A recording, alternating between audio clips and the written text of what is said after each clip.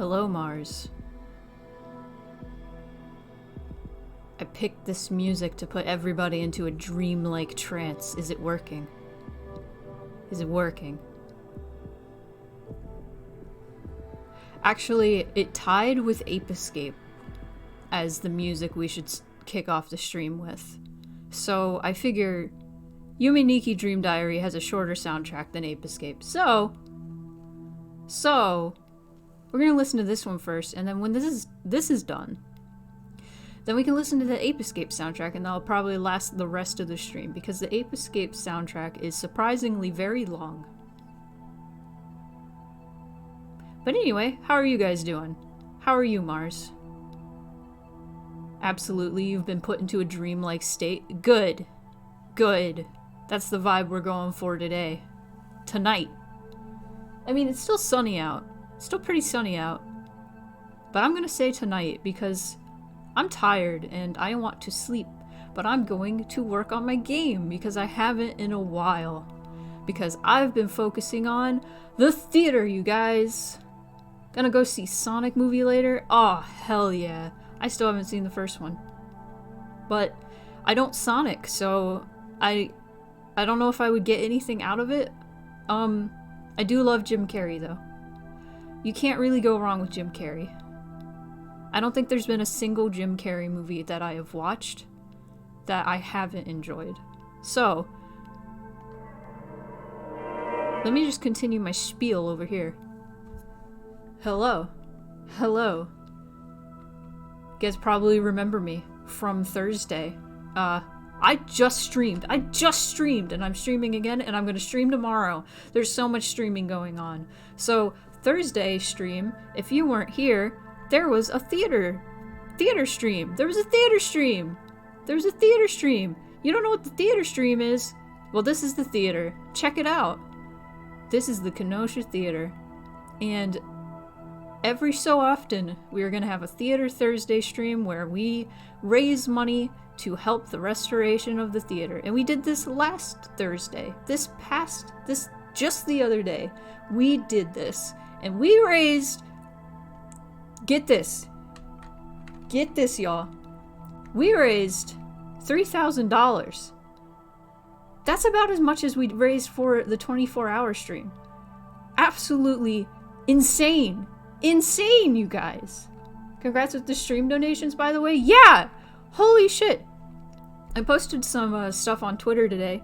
If you follow me on there, you probably saw it. So we got a new mold, or a new plaster thing. So you know where the wall meets the ceiling? There's like this really cool like mold thing up there. There's a lot of places where that fell off and got destroyed. And so we need more of those. So we're ordering more of those, and we got the initial one. But the company that still makes them needs to make more. So we're getting more of those in. We're just gonna put those up, and a few more repairs need to be done. And then pretty soon we can paint. I mean, I'm most excited about painting, honestly. And once we get everything painted, oh, another thing. Today, I found this out yesterday, but today I got to see it with my own eyes. There's this like asphalt floor, right? It's nothing special about it. It's just like concrete, asphalt, whatever. And I never really thought anything of it. I just got used to it. Apparently it's just a thin layer of asphalt, and it comes up really easily. We could chip it away.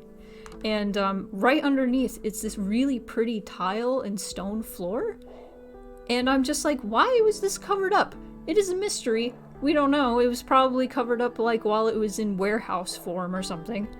Because after it closed down, it was kind of like temporarily like a little warehouse, you know? So, who knows? But it's gonna look awesome once we chip all the asphalt away and then really like buff the floor out and like clean it up. Like, holy shit, it's gonna be so cool. I'm so excited. The lobby's gonna be done like within the next couple months, I'm gonna say. But yeah, that's gonna be a thing, and then we're gonna move on to like the foyer. Maybe after like that, the mezzanine. And I know we want to like go at least up to like under the balcony. And the steps, doing things in steps, in small chunks. And it's great. It's great. It's awesome. It's awesome. I'm excited. So I just need to talk about that real quick. Real quick. Also, hello, Stara. I'm sorry I missed your message. I was getting drunk off talking about the theater.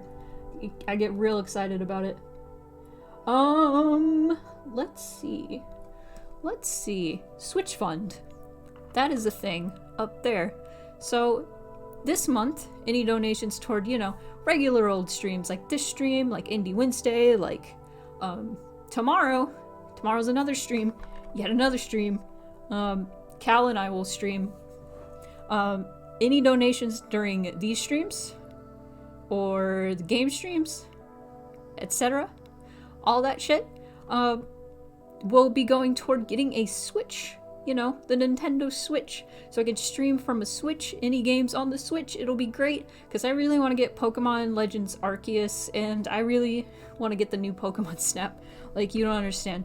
You don't understand. I really want all these new Pokemon games, and I know y'all love me playing Pokemon, so if you want to see more Pokemon in the future that isn't in danger of being deleted because of it's being emulated and it's easy. It's not just that, it's easy to corrupt files. That's another thing I need to talk about before getting into the stream tonight. Oh! Okay, so I was going to stream Pokemon tomorrow because my file was fine. It was fine. And I went to check it and it was still fine.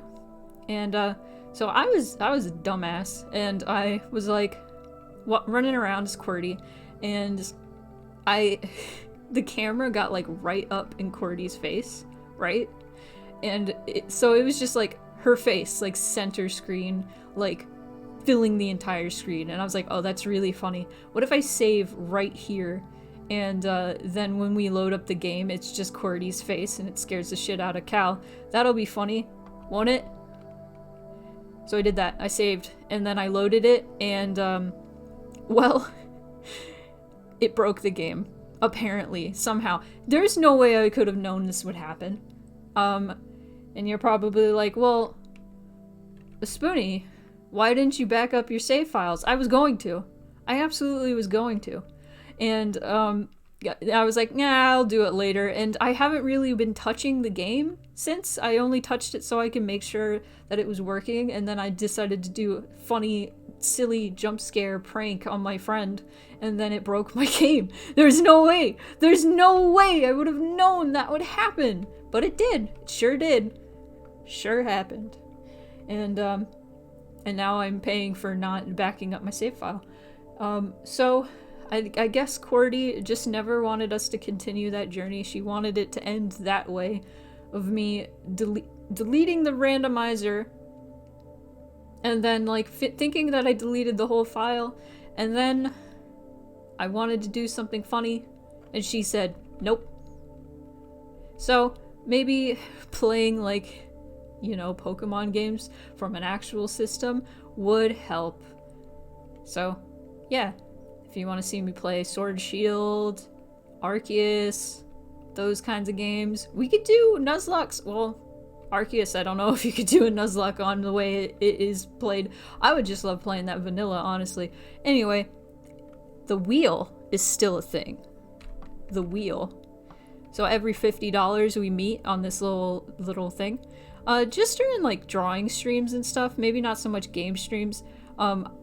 Like, if we reach another $50, you know, goal during, like, tomorrow's stream, I will save it for this, like, the game dev streams to do, like, to spin the wheel. So, if we make $50, I bring out the wheel. Have you ever seen the wheel? Let's show you the wheel. Haha! Alright, bye, wheel. So the wheel, you spin it, and you either get a gift sub from like the little black slices, or you get a sticker. And it's randomized. It's all randomized. You have to be active in the chat though. That's important. That's important. Within the last like 15 minutes. So that's all taken care of. That's what the Switch Fund is about. Next thing I wanted to tell you, yeah, Spain. I'm not Vinny Vine Sauce, but I'm gonna say that. So next thing I wanted to talk about is tomorrow, instead of playing Pokemon, we are actually going to do it. We are going to play Inscription, but for real. For real this time. By that, I mean we're not going to be playing Casey's mod, which is just, you know, the endless roguelike mode. We are going to play the story mode. So you guys are finally going to learn the story of Inscription, which is probably one of my favorite games ever in the world. It's great. And we'll be playing things out of order, because originally I wanted to play the Hex first and then go into Inscription. But, you know, I played Inscription before I played the Hex, and I still really had a great time. So I think you guys will enjoy, after playing Inscription, seeing all the references from the Hex. After, like, because I'm gonna play the Hex for Indie Wednesday this month. Looking forward to the story mode. It's such a cool game. Yes! Have you seen the story mode? While I'm asking you that, I'm gonna switch over and we're actually gonna start doing shit. Remember this parry that I started in February and still haven't finished? Well, I'm gonna try to finish them today. Whoa! And while I'm doing that, let's do our warm-up. Let's do the warm-up. Howdy! Howdy, Capri. Well, howdy. Have you seen that cat? This is like from forever ago. Have you seen that cat that says, well, hi?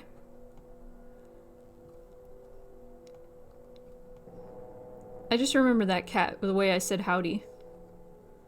I've watched Mark play it, but haven't seen like all the secrets or anything like that yet, though. Oh, I don't know. I've seen a lot of secrets. I don't know if I've seen all of them. Daniel Mullins is very good at hiding like everything. Inscription is an ARG though. It is absolutely an ARG. I don't know if I will be doing all of the secrets because some of them can be pretty time consuming. I've seen many cats, but I'm always happy to see more. Hello, Erica. I'm gonna be drawing your panda a lot tonight. I'm just warming up right now. At this very moment, I am warming up.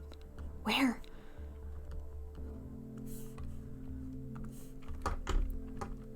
There's this issue. There's this issue with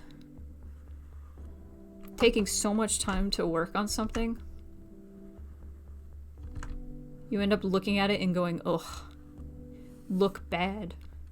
Because you get better within the time it takes you to freaking work on this. Because I've been working on this since February, so now I'm looking at it, I'm like, I can do better than this. But no, I'm gonna finish this. I'm gonna live with it. They still look cute. It's fine. Oh! Okay. Oh, okay. It's like, what is going on here?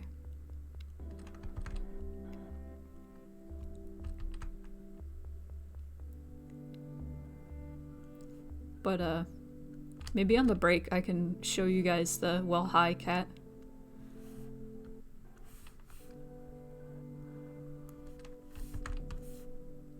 If it's not too much trouble to bring up the well hi cat. There's a dog version.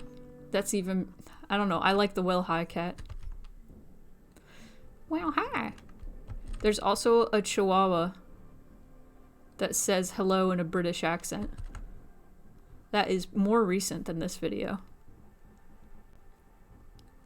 It's just this little Chihuahua and he goes, hello!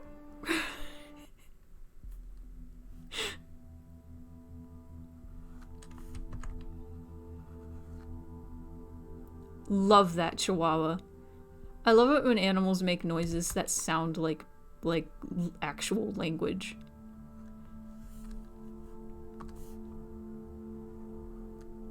It's great when like birds, especially because like birds they can mimic things. That's like their whole thing. Like a lot of birds can do that.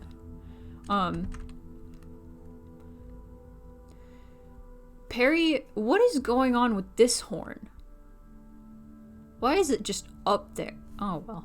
I'll just leave it. I'll deal with it. Perry! The platypus. You know, it'd be funny if there was a character in Mixed Feelings that was a platypus. For so long. When the well, at least when the platypus was first discovered, people thought it was fake. They thought it was just, you know, taxidermy. Like sewing a bunch of different animals together, which I don't blame them. The platypus is weird.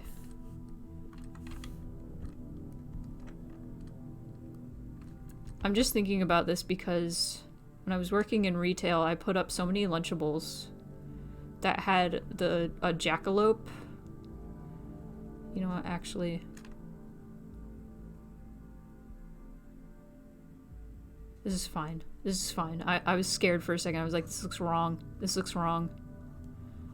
There were these Lunchables that had a platypus and a jackalope on them. And I was like, platypus is real, though. Why are you associating these two animals together? Gosh. Also, let me know if the music is too loud or too quiet. I know it's kind of just ambient music, because it's Yume-Nikki. But, as always, as per usual, if the levels are bad, you can let me know. It doesn't bother me. In fact, it is very helpful. I know some people get, like, scared. They're like, I don't want to bring this up, because I don't want to make the streamer mad. No, it's helpful. Thank you. Appreciate you all.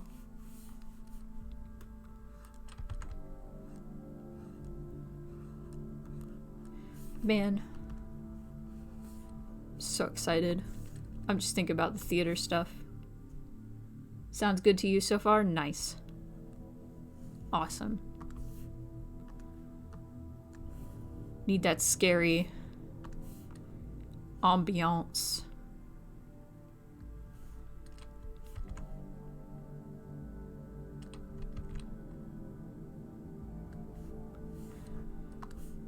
Ugh. So I'm thinking, we're gonna have a few. We're gonna have a few theater farm and Thursdays. Obviously it's gonna be like a reoccurring thing now that the streams are like shorter. The next one is gonna be May 26th. And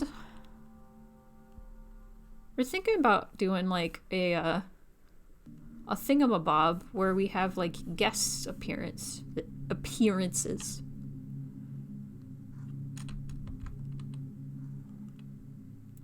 Have some folks we know. Folks come on and farm with us.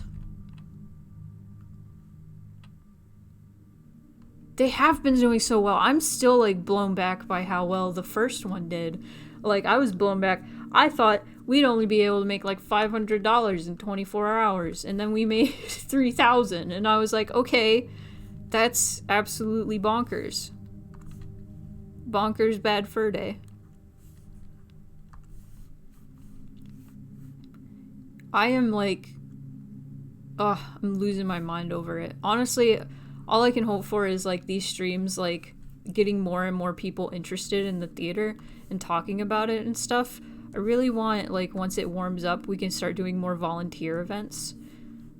And those, like people close by, like, in the area, can come by. You can mix plaster and paint and stuff. Shovel debris. It'll be great. And then we can have pizza. Yeah, it's so great. It's honestly so great to see, like, the, community stuff. Like, the community come together and, like, go, no, I'm interested and I want to see this place get restored. I think it would be beneficial to the community of Kenosha, and it would. Absolutely would. I think it would bring a lot of life that should be back in Kenosha.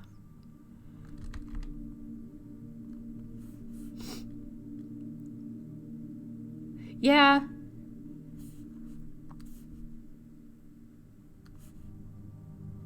Yeah, once, like, the thing is, I feel like people come in and, like, happen across the theater and, like, get a tour. They're just like, wow, can't wait to see it get restored. And it's like, yeah.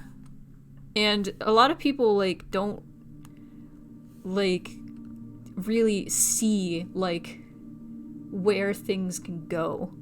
And just, like, how, like, cool and amazing, like, things can turn out to be. They just want to see the results, if that makes sense. And I feel like that's fine. Like, there will be people that are like, I want to see it restored, but they don't want to help, or they don't want to, like, or they're not able to, which, like I said, that's fine. But man, it's so frustrating when, like, pretty often, not like crazy often, especially like since like COVID, you get people coming through and they're just like, wow, and then they never hear from them again. Or they'll be like, yeah, I want to help volunteer, and you never hear from them again. And it's like, but I think these streams are like a very good avenue for making sure nobody forgets. making sure that you know what's going on, and like getting the attention of people that you don't have to be local to help out. You can help out from afar, and like in this day and age, you kind of need like help from afar in a lot of cases. It's always the worst when that happens. Yeah, no, like you feel me. Like, I don't blame these people at all, of course. Like, I can understand seeing, like, a cool project and being like, that's cool. I hope it gets restored someday. And then just, like, ollieing the fuck out. That happens with, like, any, like, sort of project. It's hard to get people excited about a restoration project until, like, they start seeing results. So the fact, like, once the lobby is fixed up and looking like a castle, I really think that's going to start setting things in motion, like, locally. Like, then we can have, like, you know, tours where it's like, here's the lobby, and people will be like, wow! And then you go outside the lobby, and it's tarnished. Elden Ring reference. So, that will really, like, set the stage. Ha!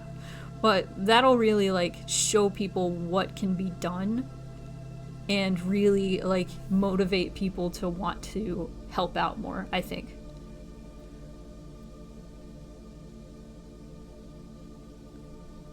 Oh, I'll come volunteer, and then they either can't find the time or no word from them ever again. Oh, absolutely. Like,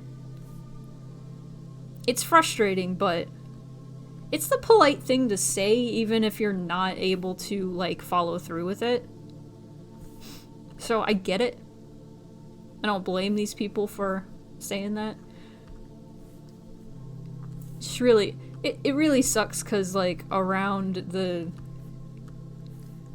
like, right before COVID, we found a bunch of cool stuff in the attic in the storefront, from when the storefront used to be like a little kitschy, you know, craft store. Just a bunch of, like, not antiques, but like little, like, grandma. It was called like Grandma's Attic. So we had like a bunch of little craft things made, like seasonal stuff. It's very cute. And we were gonna have like a little garage sale like out in the storefront, but then COVID hit and lockdown happened, and it was like, well, shoot. But I do think we sold a good bit of the stuff we had.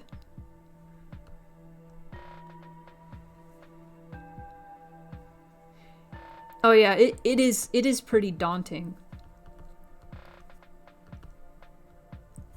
Like, even if it's just a little bit of work getting done as of, like, so far, it's still, like, more work than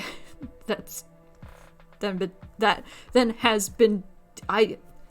Oh, grammar. It's a lot more work than, like... That's... I can't figure out how to say what I'm trying to say. It's been a while since, like, a significant amount of work has been done on the theater, is what I'm trying to say. So I'm glad that at least, like, the lobby is getting fixed up. And...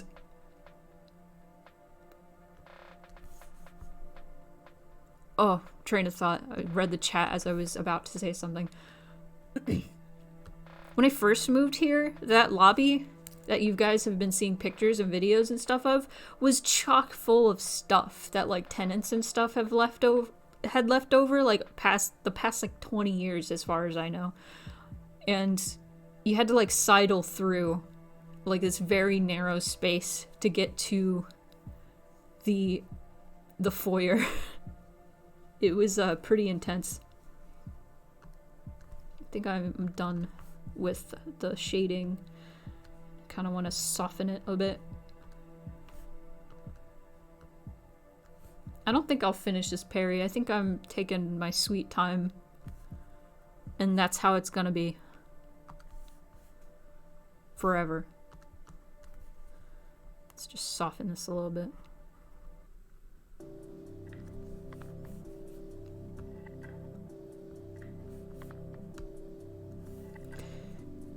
Yume Nikki Dream Diary was a shit game, but the best thing that came out of this shit game was the soundtrack.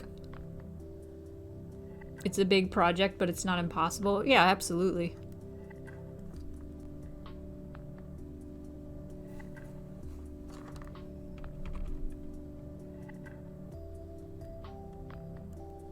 If you don't know about Yume Nikki Dream Diary, I feel like I've talked about it before. It's like a remake of Yume Nikki, or reimagining, practically. If you were... I did stream Yume Nikki like 2 years ago now. That's insane. Around this time of year. Because it was right after lockdown, I remember that.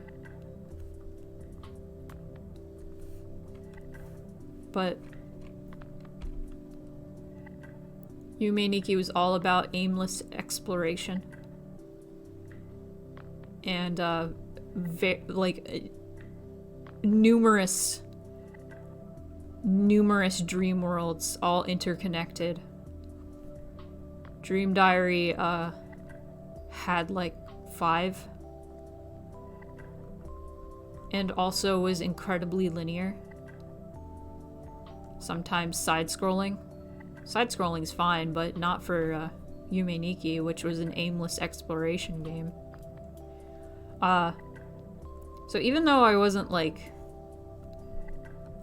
huge into Yume Nikki, I like the aesthetic, I like the music, at the time that I played Dream Diary. I was still like, wow, you guys really didn't understand the source material. Allegedly, Kikiyama, the creator of the original game, oversaw the entire project. I don't believe that.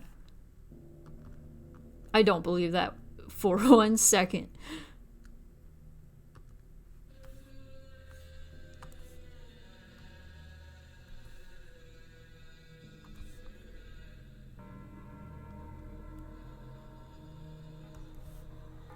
Yume Nikki's like an art piece. It's great. I thought about streaming it yet again, but I feel like I'd be overdoing it at that point. Hello. Talking about Yume Nikki. Because we're listening to the soundtrack of Dream Diary, at least.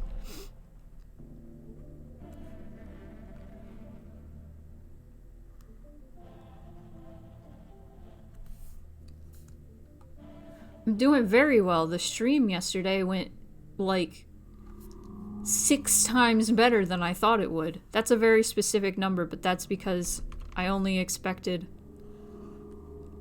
The goal I set was $500, and we made $3,000, so I am, like, pretty solid. I'm very happy that people are so interested in the theater. Yeah. I love talking about the theater. I love getting people interested in history and preserving it. So, it's great.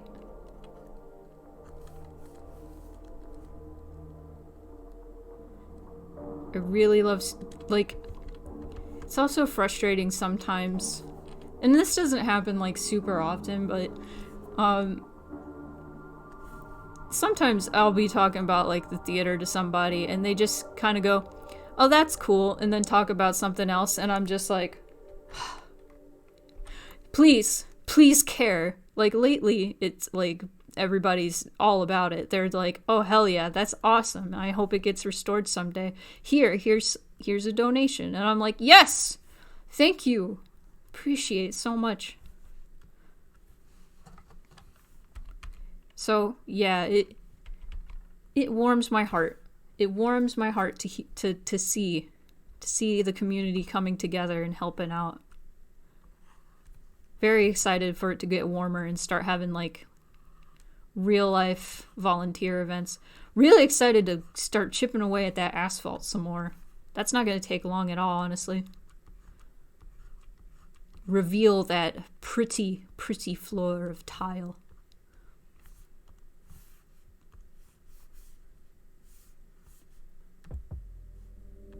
Pretty tile floor.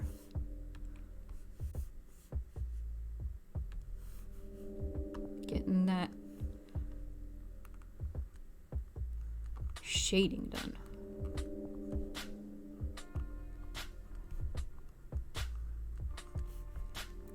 So I'm rewatching Beastars for, like, oh geez, like the 4th time? Maybe 3rd time, I'm not sure. I love Beastars. I'm showing a bunch of, like, Capri's one of the people I'm showing. Even though they jumped in, like, episode 3. But Beastar's good. I will spare everybody my gushing about Beastars, like my usual go-to, like, talk. Oh yeah, Capri jumped in at the part where Louis, you know, the bite me legacy part.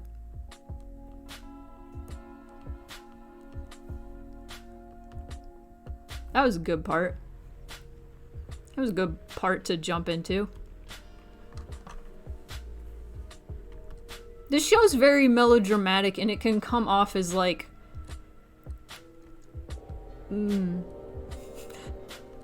erotic. Bam! You jump into that part. That part.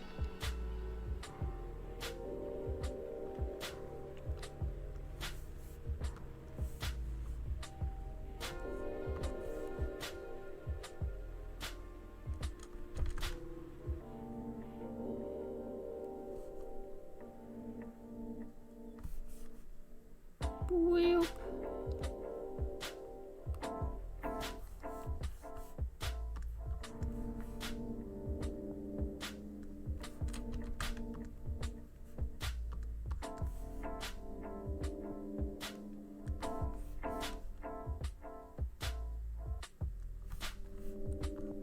I'm gonna start some food discourse.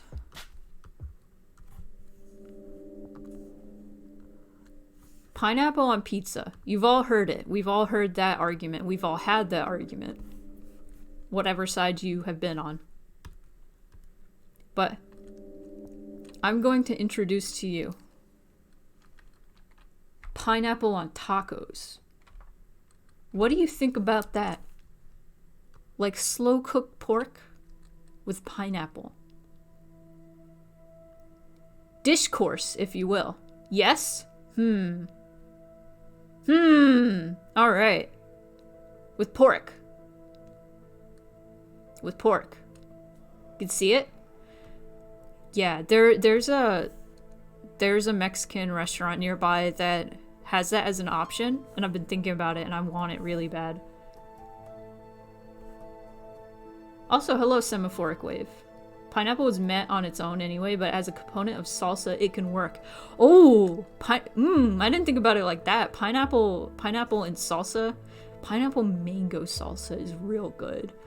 Ooh, mango is like super good on tacos. Like, let me tell you, that's some good shit.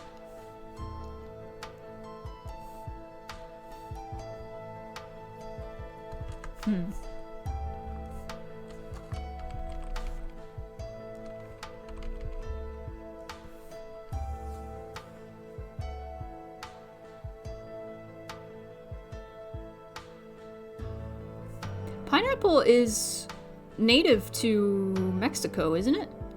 Where is... Hey, Cortana. What is pineapple native to? I've got this for you on what does pineapple native to. Yes! Tropical and subtropical America. There we go.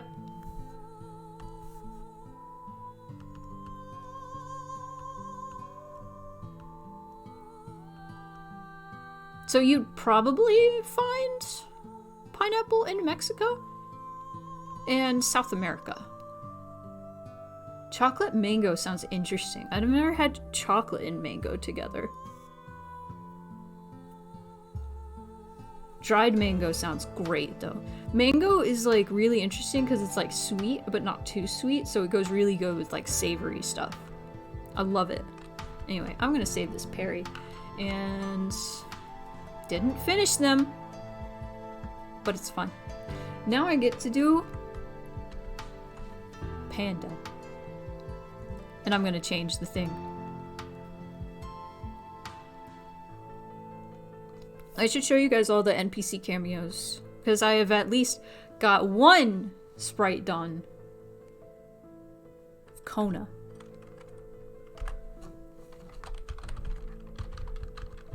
NPC. I call it NPC, like non-playable character. The only playable character is you. NPC sprite foe. No.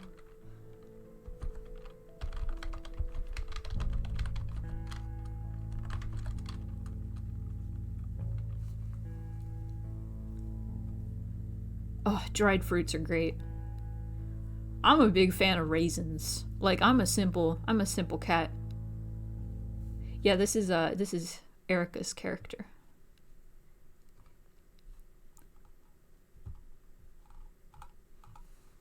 I just like saying NPC to be like NPC cameo. Like, you want to be an NPC in my game? Here you go. Submit a form. Not right now, they're not open now. There's gonna be like one more wave, I think. I gotta at least make sure like the writing is good. Non-plot cameo. Actually, this character is pretty plotty. But, I'm gonna stretch a little bit.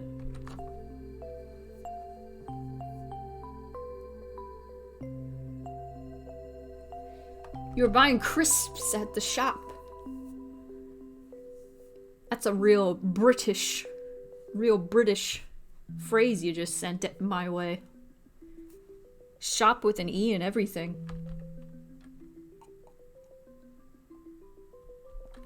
Most of my characters never worry about plot. Oh my god. Oh my god.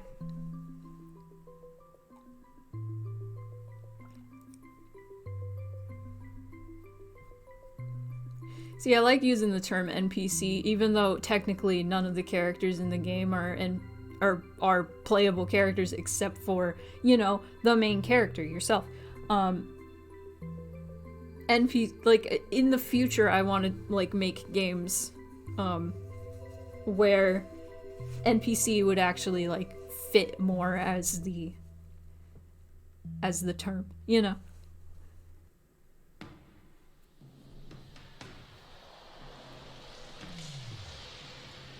Ooh! I'm gonna drink more water.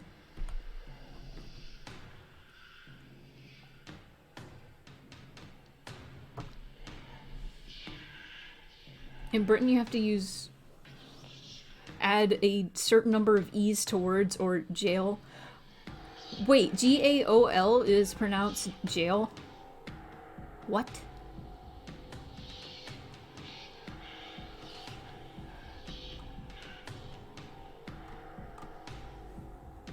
But why? Why?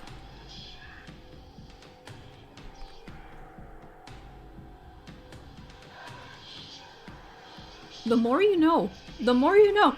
I'm asking because I saw a place in Elden Ring with that in the name.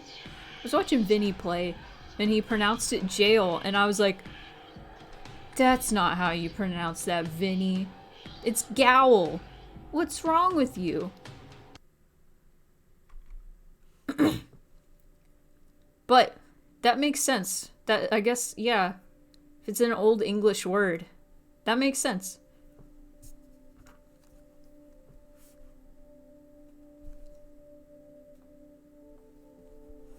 I am going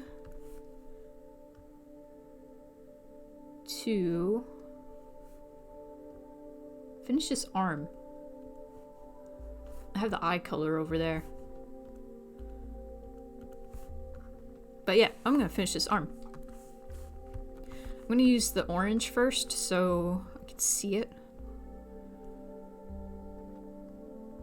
Because it's on a layer over the body. Because I'm dumb. I'm dumb! I'm not dumb. I just have a strange method of life.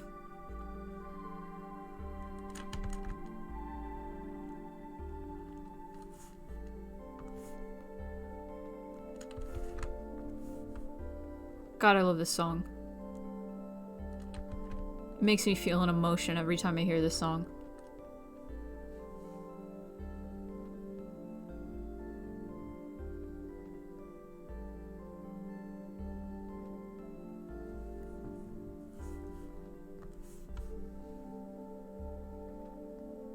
Let's get to the language nuts and bolts.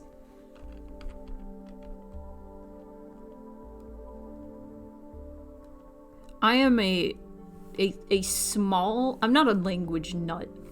I'm not... I do love language, though, and I like... I mean, I took Spanish and French in high school. So I know a lot of that. I'm not exactly, like, bilingual when it comes to Spanish, but I knew enough to, like... have a lot of Spanglish conversations. But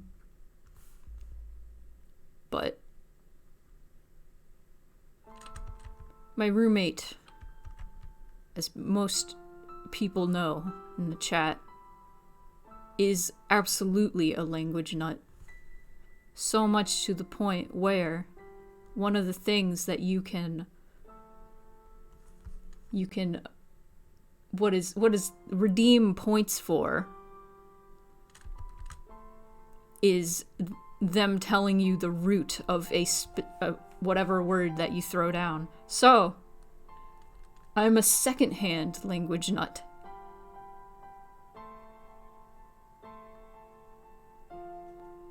Oh, linguistics degree, that's sick.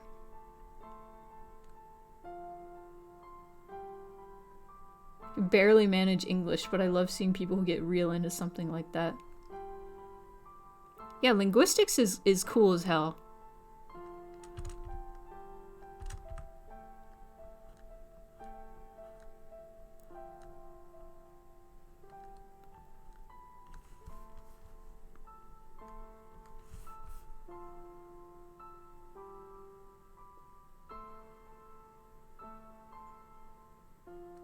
I also love the term Spanglish because it sounds like Spangle.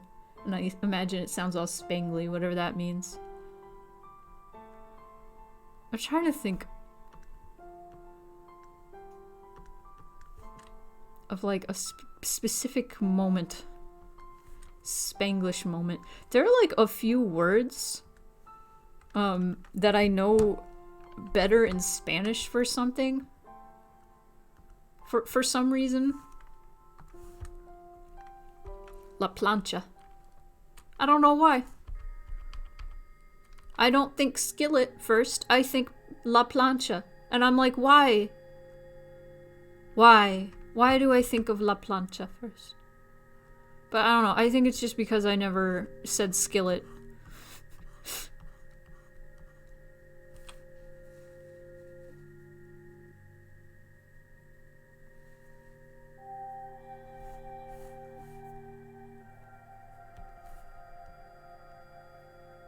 For German, we were given the tip that if you don't know a technical sounding word, say the English with a German accent. Yeah!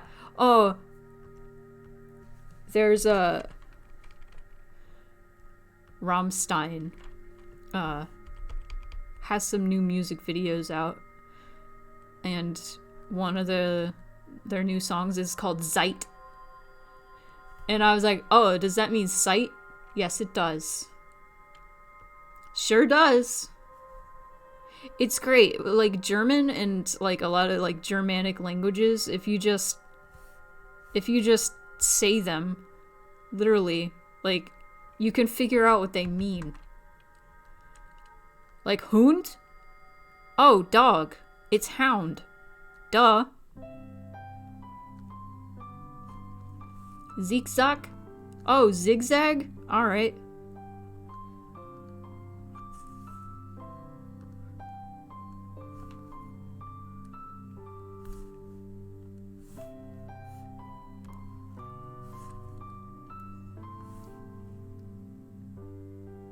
Took a forensic linguistics class? That sounds metal as hell.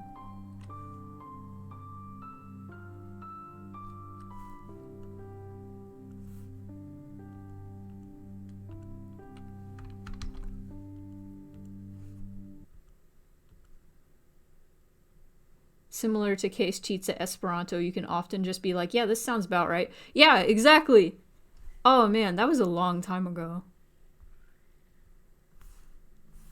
That was like 3 years ago, that stream. That was a silly stream. That was great. Okay, so this arm is down now.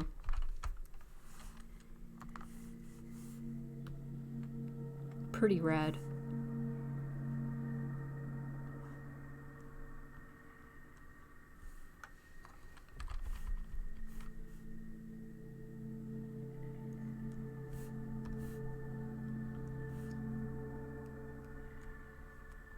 Why am I doing it like that? That's a weird way to shade that.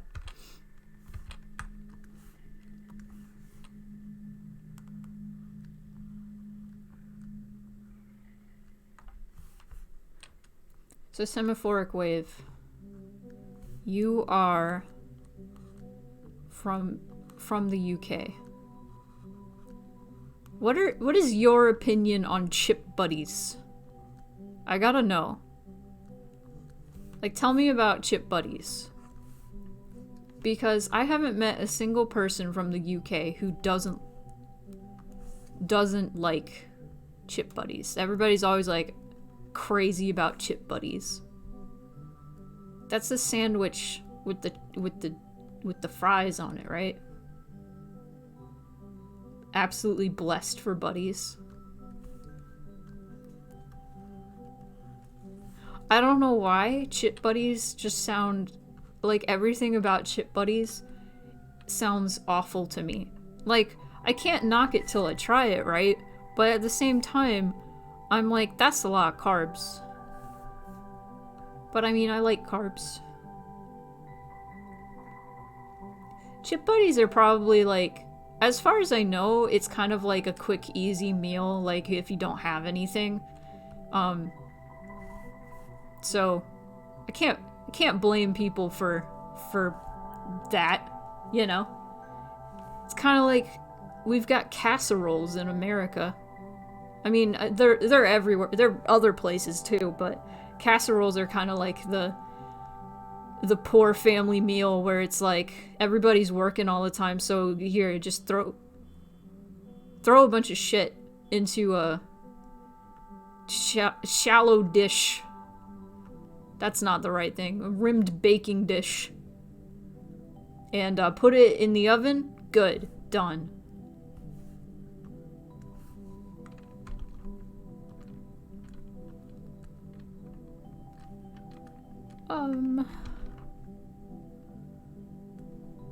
What's this?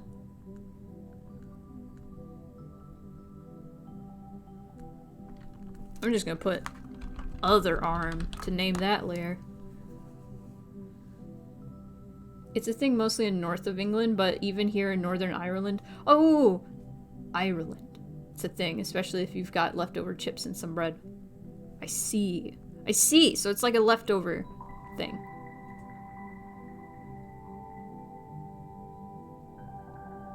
Your family's casseroles were always about 40% cheese. Yeah, you know, it's delicious. It's great. Okay, now I gotta change the face.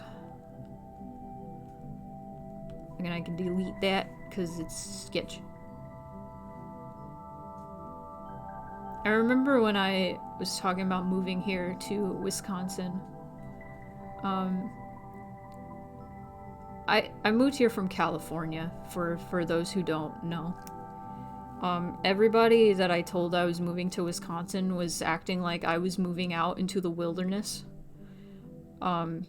Because, I don't know, a lot of people in California act like California is the only livable place in America. It's not true. And, antennae. Okay. Face. One of the things I remember somebody said was like, what do they even have to eat there? Casserole? And something about that felt just so, like, anti-poor person. It made me feel sick.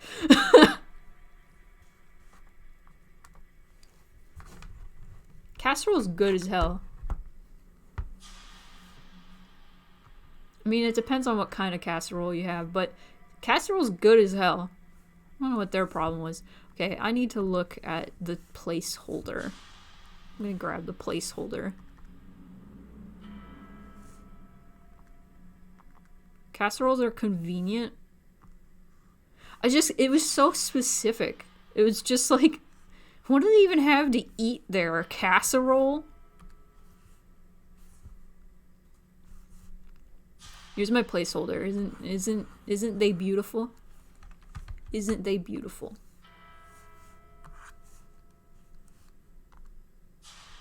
Okay, so what we need is eye looking to the side. That's all. That's all. That's all we're changing.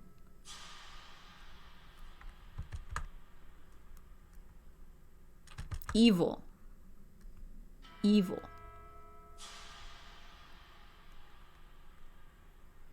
God, I'm making her look like too evil. It's kind of comical, but I like it.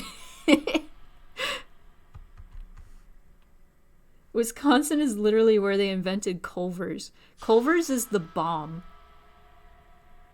That's the whitest way I've ever said. Like, it's supposed to be da bomb, but you know. Culver's is bomb. Let's just say that. That's more modern. 100%. This is the evil version. Evil persona.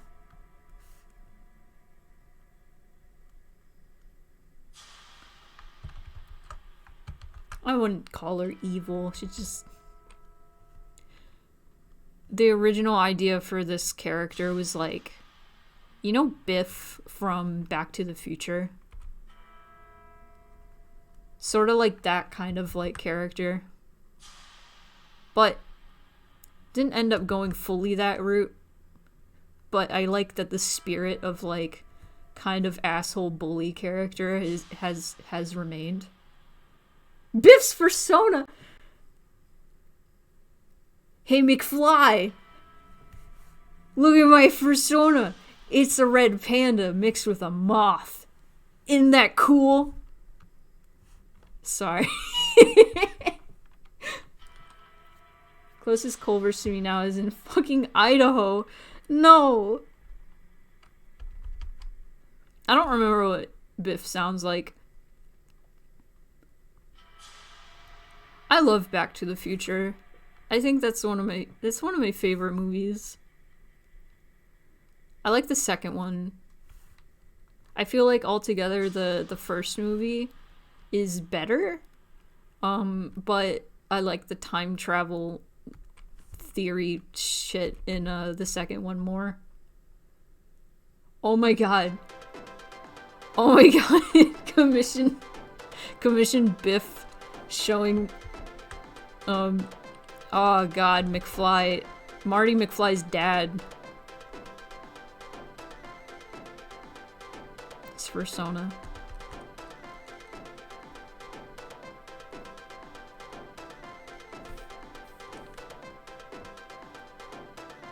I'm gonna have to do this. There we go. So you can see. I'm gonna finish this arcade scene.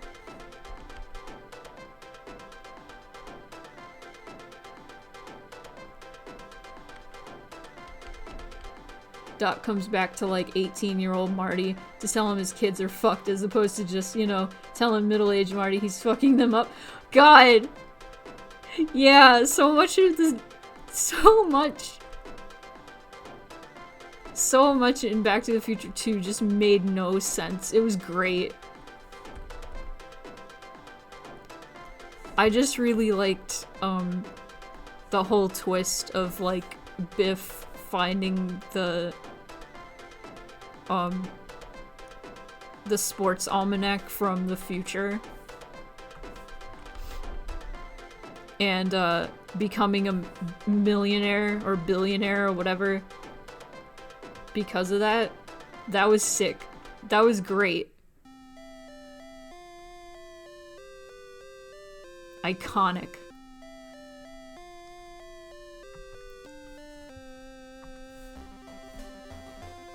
Also, I watched Back to the Future 2 like in 2016 or 2017 maybe. I don't remember. It was like soon after Trump got elected. And when they go into like try to go back to the present and then it's like Biff world, I was like, "Oh my god."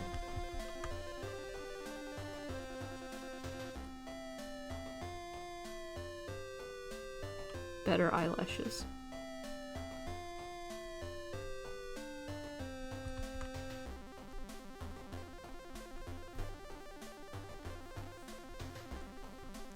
There we go.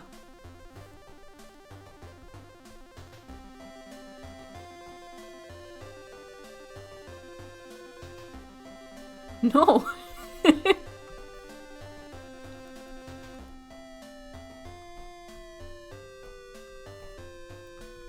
Man, I want to watch Back to the Future now. You know what movie I've been really like wanting to watch lately? Princess Bride. Classic. I love that movie so much. It's like, it feels like a good, like, home-cooked meal, like comfort food. That's what Princess Bride feels like to me. A lot of people say it's kind of overrated. And, you know, I kind of agree. I don't think it's like... Yeah, like a casserole. Exactly. You get me. Princess Bride is the casserole of movies.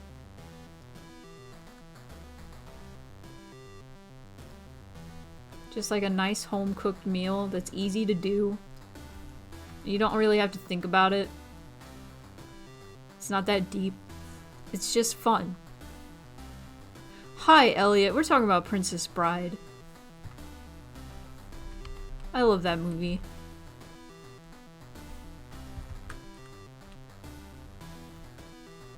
Oh. What do you know? There we go. Princess Bride! Elliot! Have you not seen Princess Bride? We're gonna have to amend this. No! No! All of you, we're having a watch party. Oh, you misheard it. Oh. Yeah, Erica, you probably should. It's not... I have recommended it to a few people and they've been very underwhelmed. I will say that, and I have watched it with a few people that have been very underwhelmed, and I'm like...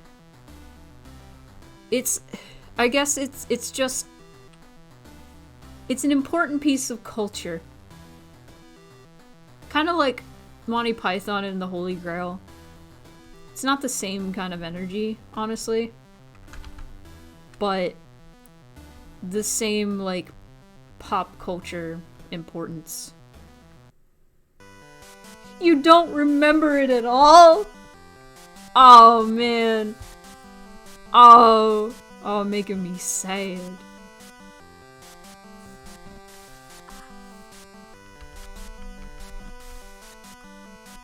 Princess Bride is just great because it has...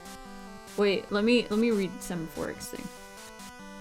Watched it for the first time a few months ago, and I kept knowing things from it because of pop culture osmosis, like the duel and the life-sucking machine and the ROUS. Yeah. Oh man, like almost every part of that movie is like quotable. It's one of those movies. It's kind of like the same way like Napoleon Dynamite is just like every part of the movie is quotable. It's a good film to watch once every 10 years or less, but Princess Bride is one I'd happily watch every winter. Yeah, no, absolutely. Like, Princess Bride is one of those movies, like, I just remember, I think my stepmom showed it to me first. Oh, my phone's dying. I just remember being like, this is so comfy. This is so comfy, I like this.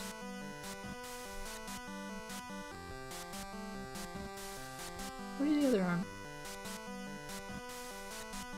Oh, there it is. And get that yellow.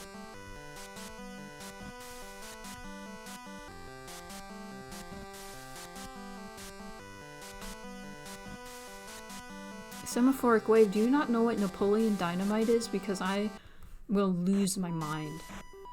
Maybe that's an American movie, I don't know. Pretty American. But it was very of its time, honestly. Napoleon Dynamite is like, I wouldn't call it a fever dream, but it's a very strange movie.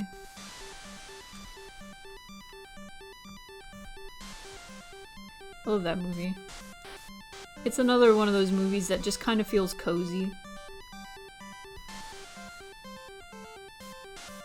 I can't... Remember when everyone...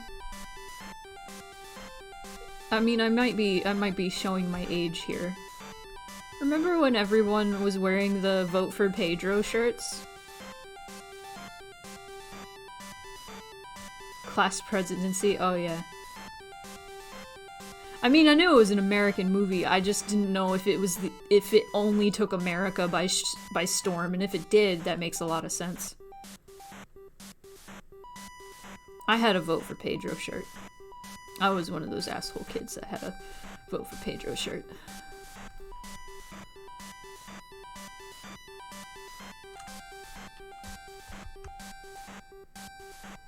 And I stopped wearing it because I was tired of people coming up to me and going, "Vote for Pedro! Vote for Pedro!" And I was like, can you leave me alone? I just liked the movie.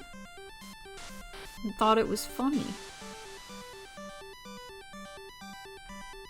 Here in like 2 minutes, I'm gonna take a quick break so I can feed Moon Pie. But she is yelling. She wants food now.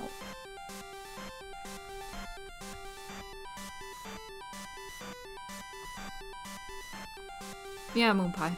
We're talking about you.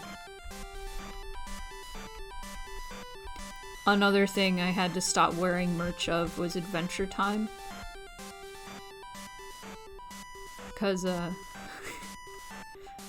people would just come up and be like, "What time is it?" And I'd be like, 12?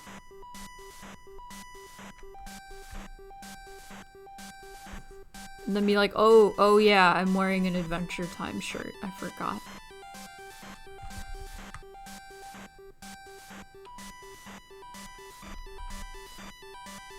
I liked Adventure Time, but I had to stop. I had to stop wearing the merch, at least when it was still popular.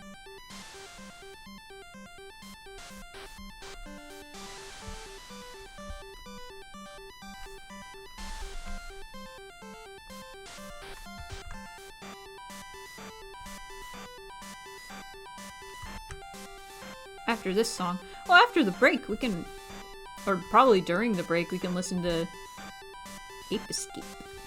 We can start the Ape Escape music.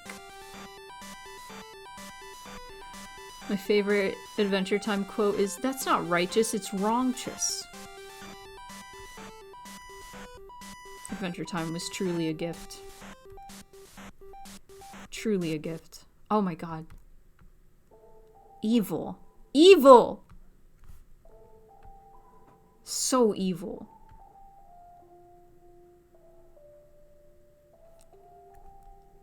I just want people playing the game to immediately be like, oh, I'm not supposed to like this character. Or, oh, this is an asshole.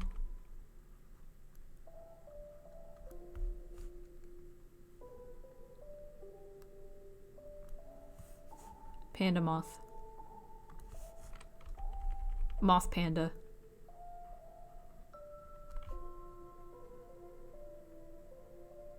You failed. I think they're hot. Oh. Well, that's fine too. This always happens. I did this with Kahira too. I was like, Kahira, I want people to look at her and go, oh, she's mean and evil. But then people are like, oh god, she's pretty. And I'm like, oh, shoot. No. Okay, well, I'll keep that music for a second. Let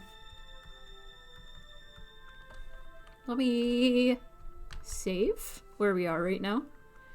And I'm gonna take a quick break just so I can feed my cat. Let's do that.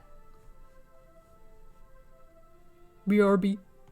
Hello, Spoonies chat. Oh, hi. There was a fundraiser going on. No, there's not.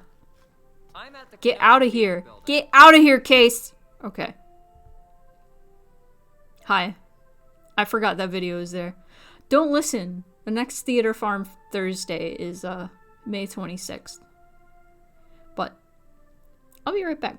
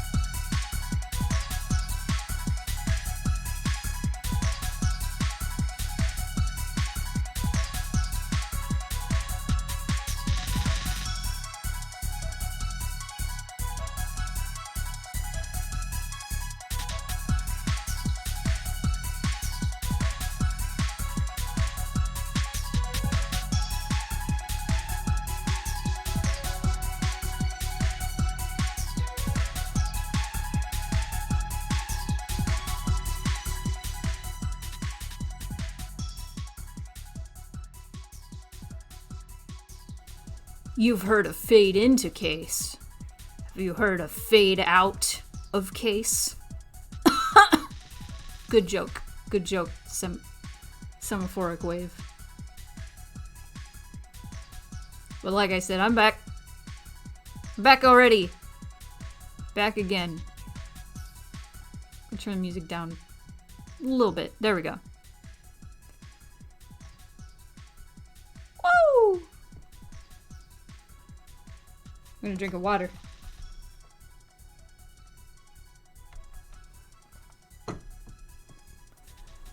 Ugh. One variation.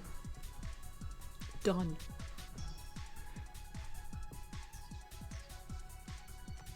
One.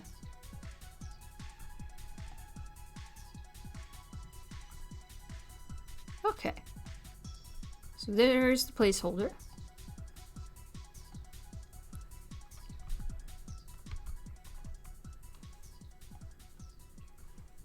And I gotta make the right size height.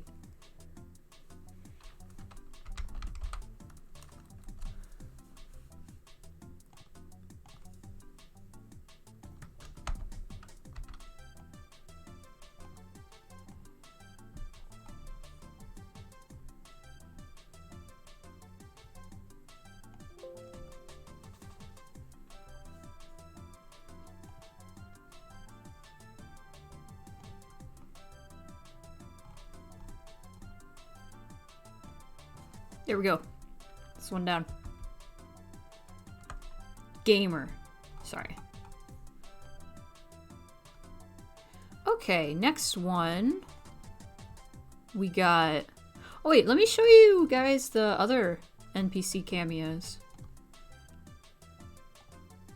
Here's my friend Evie's character. Isn't she cute? She's so cute. I'm gay. And...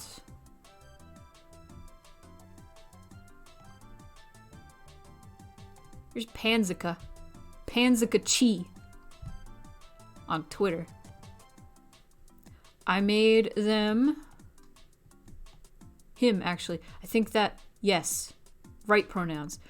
I made him a chimera, like Silas, with gazelle ears and horns. And a snake. Spotted snake. Chee. Yeah. So I think... yeah, now I have a Silas adjacent character. I have... there is another NPC. You know what? Let me just showcase all the different NPCs. Here's my friend Victoria. That's oh gosh, Enfield's chimera is the technical term. It's a fox raven, or Enfield chimeras are like foxes mixed with birds.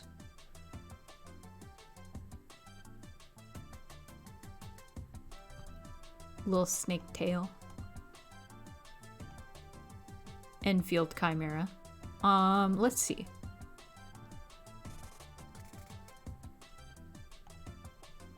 I believe this is Horse on Twitter.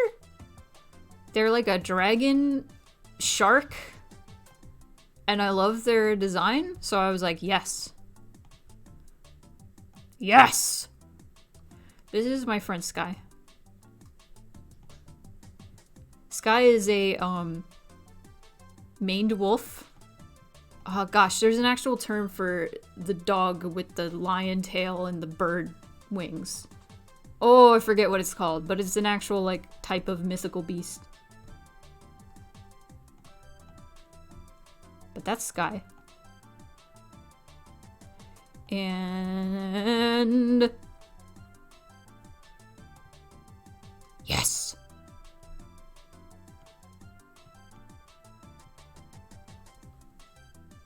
Tsuchinoko real. But this character was the one that's like parry adjacent. Is also a questing beast. Nah, questing beast.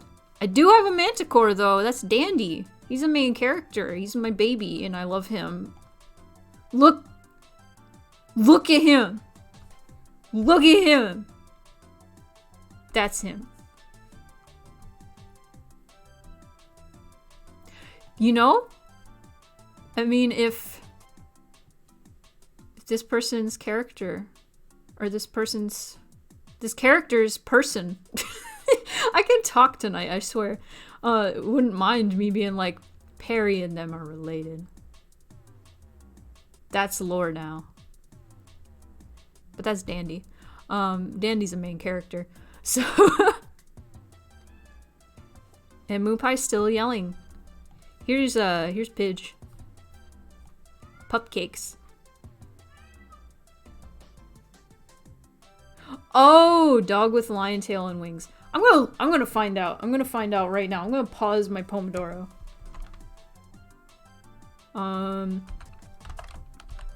Mythical hybrid animals. List of hybrid creatures in folklore. Dog.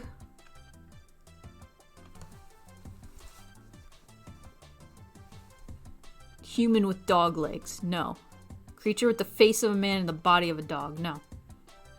Dog-headed creature. Dog-headed Egyptian god. No. Not Cerberus. Part monkey, part dog. No. Simurgh. A griffin-like creature of Persian mythology with the head of a dog, the body of a lion, and the wings of a hawk. That was it. That's it. I took liberties. I also did with Manticore. So, you know. Here's my friend Sly. They run Fry Cooper.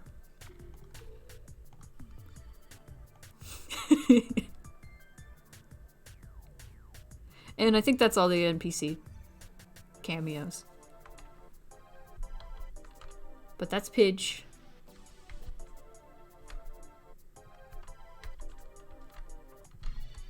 Sky.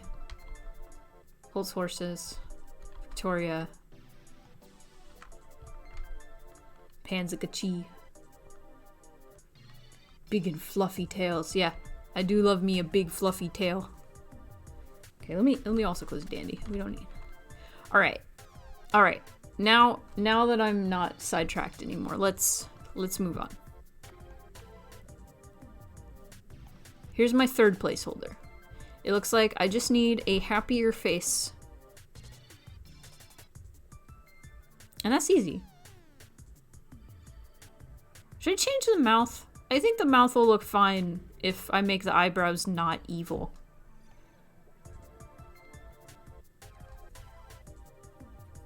And then there's Dandy, who will die trying to get a head pat from his tail.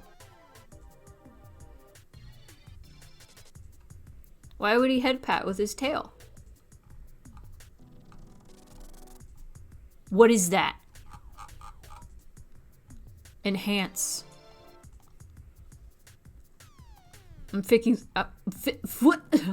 this immediately. Disarm. And,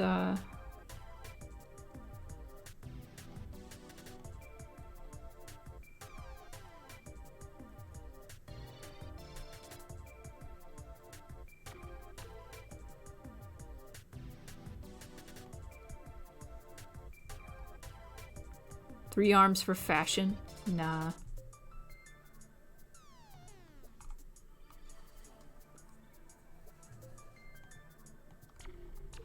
There we go.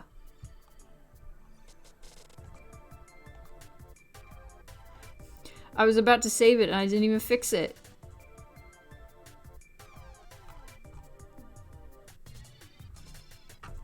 It's just such a small thing, but it's going to bother me if I see it in my game. Oh!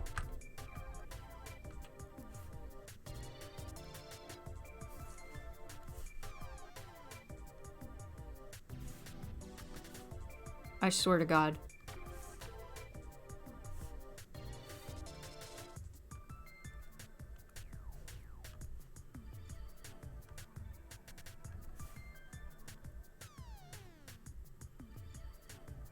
There we go.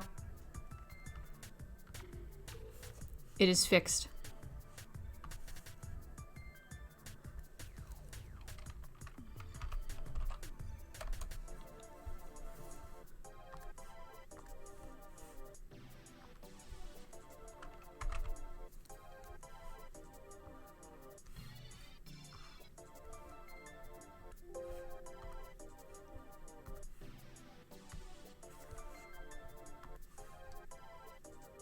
Okay.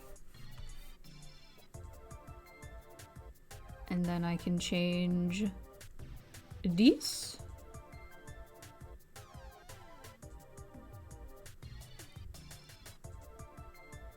And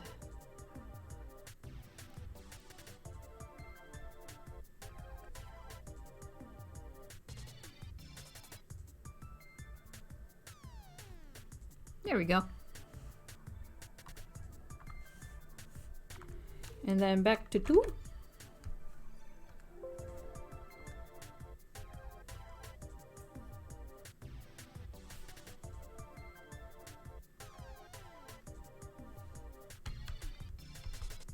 There we go.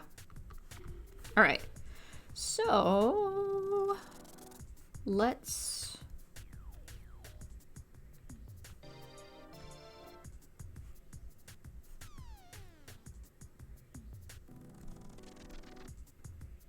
other arm. There we go.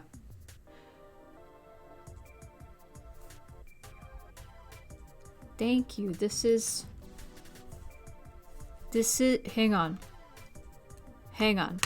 I should put, Erica, if you're still here, do you mind if I just put your @ up here? For like your character? But yes, howdy. That's fine. Alright, cool. It is apples, please, right? I just want to ask. I don't want to just be like, hey, go.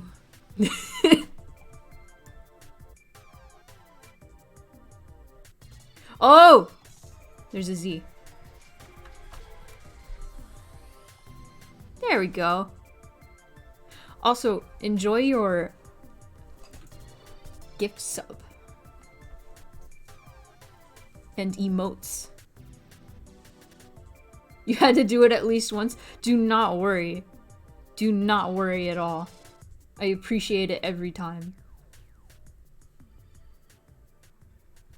But yeah, how is work, Queen Snarf? Oh my god, this is one of my favorite songs from Ape Escape, and it's just absolute chaos. It's like one of the... It's so good. I love songs that sound chaotic but are still really good.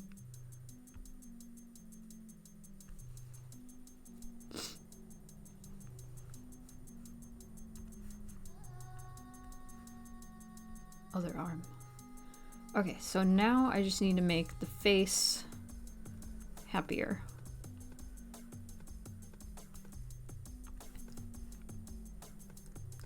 Which that should be, ow! Easy if I don't drop my pen.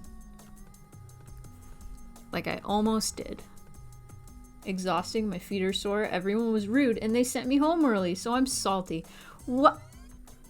What? That sucks! I hope you get some good rest.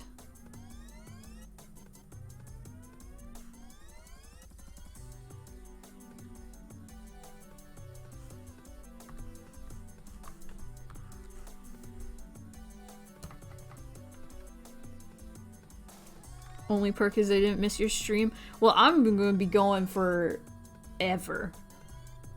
Because I need some catching up. I have some catching up to do because I've been focusing on the theater this whole week, which is great. I'm glad, but got to get back to that game dev. Also back to doing commissions too, so it's been hard to balance everything, but I love being busy. If that isn't evident enough with how much shit I'm doing at once at any given time. There, already done with this one. So let me close that for reference.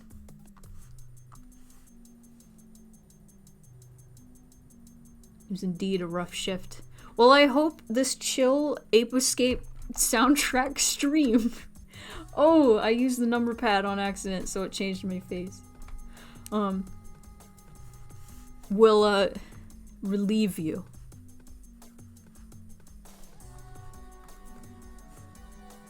I'm gonna zip right through these, probably. Because there's not too much variation on them, just like some slight variation, but it's enough. It's enough. It's important.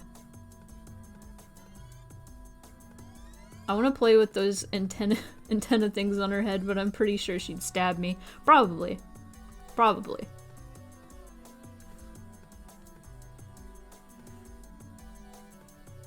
I like them. I kind of wonder, because I made them on a separate layer, just in case, can make them like stand up and go down and stuff. I think that'd be cute. I think that'd be real cute. The ears can also do that. It's the heat. Everyone's so cranky because it's 100 out. Oh. Oh. Oh, yeah. I'm cranky because it's still 37 out and it's spring.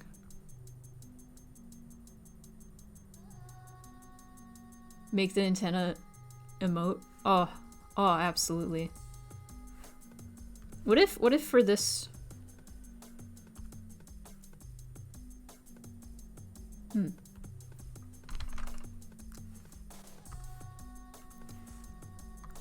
It's pretty easy to just go.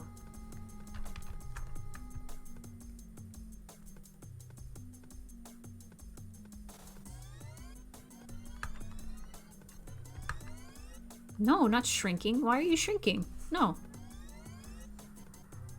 The beauty of the transform tool. Oh no! There's a multiply. I forgot.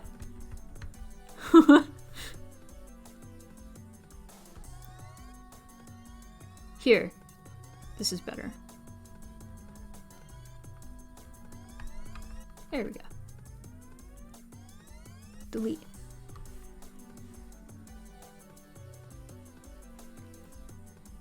Oh, that's right, Mars. You're in, like, Arizona. Oh. I would prefer 94 degrees, but I wouldn't... No. Nah. I'm good.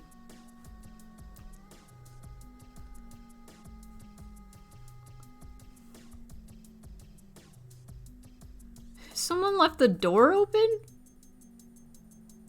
And locked? You can lock an open door?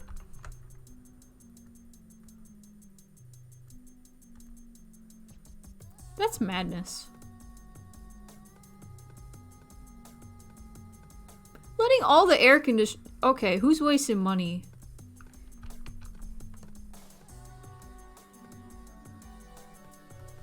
Okay, there we go.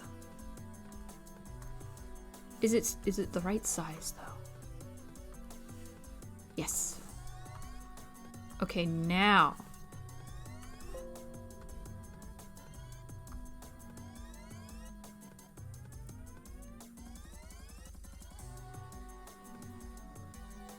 Apartment's AC is wonky right now, too, so trying to get that fixed before it gets to death temps. 94 is pretty death temp.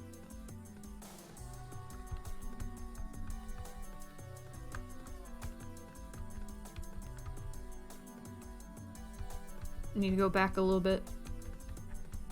Just for resize. Oh, there we go. I love every time I resize it back, it just zoom and boob. Boob zoom. There was one time I was driving through Arizona. I think it was in the summer. And I stopped in Arizona. To stay in a hotel. And I had candles in my car. It was like 112 degrees, dude. And I was like, I feel like I'm going to die, actually.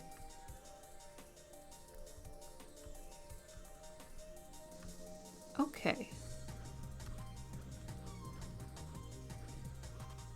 didn't know there was like a longer version of this song. This is sick.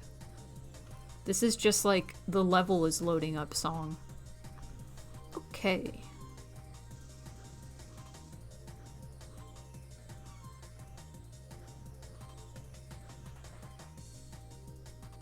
AC filter broke and we called the repairman to fix it. He arrives and says, yeah, that's fucked. Oh my god.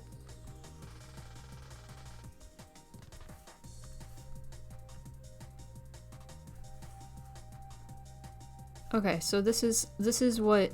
Okay, we can Frankenstein a bit of this. Like this.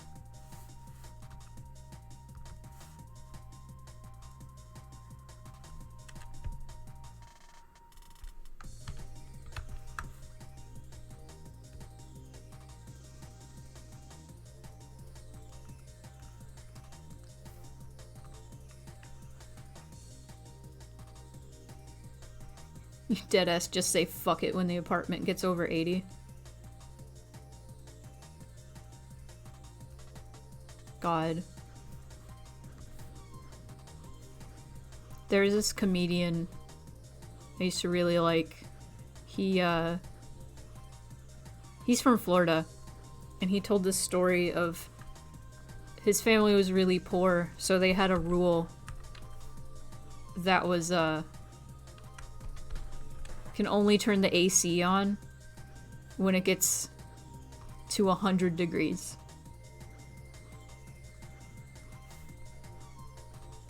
And I felt that.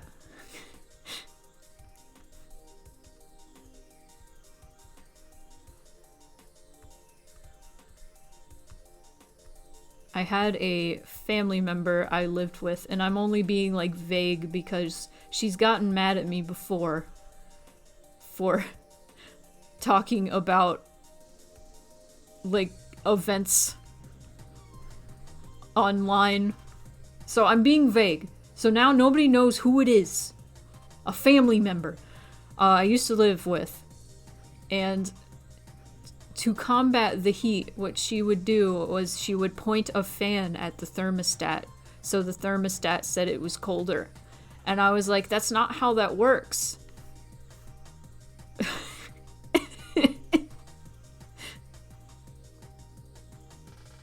Okay.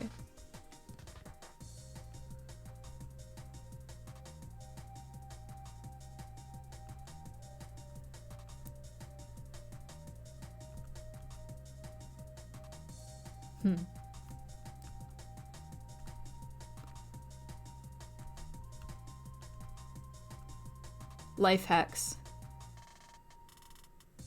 I hope we don't get a repeat of last year. Worst heat the area's ever seen. Some days hit 110 plus. Jesus. Houses here are built to hold heat, not dissipate it. It was so bad our landlord literally installed whole home AC. Oh man.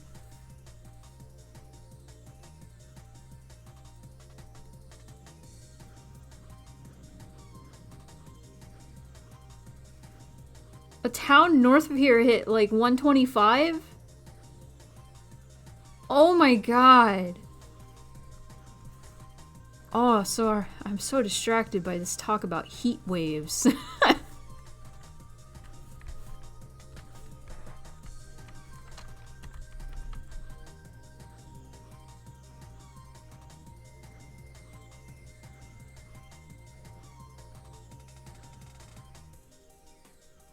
I once cooked an egg on my car roof in Arizona on a road trip.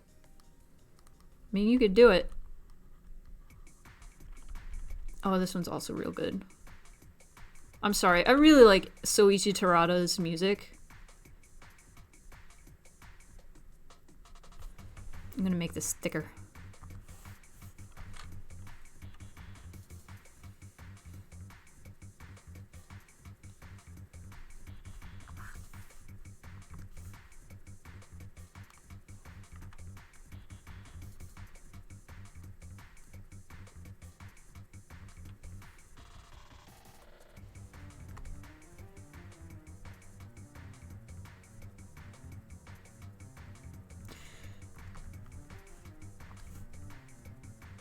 Oh! No.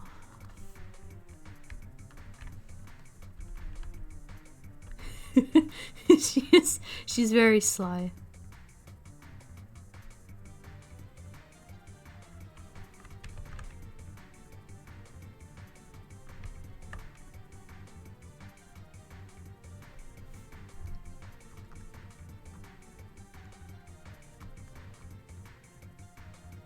I wonder if I should make...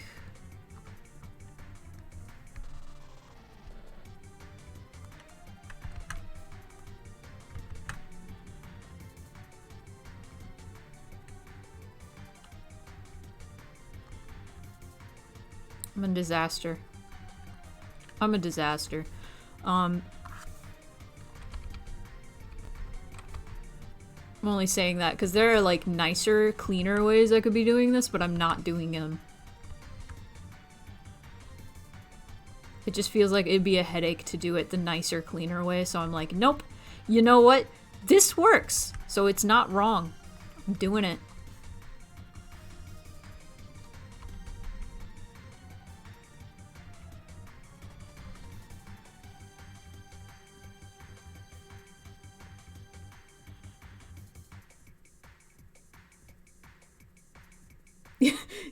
She's got the Deg face. The Lenny face.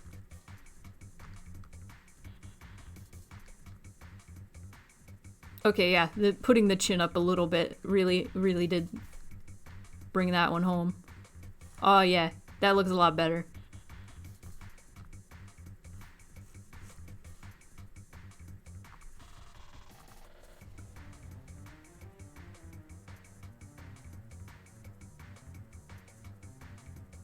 There's like 5 conversations going on in chat. That's based. Yeah, that's chill.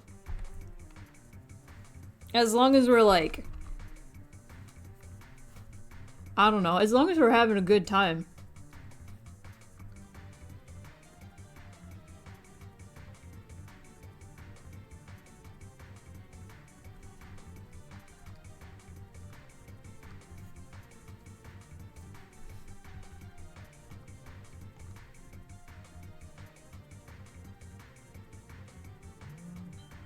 Based on what? Wasn't that a meme for a bit?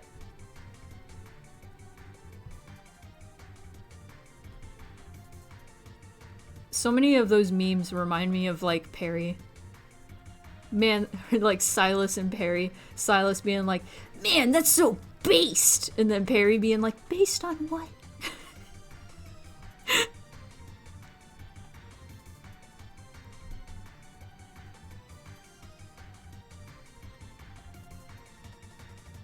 Okay. We got 4. I love England. That's good. Failed to write. Oh, it's open. Whoops. That's why. This next expression is going to be fun.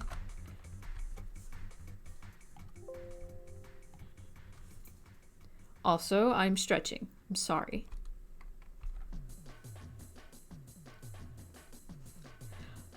Apartment complex, I find it quite simple. That one reminds me of Henry from Silent Hill 4. That's because I heard about that around when I was playing Silent Hill 4 for the first time. Apartment complex, I find it quite simple. I wish I could sound like him.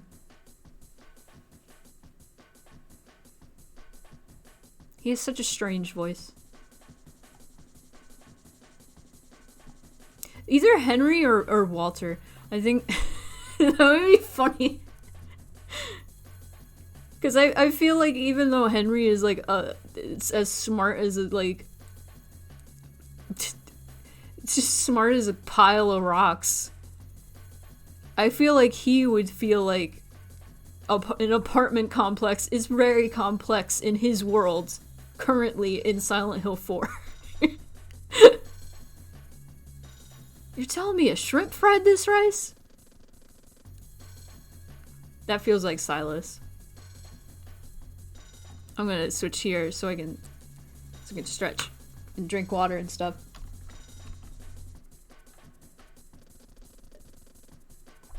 It's Speaking of shrimp fried rice, I had Chinese food today.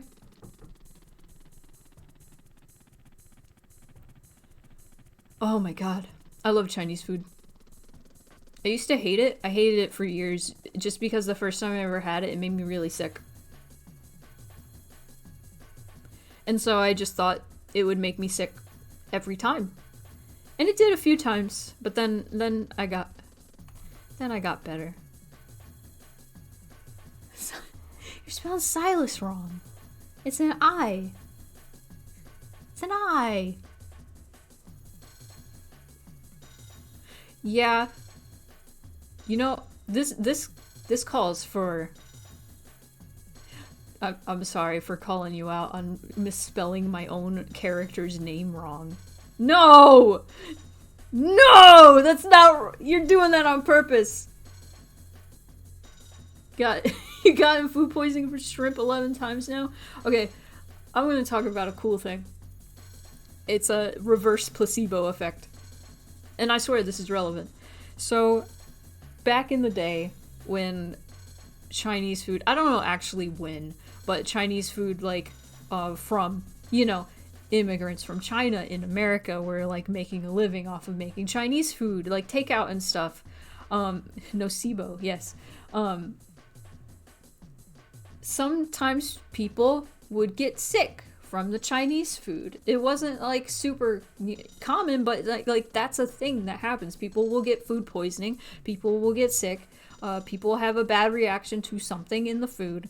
And so, because this person who got sick was white and American, and this food was foreign and Chinese, they found an ingredient in the Chinese food that they did not recognize, which is monosodium glutamate, also known as MSG, and this kind of like started this whole like MSG makes you sick panic. People can like be sensitive to MSG, all that stuff. It's total horseshit. I think some people can be like more sensitive to it, sure, but because of this, like, this kind of spread information, like, misinformation, rather, that MSG is bad for you or makes you sick. And so, when I first had Chinese food, I got sick. And that was just, you know, happenstance. And, so my mom put the idea in my head and was like, well, maybe you're sensitive to MSG. And so, that lived in my brain up until, like, a few years ago. I was like, no, MSG makes me sick. And you can taste MSG is the thing. It's a preservative, and it also it's like an imitation meat flavor. So it's in everything. It's in flavored on chips, it's in Cheetos, it's in flavoring, it's in seasoning, it's in everything. MSG is everywhere. So I would automatically get sick if I tasted MSG in something. Seriously. And then I learned about this reverse placebo effect that, like, it's just total horseshit. And I was just like, huh? Oh. And now like, ever since I've heard that, I've been like, I'm free. I'm free. I'm free. I can just eat MSG now. It's great. I love eating Chinese food now. It's just, yeah. Aw, man. No, I always get General Tso's. It's so good. It's not really a preservative, it's a flavor enhancer. Yeah, you know, fair. I stand corrected. I was always told it was a preservative growing up, though.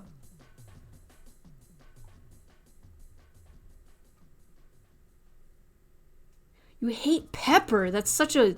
Oh, man, that's so unfortunate. Pepper's real good.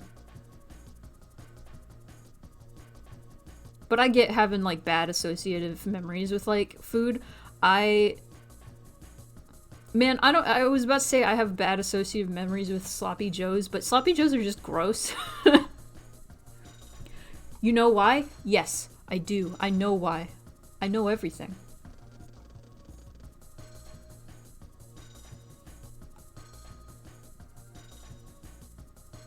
It's called taste aversion, and it's literally a physical response where your body triggers a gag reflex. It sucks. Whoa!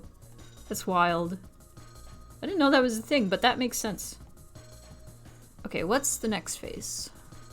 I'm getting caught up in the talk. So the next phase is going to be exciting because I'm trying to think of a way to explain this without spoiling stuff.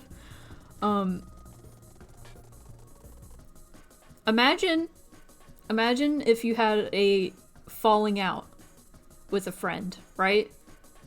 And you haven't seen them in like 3 years. And you see them now. That's the face I'm about to do. So I'm pretty excited.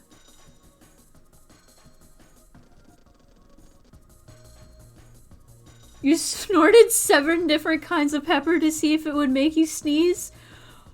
Oh! Okay, I'm with Semaphoric Wave on this one. That sucks, but is also really funny that oh my god, that makes sense why you would hate pepper. That makes perfect sense. Oh god, that would hurt. Sorry for your loss. I'm so... Oh god, that sucks. That's pretty big brain.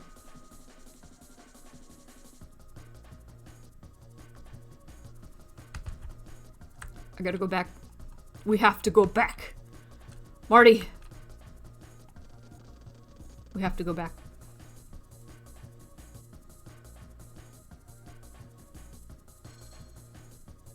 Oh no, the guy who discovered tapeworms. Oh, is this gonna be gross? Tapeworms freak me out. Hookworms. Oh no! I don't know if I know what hookworms are. That's scary. He was testing tapeworm infected water on guinea pigs. It's a type of tapeworm. Okay.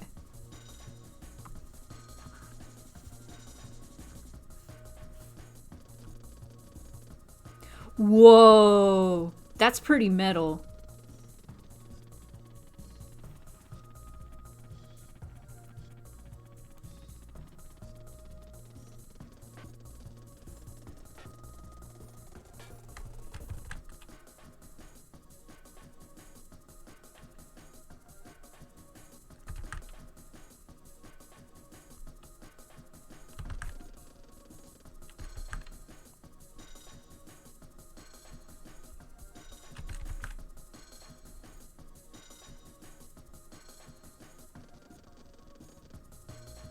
They can enter through skin, and so when he spilled some on his hand, he noticed he got sick. So, you know, when he did, upon that discovery, put more on his skin.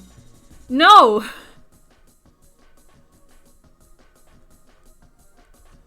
Don't do that.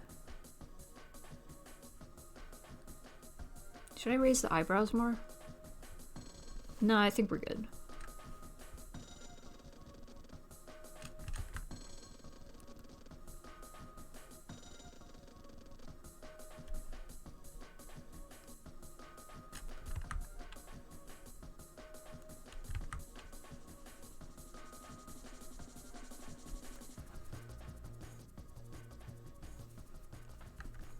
Maybe you should make the face a little bit more, or the mouth a little bit more subtle.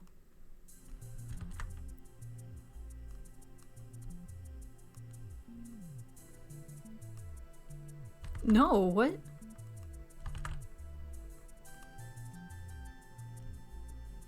There we go. Who is, Oh man, there was a lady scientist all about radioactive shit. I forget her name. Who would just do, like, radiation on herself. And give herself, like, tumors and shit. Yes! Marie Curie. Yeah. No, I learned about that from Sawbones. If this sort of, like, medical, like, science and stuff fascinates you, it does me. And you're not, like, super squeamish. Some things made me squeamish, but it was fine. definitely recommend that podcast. I really liked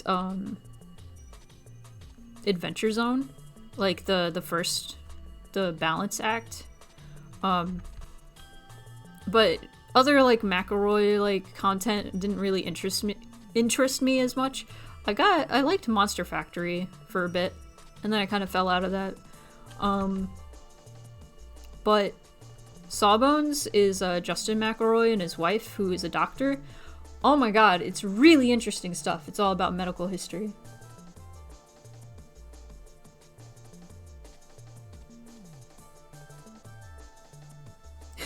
Not to be Bill Nye, but science rules.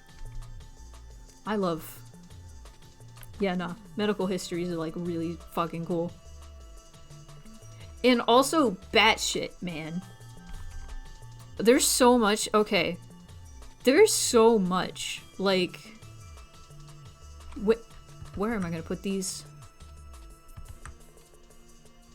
Probably right here.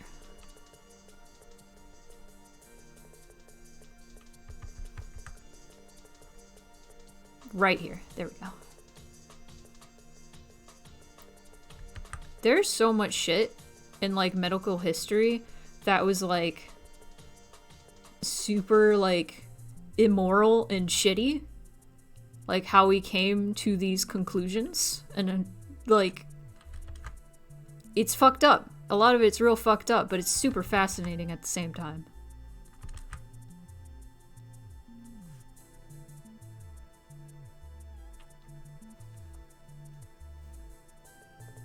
Parasite fun facts, courtesy of the lab monkey. Hell yeah. Parasites are, like, real gross, but, like, really super interesting. You guys know about that, that snail parasite? The snail bird parasite? Because that shit is bananas. I love that stuff. The way, like, bugs and, like, parasites, especially, like, evolve. Absolutely insane.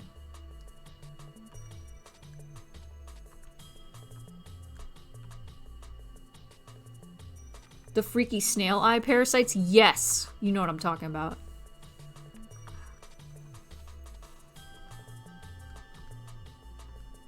So, for those of you who don't know, my favorite parasite is called schistosoma. One egg hatches both a male and a female. The male is boat-shaped and the female nestles inside the boat and hangs out. Oh! Oh my god! That's cute. Heard of one that gets into mice and makes them not afraid, and it spreads to cats by getting the mouse eaten. Yeah! That's kind of like the parasite with the snail. I feel like every time I stop by, it's at the darndest time. Hope stream is going well. Yeah, we're talking about parasites. Hi, Max.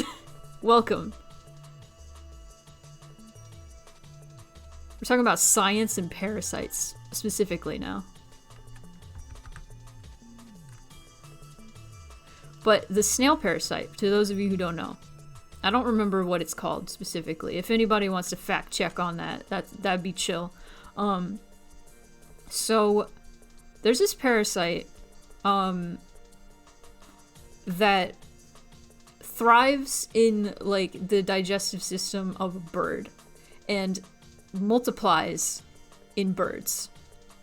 And what happens is it's able to continue, like, living because the bird shits it out and snails, like, go over the shit, eat it, and they get the parasite in them, and the parasite continues the cycle by taking over the snail, mind control basically, making the snail go up at the top of the leaves, like where a bird can see it, and catches the eye of the birds because it makes the snail's, like, eyes, like, bulge and look like caterpillars, which is these birds' favorite snack. So the birds eat them, and then the parasite gets in the bird again and is able to multiply again, and the cycle continues, and it's fucking rad. It's fucking cool. It's amazing.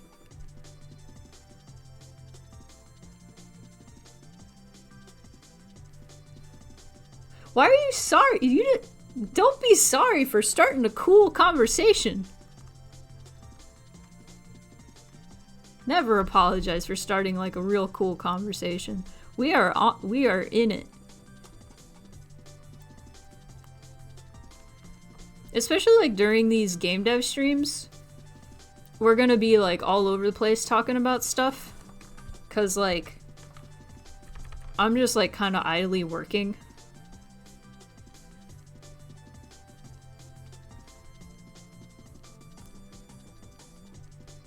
And I'm not always gonna be able to be like talking about, you know, what I'm working on.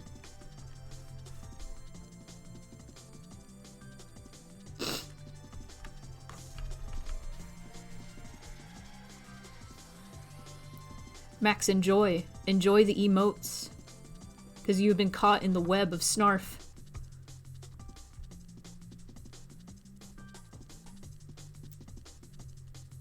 Yeah, this chat's about to be sub-only just because Queen Snarf is, making everybody a sub.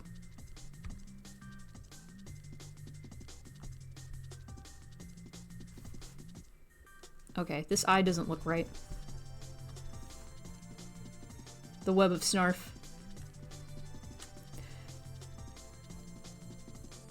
Queen Snarf, I need to like... Okay, I have an emote slot open. I have two. I have an animated one and an unanimated one.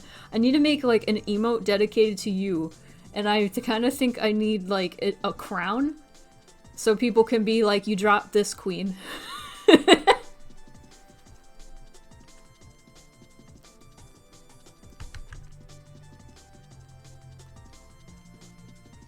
Or king, whatever matriarch. But since queen is in the name, I figured like a crown, be like, you dropped this, queen. No, listen. You have 72 gift subs on my channel, and that's absolute lunacy. And you have become a part of the lore. You can't escape now.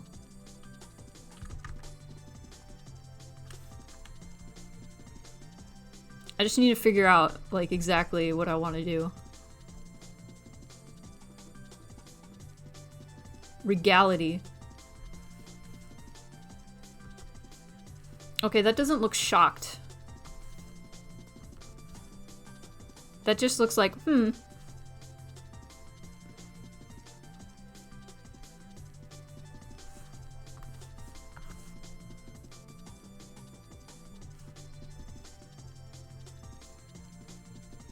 I gotta change the mouth, that's it.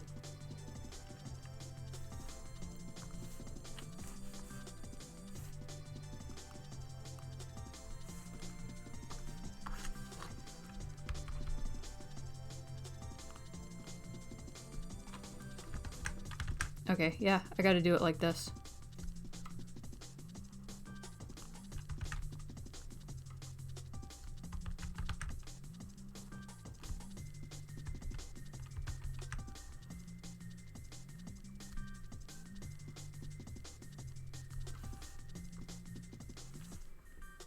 Maybe change the eyebrows a little bit too? Perhaps? Oh, jeez. Would Highness work? Oh, water time.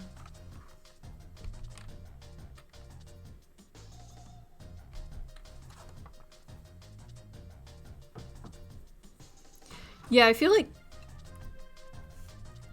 Because I have a friend who calls me king all the time. It's pretty gender neutral at this point. At least king is... Queen also feels like gender neutral. Even though both of these terms technically aren't, but like... It's like dude at this point.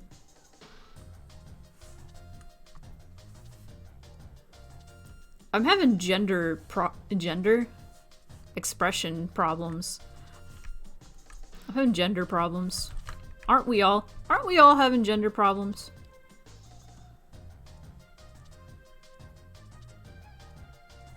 The old gay meaning of queen. Yeah, that's true.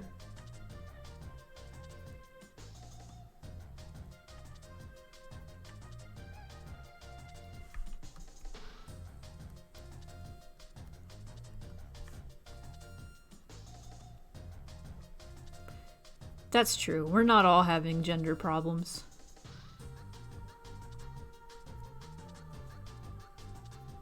Do.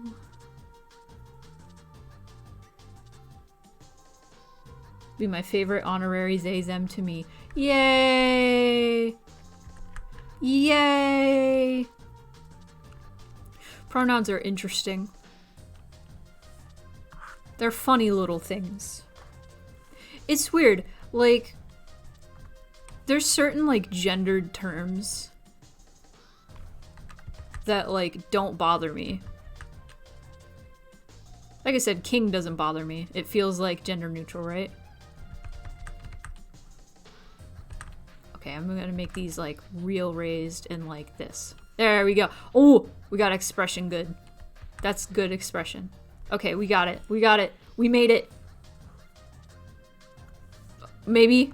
Okay, maybe I don't like the mouth.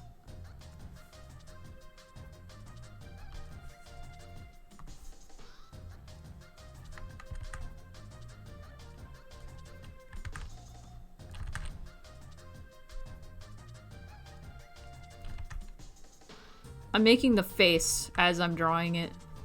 I kind of look like this right now. It's tentative and pensive, you know? Yeah.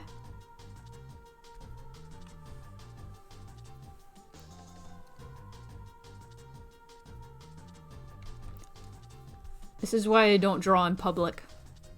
I say to the internet that I am... Anybody in the world can come here right now and see my face going like this as I draw this face. Oh, my phone just died. Oh well. Oh well.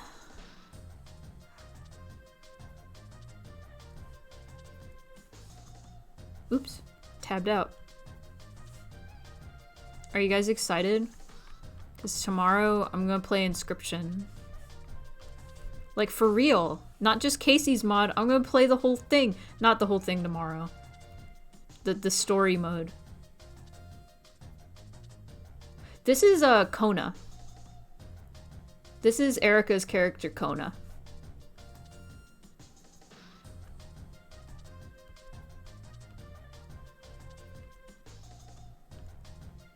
Cameo in the arcade. D&D time? Have fun with D&D! If you're around tomorrow, you can watch Inscription for real.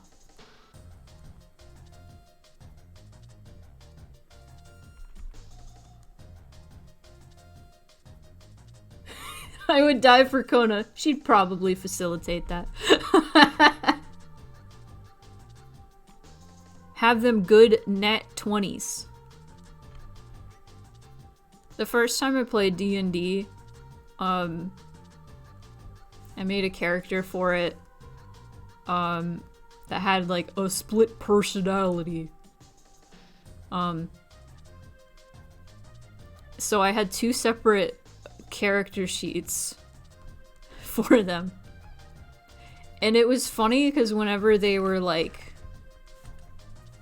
their alter mode, which was just absolute batshit mode, basically. They were like a berserker in that mode. I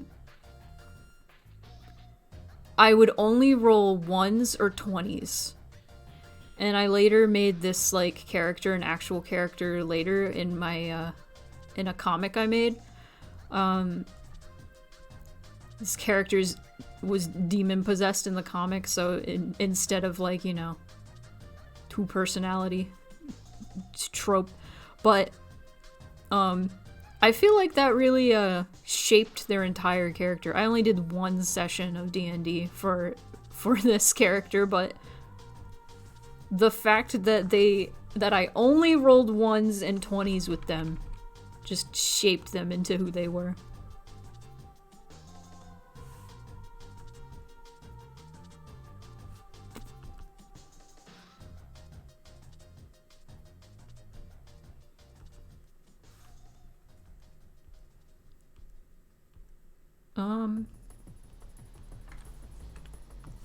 No. I'm so indecisive.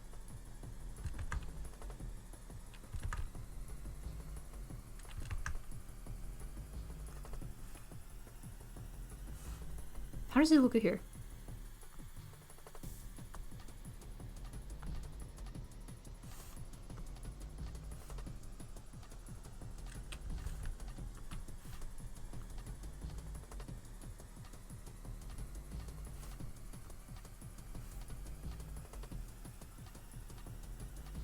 First character I ever rolled was a knight with a -1,000,000 to dex, so the first spike trap I came across, it pretty much hopped in place and fell forwards and died. Wow!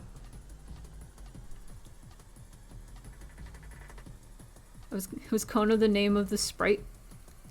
Kona's the name of this character, yeah.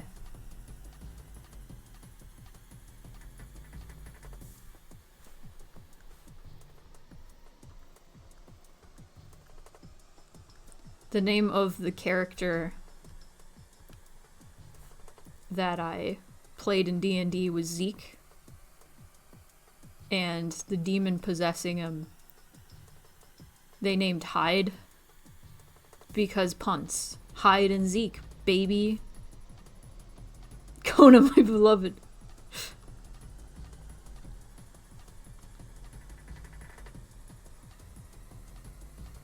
Does this look like the face of somebody who just saw, like, a friend they haven't seen in 3 years that the last time they saw them they had a falling out with?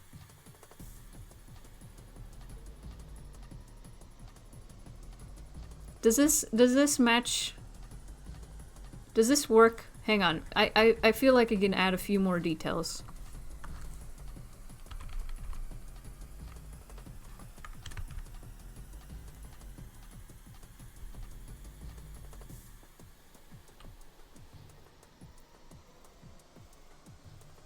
Molecule.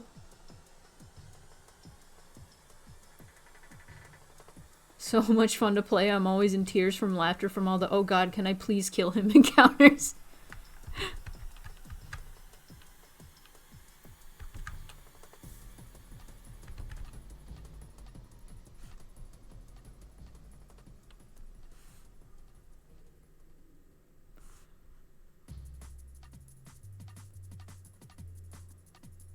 I think I know. I think I know what to do.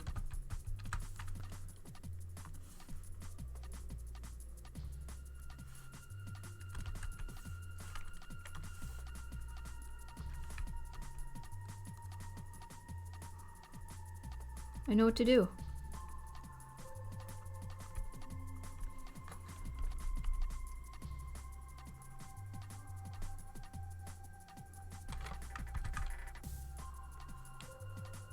There we go. Oh! That works.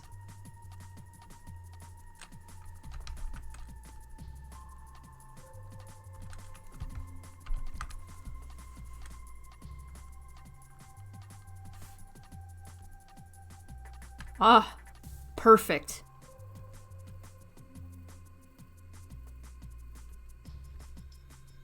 Okay, what's happening here?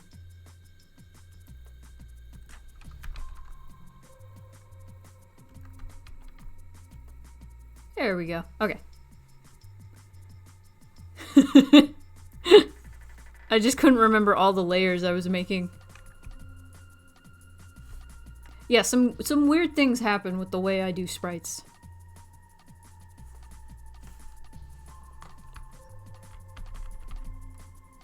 Oops. My process is strange, but effective.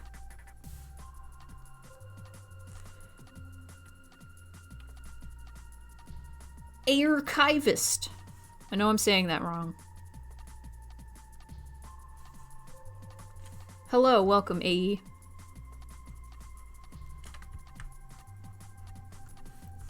We're listening to funky house beats from Ape Escape. It is I, Titan AE. I know I make that joke like every time you show up, but... And every time I'm pretty sure you go, yeah, I haven't seen that movie, and I'm like, man, that's a good movie.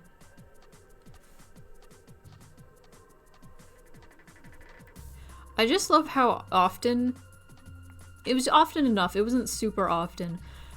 In like 90s video games, they would just find like someone who was who specialized in like, what am I doing with the eyes here? Hello? Someone who specialized in a specific like kind of music, and then be like, hey, you wanna do the music for a weird monkey catching game? And they'd be like, yeah, sure. So they found this guy who did like house music, and then had him do the music for Ape Escape, and he slayed it. Killed it. And then they made Ape Escape 2, and some reason they did not get Soichi Terada again. And then everybody was mad. Like, this is not the music we signed up for.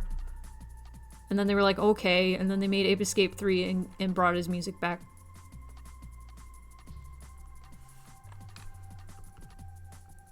Ape Escape 3's soundtrack's pretty good too.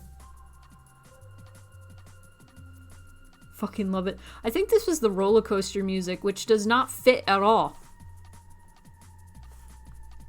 Is that what this is?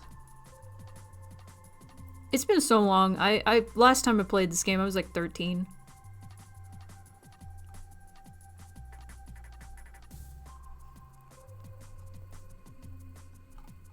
One hour. We're 1 hour into this.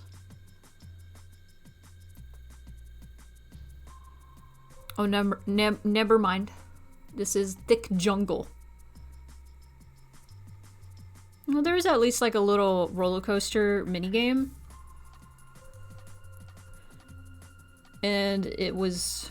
I don't remember. It was fun, maybe.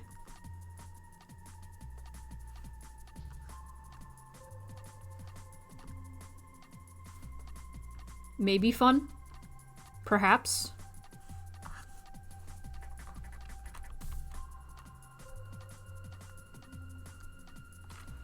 No. Different.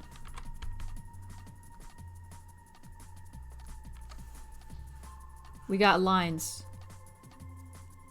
Yeah, that's good. Let me save this as the Clip Studio format. So we have all the crazy layers. You feel like you're there, in the thick jungle. Wait. One more thing I need to do here. Very important. I swear this was the roller coaster. I don't know why.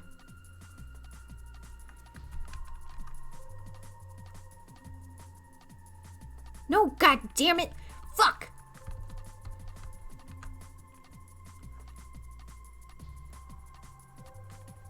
Lead by example.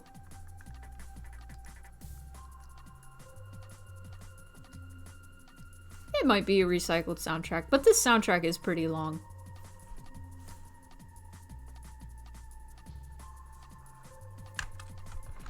That reminds me, there was a weird thing in the Sly Cooper remaster. For some reason, they kept recycling, like, songs that weren't... like, were from other levels, but that level that they, like, used it for already had its own music, so I was like, why are they doing this? Why are they putting the wrong music in the wrong levels? I don't like this. Oh, no! This music always gives me a flight or fight response. I think I've told this during stream, but it's been a long time. It's been a long time since I told the story. Actually, this isn't... it's close. It's close.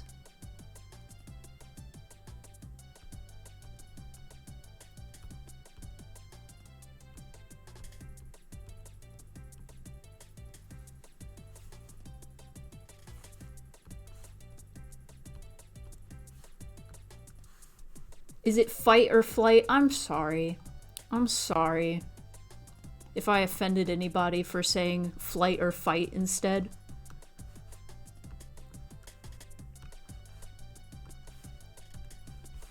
Must be really annoying when you mix two words up that are one letter off.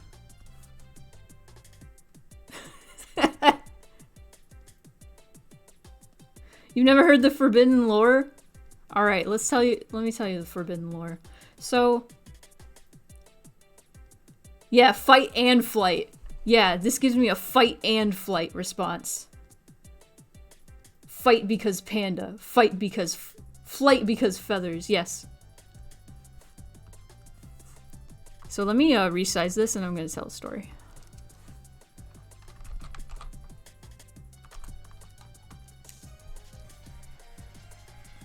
Also, welcome, Rune Fox. Glad to see you here.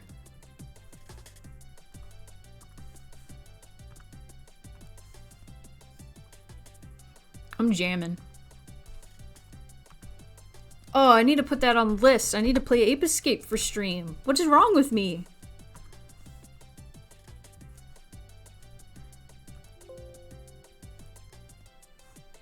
You've been caught. You've been caught in the web of snarf. Enjoy your emotes. Oh, whoops. It's still open. Ooh, what if I added blush? No, I don't think that would work. I feel like losing color would make more sense, but I don't need to do that. I think this gets the point across just fine.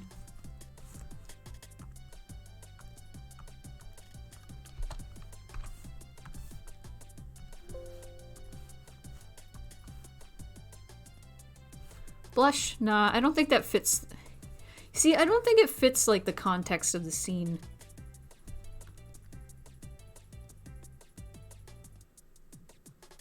Immediate snipe. Immediate snipe. Okay, I might have to redo the ears.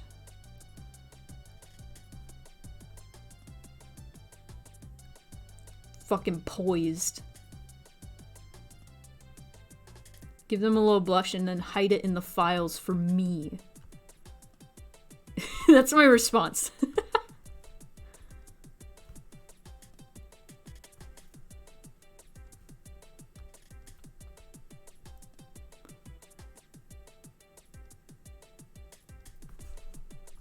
Okay. I'm not telling the story. I'm not telling the story right now. But I'm like engrossed in my own world. There we go. Gamer. There we go. We're back. We're back. Okay. Let me open the next one. We have two more. We have two more. And neither of them are very much. So we got this pouty one looking to the side, frowning. So all I really have to do is... All I really have to do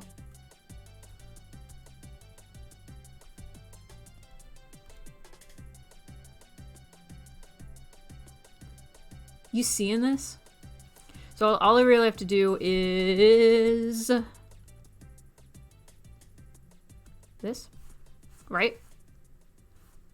And make a frowny face right here. And probably put the ears down. I think that would add, like, some real nice flavor. Okay, story.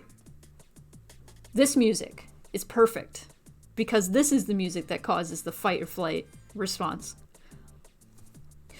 So this game came out when I was pretty young. Pretty tiny baby. And my dad, like, rented it. And played it. And I watched him play a little bit of it. And then, like, a few years later, I saw it on sale, and I was like, oh my god, I want this game, right?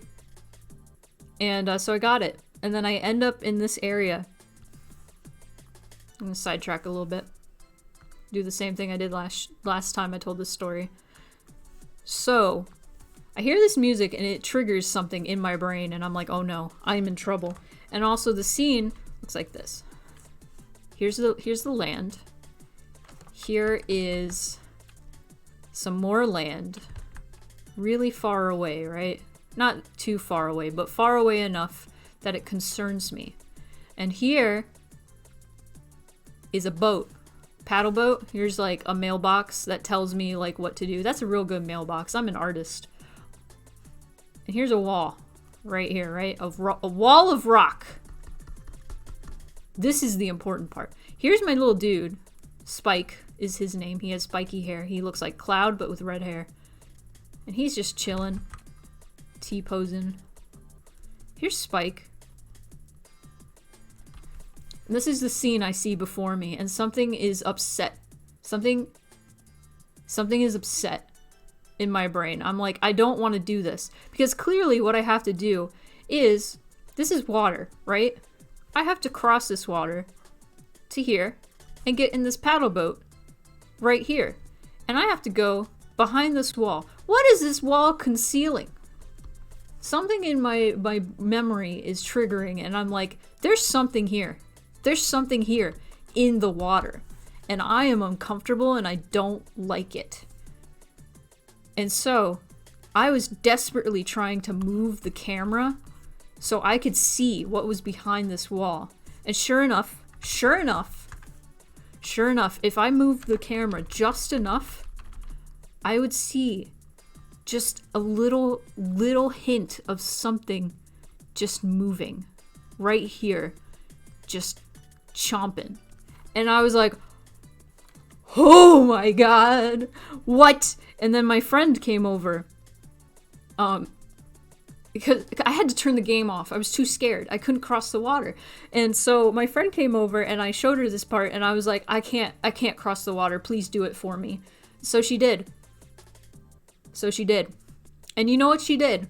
Instead of doing this, going to this island and getting in the paddle boat and then going to the beyond to where this creature, this unknown mystery creature was, she went straight to the mystery creature, which was a giant catfish that could electrify you. And then she killed me. Let me show you this catfish. This thing haunts my dreams. Ape escape catfish.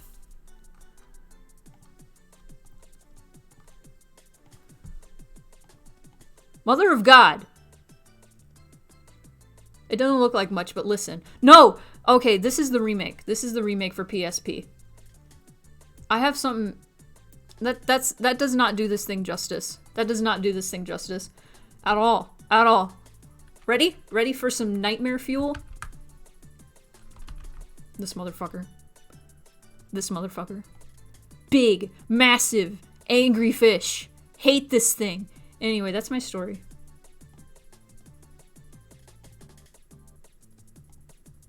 And that's why this song makes me go, huh!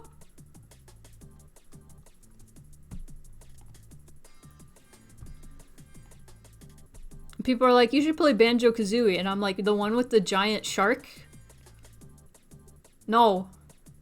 You should play Mario 64, the one with the giant eel? No.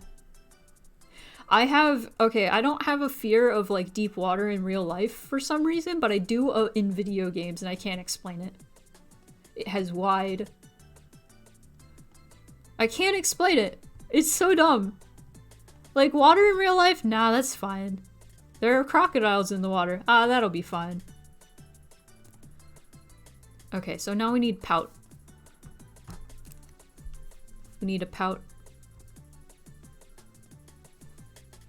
We all had a thing. And it's always like a dumb thing. It's not really a thing that's supposed to be scary. Like, kids are always like afraid of like the weirdest things that you don't expect. It's so funny to me. Honestly.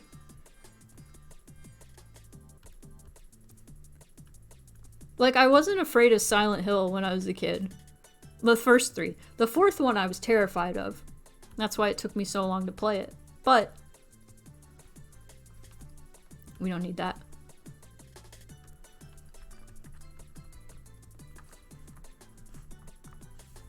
But like actual horror games? Nah. Those are fine. Giant catfish in the water? No, that's scary. Oh, the PS1 Rugrats game?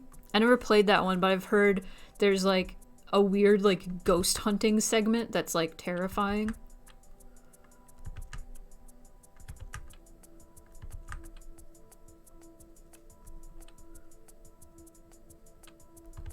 I love this song. This is like, I've reached Nirvana song.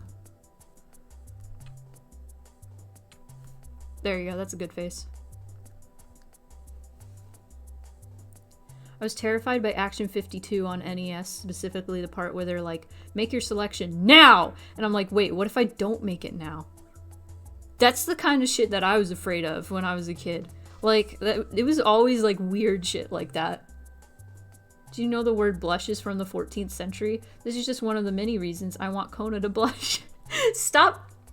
Stop! I won't! I won't do it!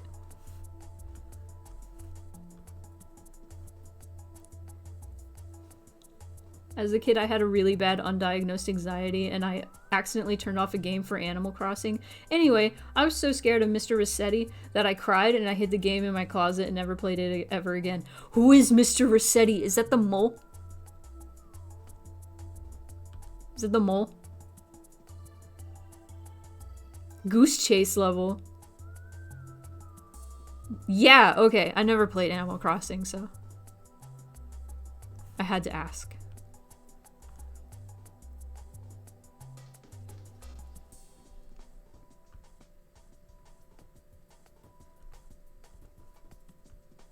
If I get a Switch, I can play Animal Crossing. Boo doo doo. Boo doo doo. Okay, it is okay, so there's like a mole guy that pops up and is like, hey, remember to save it's to save. The goose steals someone's dentures and you have to chase it. That was in the show. I remember that in the show.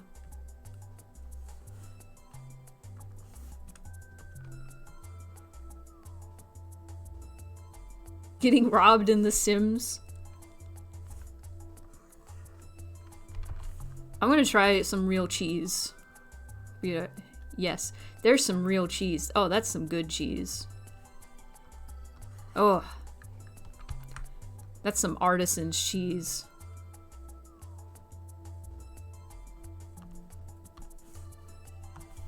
Work smarter, not harder.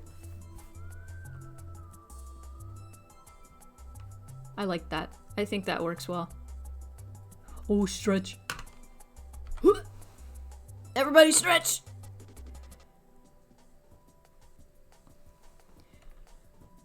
I'm inhuman, and I never feel bad when anything bad happens in The Sims. I just have this, like, really hard, like, division between, like, fantasy and reality. So, like, if something terrible happens to somebody in real life, I have, like, huge empathy or sympathy, and, good lord. But, like, if something bad happens to a character in fiction, I'm just like, ah, they're fine, they're not real. Which is why I'm, like, totally okay playing really, like, messed up games. Like, even, like, that's why in Undertale, I was totally okay doing, like, a genocide route. People were like, how in the hell are you just able to do this? And, like, you're fine. And I'm like, it's not real, dude.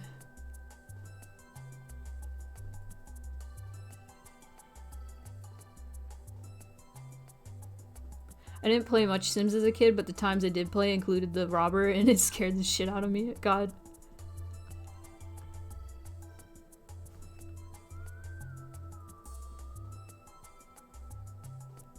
You were literally shaking after Toriel, and I had to stop playing. The one that almost, like, like, it didn't get me, actually. I just thought it was funny, was Papyrus. Wasn't he? Wait, no. I think that was a neutral route, where it was like, I was killing everybody, but I wasn't killing everybody, like in a gen route. Where Papyrus, like, you hit him once, and then his body disappears. He's like, well, at least I still have my head. And then his head disappears too. I lost my shit. I've always had that thing. I remember being scared to play certain games because I didn't want the characters to die. No! Begging you to play Wander Song at some point. That game was so good I cried at the end. Is that an indie game? I can add that. It's an indie windy. I can do an indie windy. I've heard of Wander Song. I don't know what it is, though. I just keep hearing the name. Wander Song is epic. Nice. I can add that to the list. If enough people are like... If at least one person suggests it, I get excited. Okay. Got that one.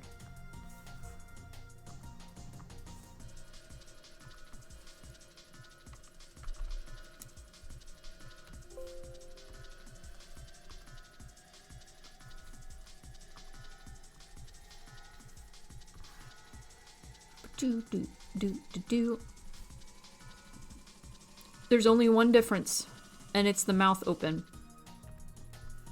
And then we're done. And then I can send these to Erica. And also put them in the game.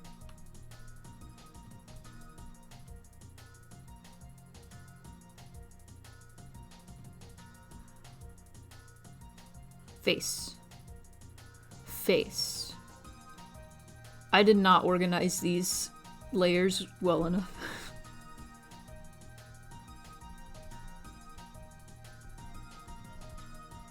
I'm having too much fun, I'm sorry.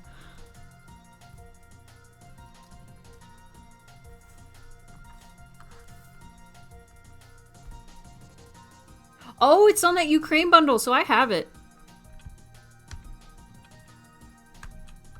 Gamer.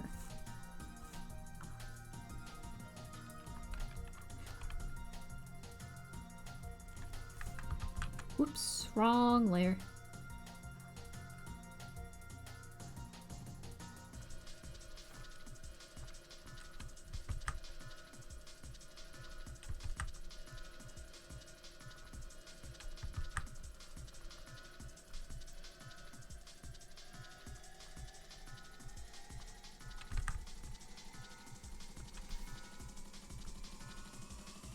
There we go.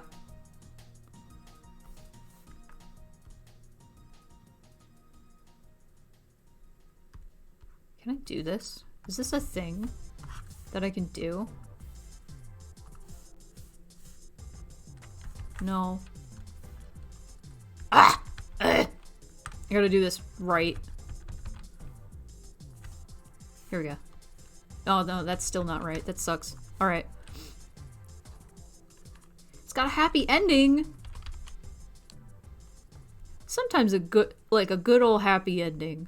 They lived happily ever after is like real nice. I like melancholy endings. I like bittersweet endings. I like tragic endings. But man, sometimes it's just real nice to have a they lived happily ever after, honestly. Or like just a nice happy ending. In general. I'm sure Erica won't stop gushing about this for a while. I'm glad! I'm so glad.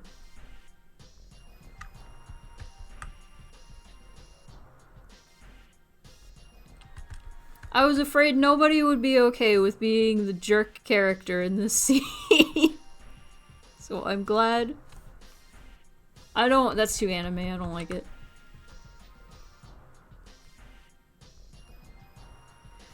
Okay.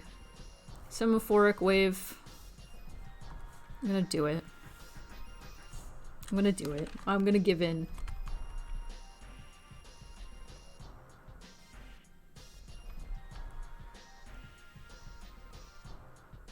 I'm gonna do it.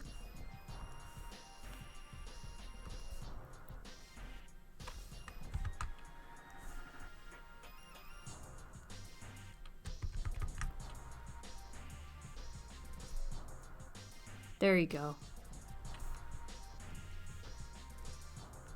It fits. It fits for what she's saying in this moment.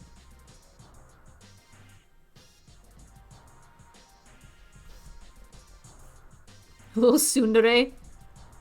I could see this character being tsundere.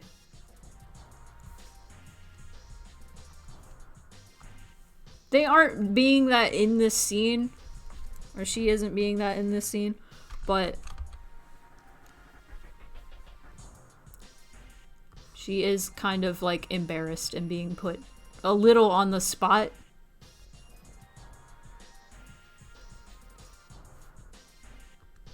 I like how I said, oh, that's too anime for to like the vein, but nah, the blush, that's not too anime. T-Rex music. There are T-Rexes in Ape Escape. It's the best game ever.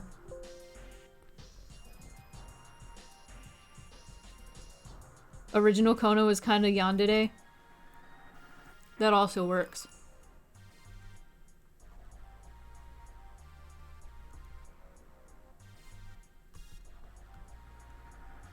What are all the deres? There's tsundere, there's yandere. Is there another one? Or am I, or are we good? I feel like there's more obscure ones. Okay. That's done. Let me see if I can get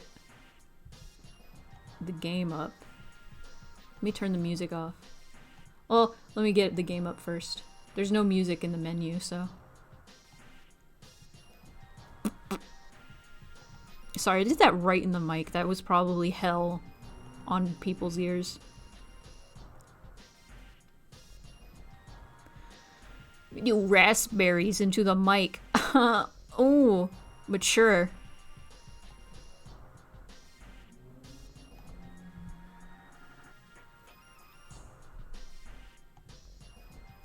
Alright, let's see.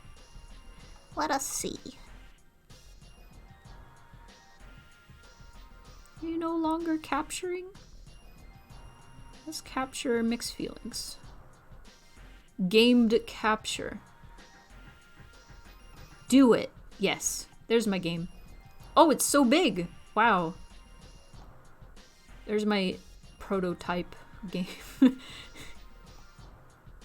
Okay. One thing I want to do is turn off the music.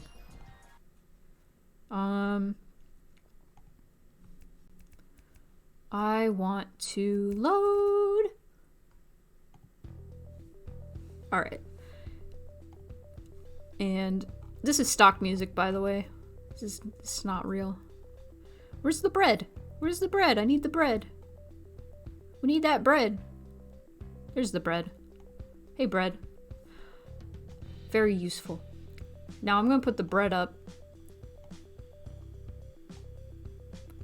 Just right here. Just put them right here. Okay? Just to block the you know, the dialogue just enough so I'm not spoiling the game for you all. Just, you know. Oh no, the bread. This bread. The bread loaf. And now, let's see. If I forgot to resize any of the sprites, it's gonna be real funny. Okay. Let's go back a little bit so we can see the bartender. Okay. Okay, so we got Zale, and they're talking. There's Panzika. And Zale's like, hey, what's up? And then, Zale's like, hey, you want something to drink? And I say, yeah, I want soda. And Zale's like, okay, I'm gonna get soda too. And then Zale is cute, and I love him. And Zale's telling you about Kona. And then Kona is kicking ass at Smash. Then there's the announcer. And then there's Kona. There we go. There we go. Oh, the antenna. Okay, that's great. And then they're talking.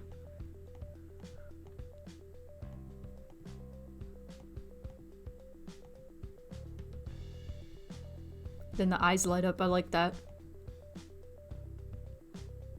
And then Kona's freaked out about Zale.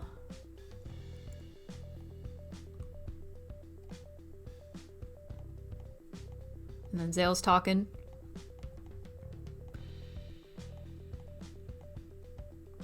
Wait. Okay, I just had to make sure things were okay. And they're arguing. Arguments happening. And the blush only happens when she talks. So it's kind of weird, but I like it. Oh, and then Panzika comes back up with her drink. And then she's happy.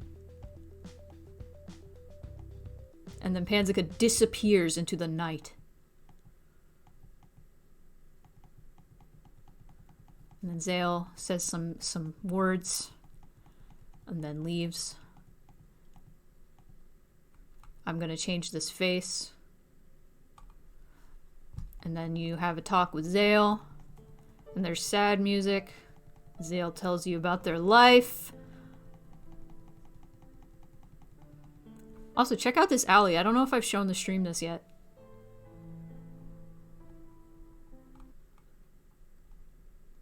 I like this alley.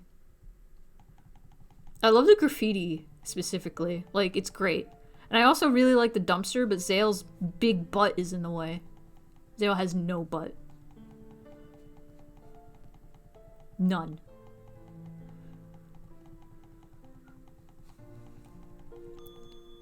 Oh, notification system that says you will remember this. I don't know if I want it to say that or if I want it to say something else. Also, I want to round these corners a bit because I think that would look cleaner and nice.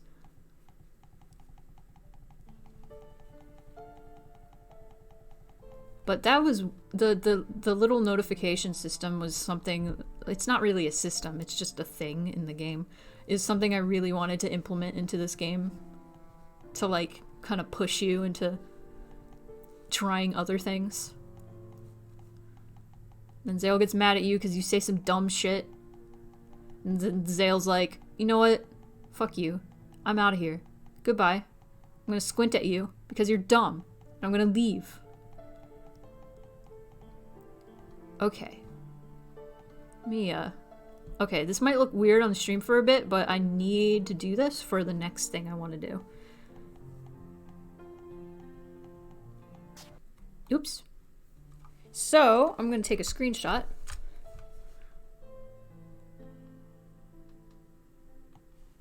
Let's take a screenshot. Awesome. And close the game. Goodbye. Oh no. Oh no. Okay. And now let's take the bread off the screen. If I can find it. There it is. Beep. No more bread. Ape escape. There we go. You liked that. Nah. That doesn't really fit.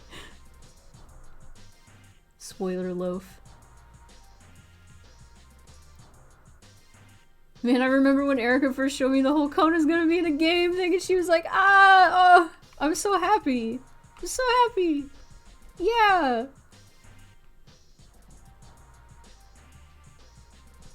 Oh, hello, Case. You came in while I was showing the scene so far. So now, the one last thing I wanted to do for this arcade scene is I wanted to, at the end, I don't know if you heard the little glitch sound, it's gonna take you back to essentially the beginning of the game, where there's the first big, like, decision where you get to see, you get to go talk to one of the three main characters. So it takes you back to that. So I need to make it look like it's glitching, essentially.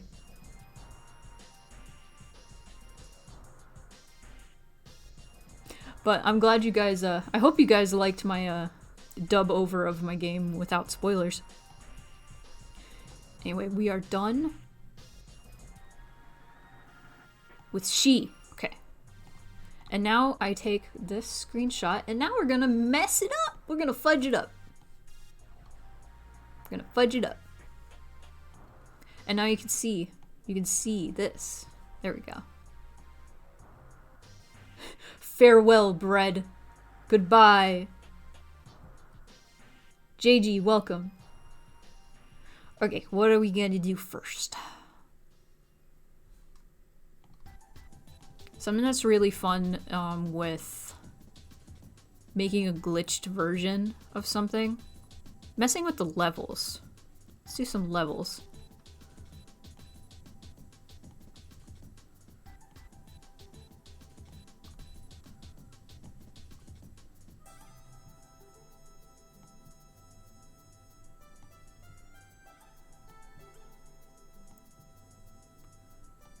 Oh, check out that red. Ooh. I think bread is making a joke because I said, okay, now get rid of the bread. Goodbye, bread. Unless bread, you're actually leaving, in which case, so long.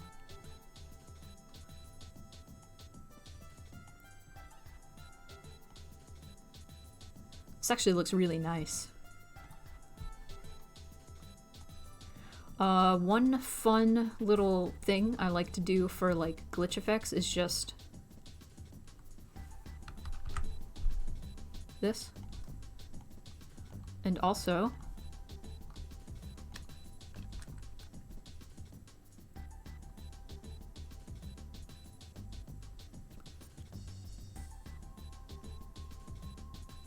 old kung fu film gone awry.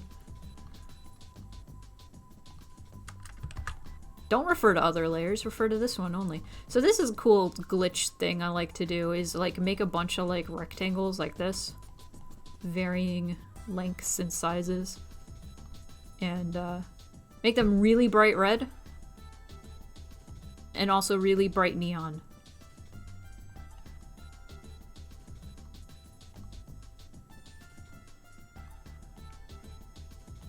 Some of them can overlap. I'm sorry, that was really loud. I did something wrong, I'm sorry. Oops. Old Kung Fu, Gone Awry? That does sound like a clickbait title. Okay, so we got this. And we're gonna name this Alley Glitch 1. Wait, nah.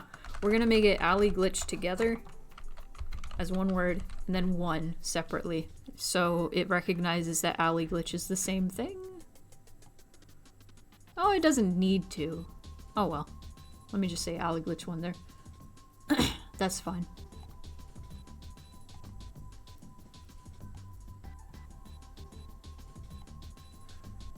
Do. Okay, so there's one glitch, and then I'm gonna go back. Right? And then what can we do? Effect mosaic. That works. Effect saturation. Woohoo! That looks real glitchy.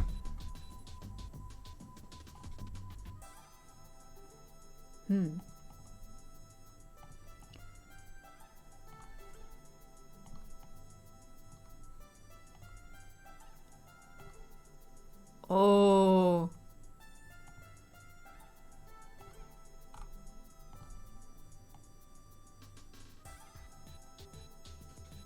That might be too much. Maybe add? Oh, that hurts my eyes.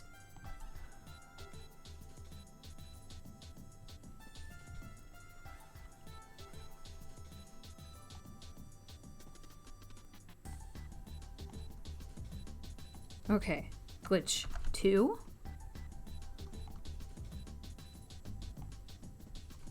Okay, epilepsy warning. To, not right now. Oh wow, this looks so desaturated now in comparison. But when I show it in the game, which I should have made a save right before this happens, but I didn't, because I'm a fool.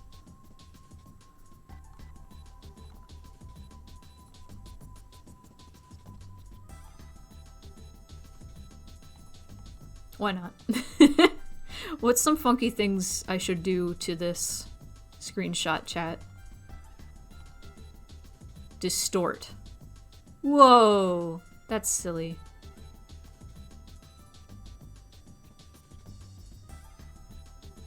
No dialogue. None. Give it a hat? That doesn't really work. Purlin noise? Whoa, that doesn't work either. Artistic. What's this do? Ooh. Okay, that's good. That's some good stuff.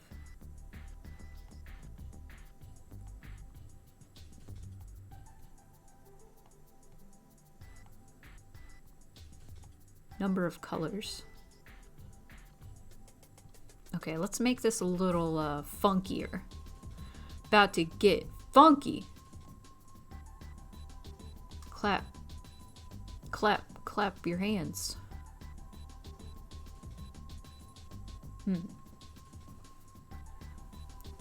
Are you jamming to the music? Or jamming to the cool, funky, fresh colors? Remove dust. What? There's so many things that this program does. Oh my god, clown music. Clown music. We're here. No. Pinch. Ooh! Ooh! That's fun! Warping into a different dimension.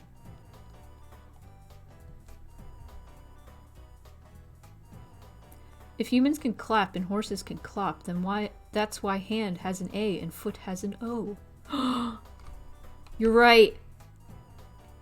Cracking this shit wide open. Now these lines make no sense, but that's fine.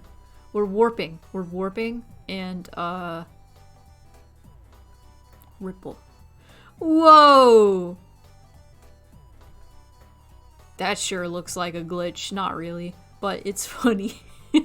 It's good. I should make more glitch sounds. Maybe we can do that for the stream. The way I made the glitch sound in the first game, and the one I occasionally reuse, is I blew into the microphone and distorted it.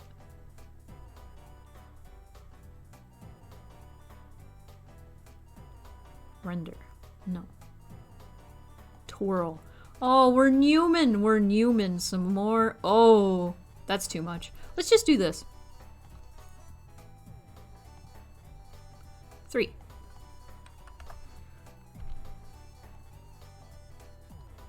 Okay.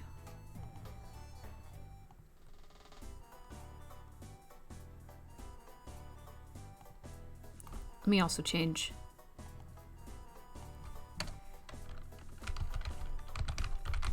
Fake glitches. Give you old razzle dazzle. Where's the thing?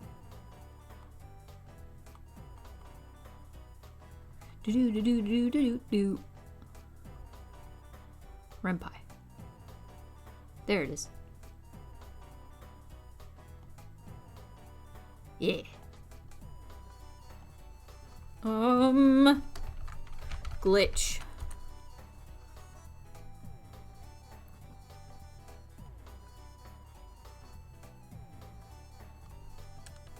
I just have to copy this.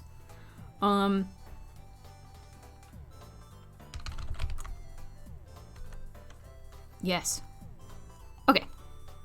Then we put it here. Show back alley. Wait. It's alley glitch. That's what I named it. Alley glitch 1. Alley glitch 2. Alley glitch 3. Whoop! And then it jumps back. And now, the moment you've all been waiting for. Maybe not really. I don't know if I want to record like glitch noises on stream. Maybe we could figure something out. Top 10 fake glitches you won't believe. We're gonna just start making like fake clickbait titles out of like stream stuff. Wait, why? Why are there 2? Why'd you open 2? Stop. Stop it. I swear. Okay.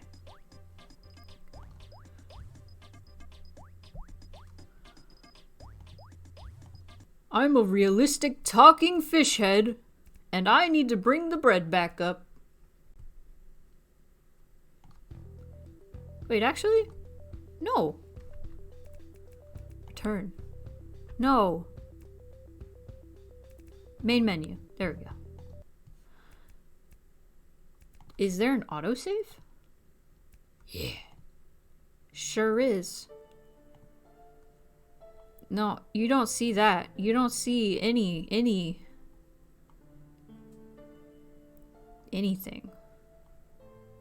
There's no text on the screen. It's fine, it doesn't really spoil it or anything. So let's see how that glitches. Epilepsy warning, obviously. So, look away from the screen. Oh heck, is that a bit? Oh heck, thank you so much. Loving this so far. Alas, I must bid y'all my goodbyes, but thank you for the wonderful vibes as always. Thank you, Queen Snarf, for gracing us with your presence. I swear, I need to make that emote, like, dedicated, like, just a crown emote. I need to figure out, like, something that I want to do as a thank you for all of you have done for me and Case. And the theater.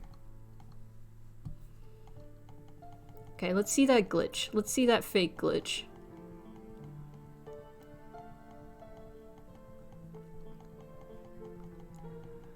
Zale's sad.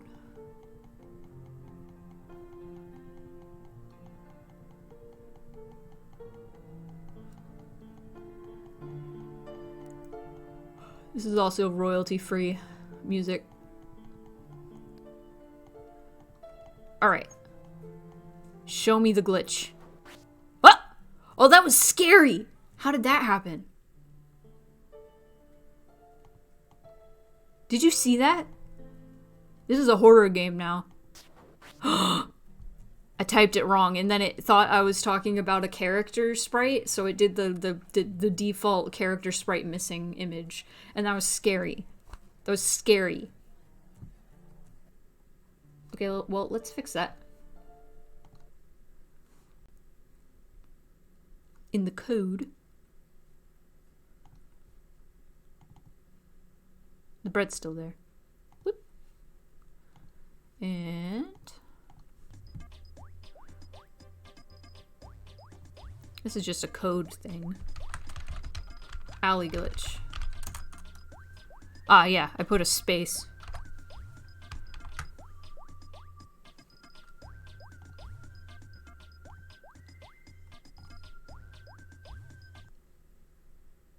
And now,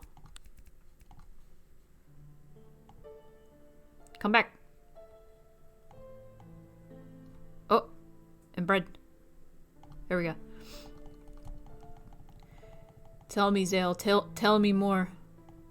Leave. Leave. There we go. Okay, how does this look now?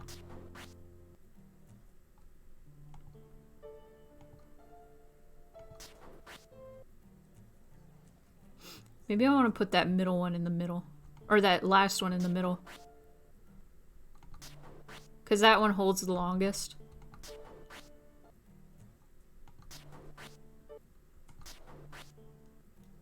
I don't know. It might be fine. What's everybody's thoughts on the glitch? The fake one. The very fake glitch. It's real. It's a real.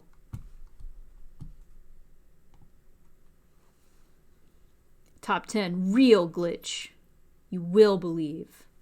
Cool glitch too. Thanks. Royalty-free spa music? No, the Ape Escape music is not royalty-free, but the music in the game is royalty-free right now. Oh. Alright. Well, we got that done. What should we work on now? Let's see.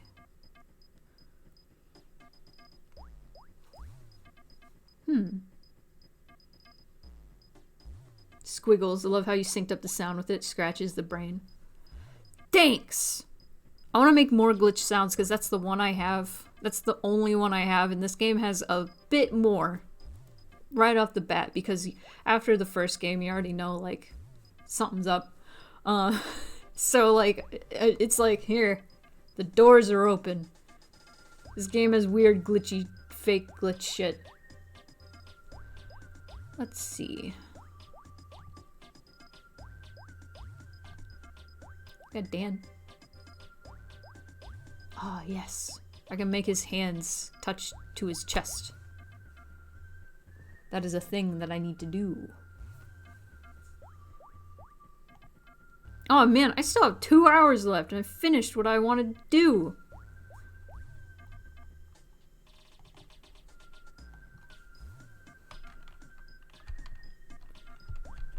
Dandy sprites. Yeah.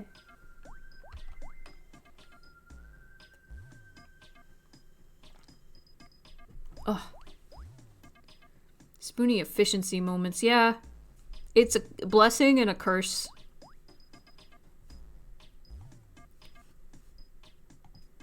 I know I shouldn't, but I always get so scared.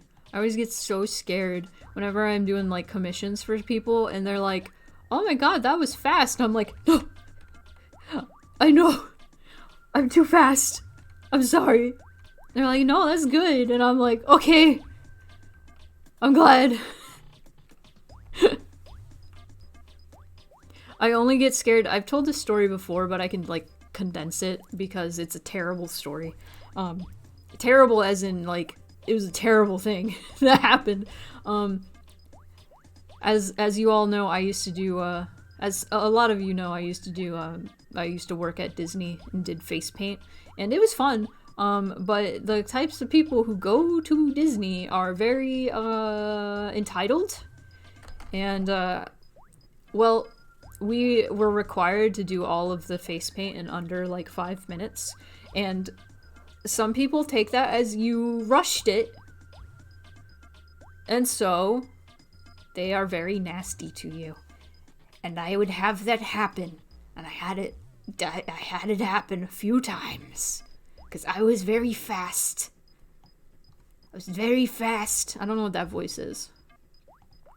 I'm practicing for Inscription tomorrow. Because we're going to play Inscription. And so I have to do, like, voice acting for it with Cal.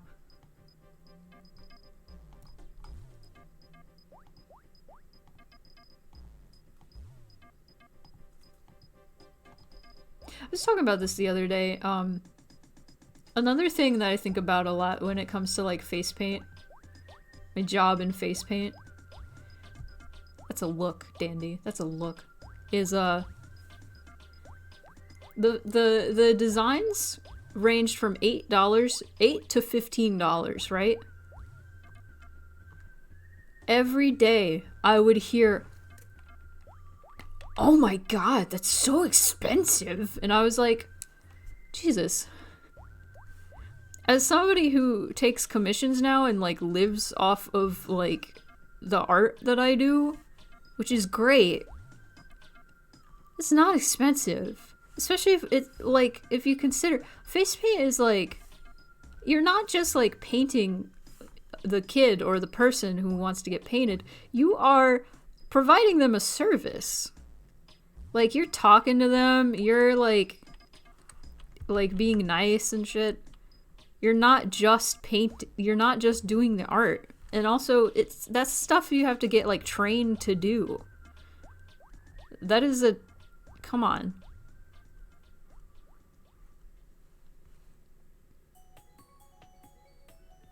Oh yeah, I am aware.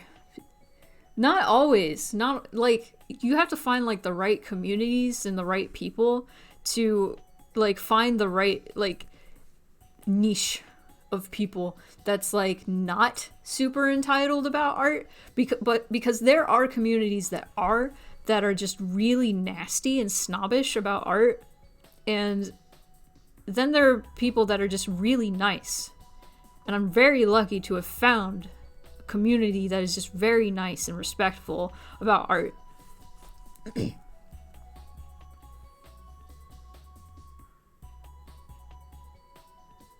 People act like a fully rendered custom art piece should only be worth max $250, and that That's pretty messed up, yeah. No, there are people I've met that get, like, super offended that I would ask for money at all.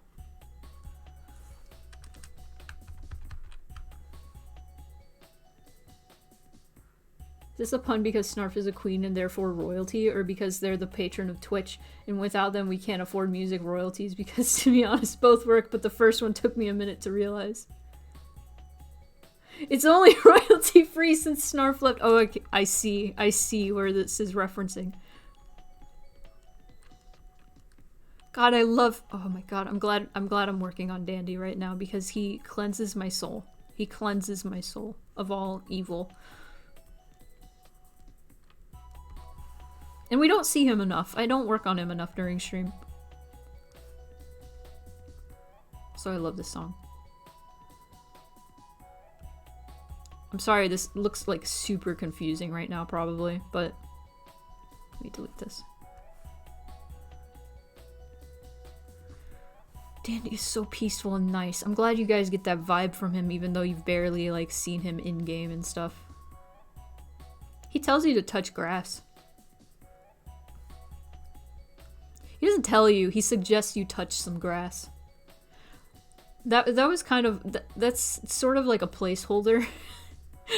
But I kind of want to keep it.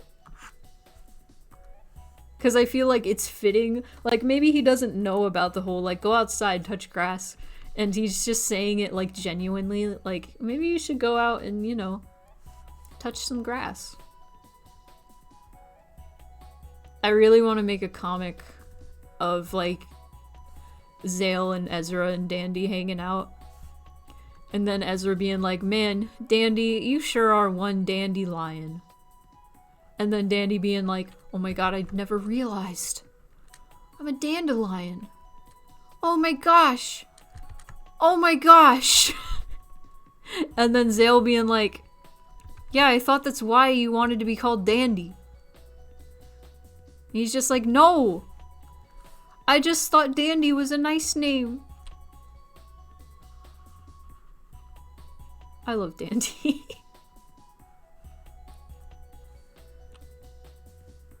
How can this be a surprise? I don't know! I love dandelions. I'm so glad. I'm so happy. Everybody must call me Dandy forever now. Love this pink man. It's big, scary, and pink! I want to draw art of Dandy wearing a shirt that says big, scary, and pink in like the text cards from SpongeBob from the Big Worm episode. You know what I'm talking about, right?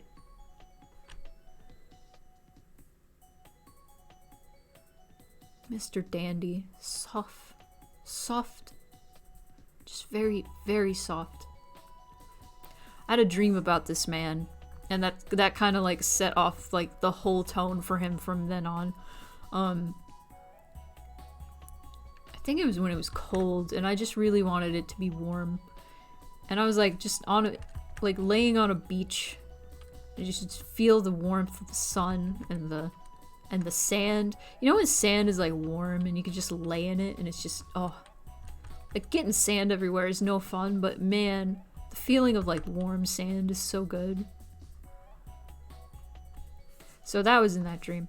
And then Dandy was there, and he was also laying, and he was just massive. He's just so big. He was just so big, and he was just laying, and I would just, like, we just spooned on the sand. He just held me, and we just napped. And it was nice. And I was just like, wow, what a comfortable feeling. And then I was like, I just want this man to be soft and warm.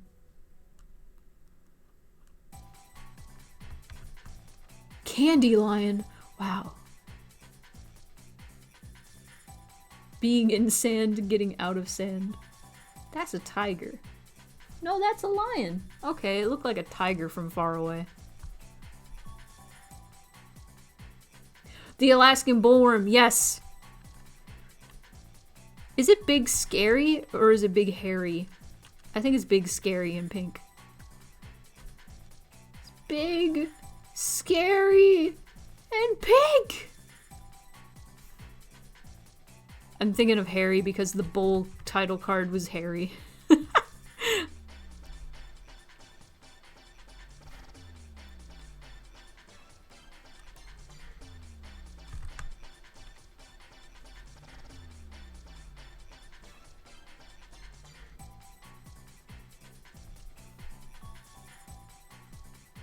Also going back to going outside and touching a leaf. My friend goes on depression prevention walks where she just goes outside and starts walking when she gets sad.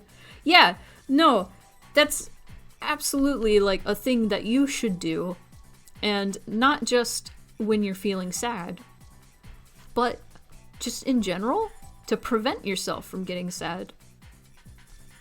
If you're able to go on walks, of course.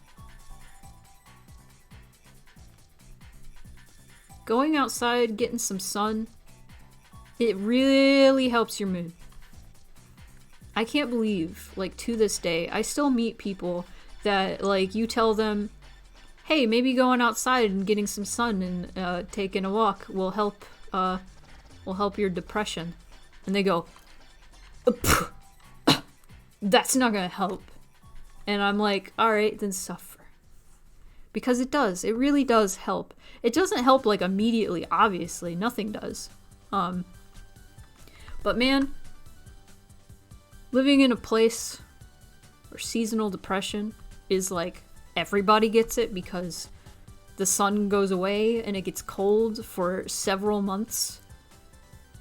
And then, like, the sun comes out and it's, like, 60 degrees and everybody's outside and enjoying life.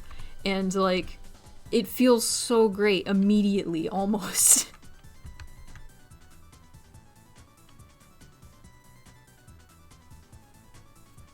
Big, scary, and pink. Ah, yeah. Vitamin D for that vitamin depression. Exactly, yeah. The vehemence, that's how you say that, right? In denying is like, you are in a state of mind. Oh, absolutely. Oh, absolutely. People will just, like, be like, okay, I am depressed, and then they have to stay in that state of mind. And also, like, some people just, like, you know, they just want to complain and get pity. And that's very sad, and I do pity these people, honestly. I used to be one of those people. Me too! Me too, absolutely. So I feel bad for these people, and I understand. I used to be one of those people, and then I finally tried it, and yeah, no, y'all were right all along. Exactly, yeah! It's crazy! Yeah, no, I used to be in that thing, like, that state of mind where it was like, no, you don't understand. I have anxiety. I have depression. I can't do these things. I can't make phone calls. I have anxiety. And I do. I still have it. I still have, like, severe anxiety. But I'm able to manage it. It's not like, I don't know. It's hard. It's really hard to, like, be able to manage your, like, anxiety, your depression. It's really hard. It's not like it's super easy. It's not like you go outside, you get the sun, and it's bam, done. It's gone. Disappeared. And some people act like when you suggest these things, that's what you're suggesting, and that's what you're saying. It's not true. It's not true.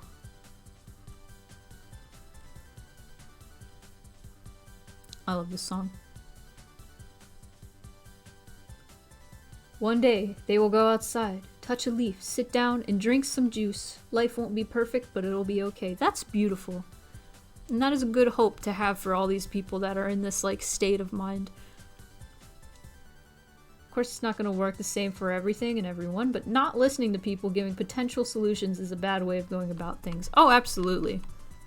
And, you know, I can get, like, sometimes people feel like they're being dismissive when you, like, vent to them and say, hey, I'm having these problems and it sucks. And then they just respond by being like, well, have you tried blank? Like, sometimes it can feel, like, pretty dismissive, and I get that. But, you know, sometimes that's good. Sometimes it's good when somebody's like, have you tried yoga? It is good. Because yoga is a thing that helps some people. We're just lightning meat. That's the best way I've ever heard a people described. Lightning meat. I love that. We're made of meat and lightning. We're made of flesh and electricity. How metal is that? This is a good one too. I say that about every song that comes on an Ape Escape soundtrack.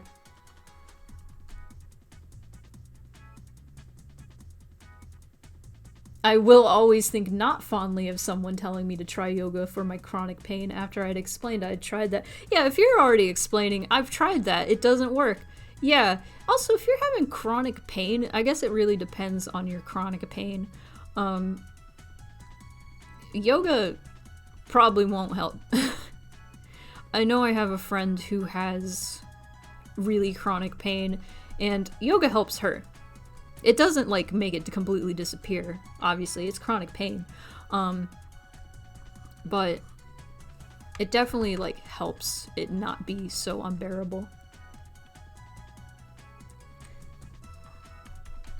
Yeah. Honestly, I wonder if, like, different poses would help different, like, sorts of pains. I'm sure that's how it works, but you did find things that did help. That's good.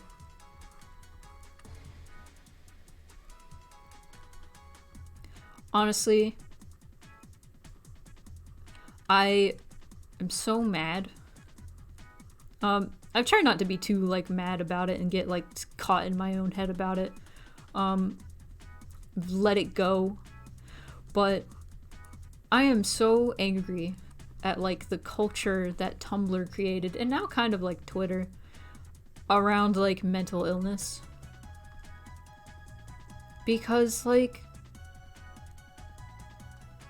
especially when it comes to, like, you know, like, triggers and stuff.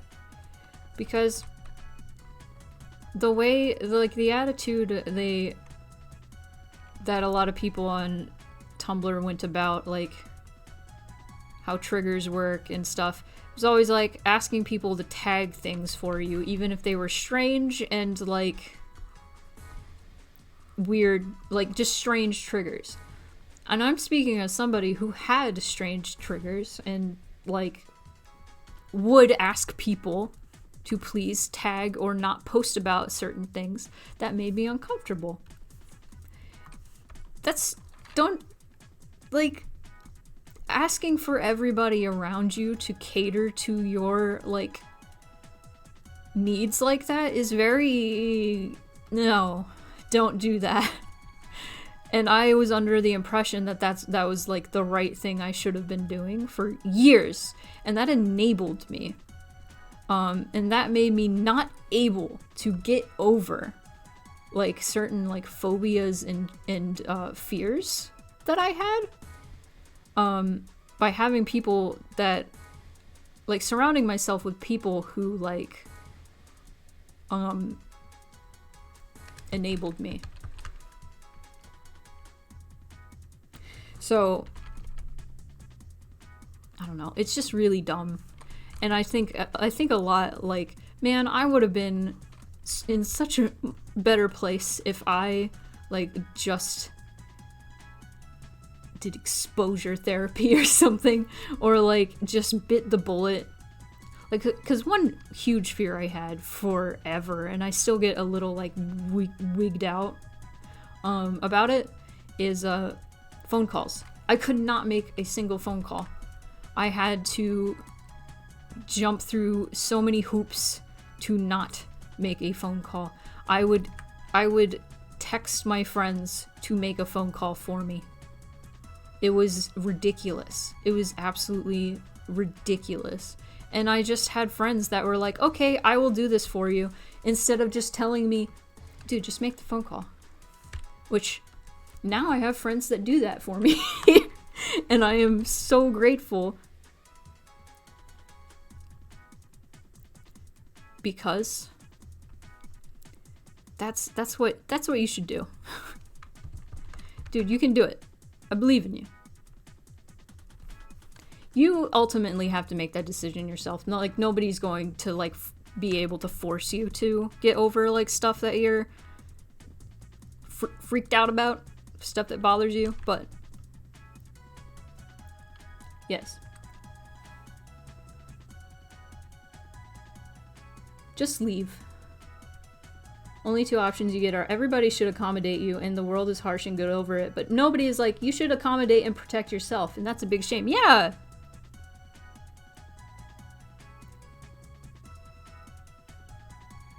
I saw something the other day. Gosh, it was some like tweet that was saying, listen, I understand that like being a trans man, talk of menstruation can be somewhat triggering or make you squeamish, etc., etc. However, you should be doing like you should be blacklisting these terms yourself, and you shouldn't be hijacking somebody's post about like how we should destigmatize menstruation. And it was a very specific tweet, and I was just like, there's a lot here, and you're right.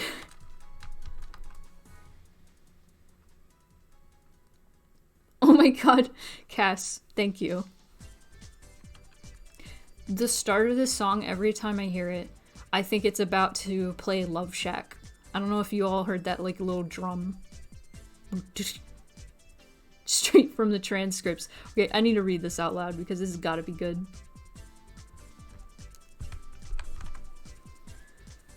It was an Alaskan bullworm! Each of the three words appear on screen as he says them. Alaskan, written in icy letters. Bull, written in furry letters.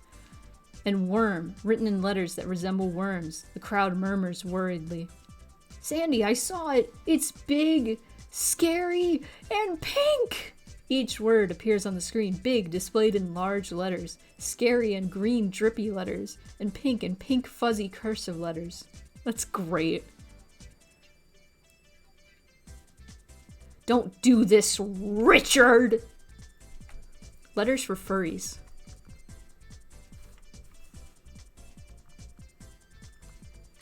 But no, sorry for my like mini rant about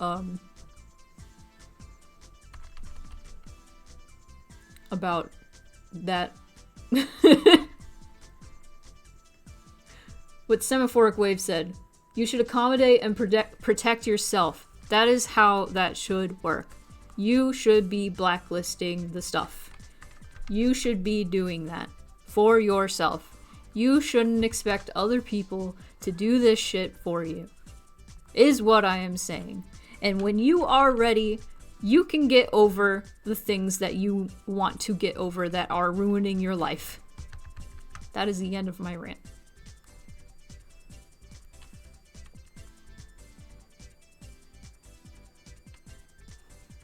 Oh, whoa, is a furry letter.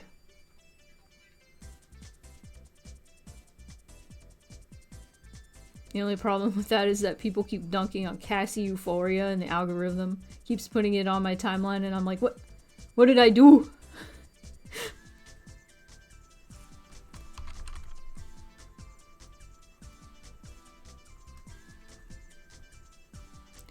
Love Shack, Love Shack.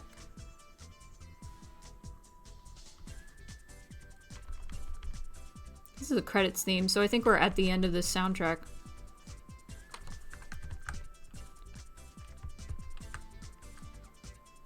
Don't do this, Cass!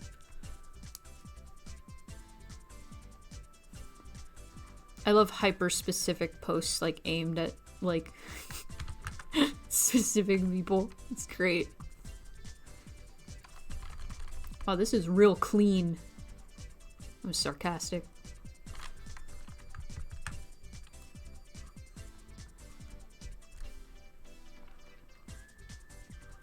Supplemental.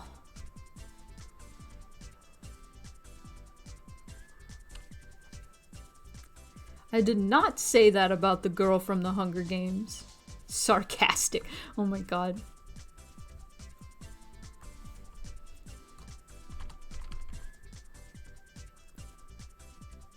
I feel like the sleeves that I have here. Oh, they don't really work. I gotta edit them slightly. Oh, heck. That sucks.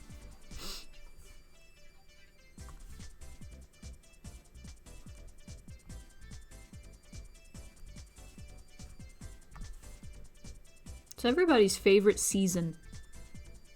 This is an important question.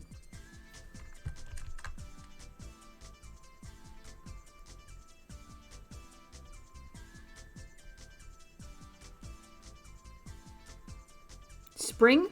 That's a good one. I really like spring.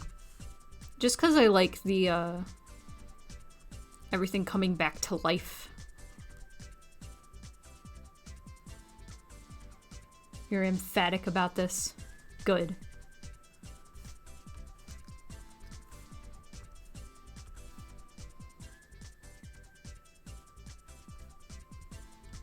God.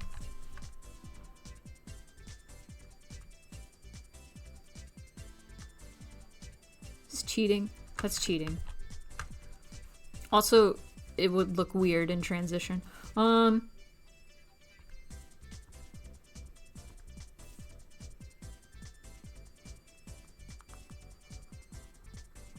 I love spring.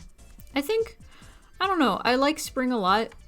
I think summer might be my favorite just because I love so many like summer activities.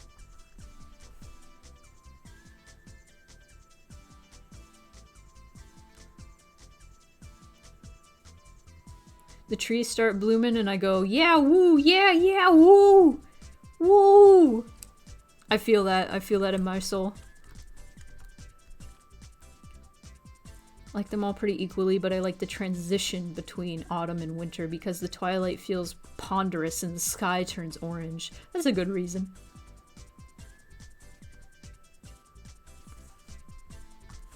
Autumn used to be my favorite, but that's because I lived in Florida, and autumn was just the nicest time of year. And, I didn't feel like I was being roasted alive, you know? Okay, no, not the credits music.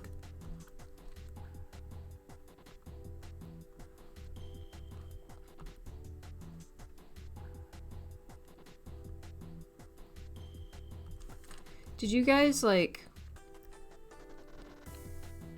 when you were, like, a tiny kid, and you, like, would get angry, and you were just, like, learning what cursing was? Did you just, like, start, like, swearing wrong? Like, your swears just made no sense. But you would just try to put, like, string together as many, like, bad words as possible. I'm sorry, you asked me my top 3 summer activities, and I'm, like, derailing, but that's just because I heard this level's song, and I remembered when I was a child, and I would say, like, terrible things that made no sense about the enemies in this level. But I'm gonna answer your question. Top 3 summer activities. Making a campfire and, making s'mores. That is top. Going jet skiing is also up there. Like boating or like jet skiing and like just jumping in the water. Oh my god. Jumping into the water in like cool water when it's hot out is like the most refreshing thing.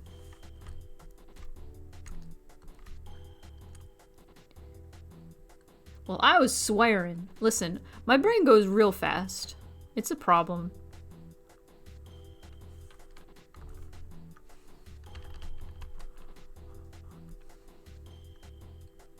Yeah, this is how you can tell. This is how you can tell I grew up in Florida.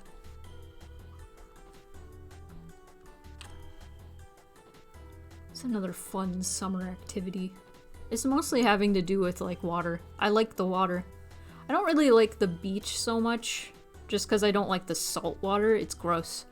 It hurts when it goes up your nose. I mean, all water does, but it hurts more.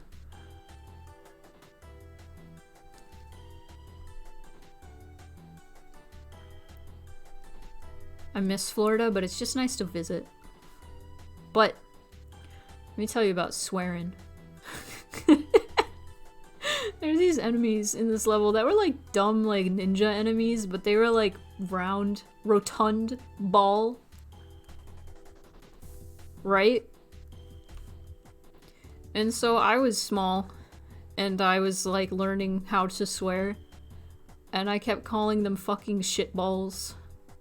Which isn't too nonsensical, but... And then I started calling them, I was like, oh, I can upgrade this. I can upgrade this swear. I'm gonna call them fucking shit asses. And that's what I started calling them. Of course, when my parents weren't around.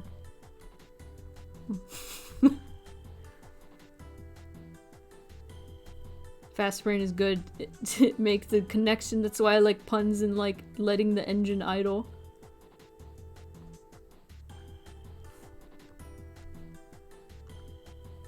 Been making s'mores with my dad like at least once a week since I moved back in with my parents because he's been doing yard work and we have the campfire capabilities and it's truly glorious. It's so good. I can't wait till it's warm enough to start making a fire again. We have a little fire pit on the roof. Just go make fire. It's so nice.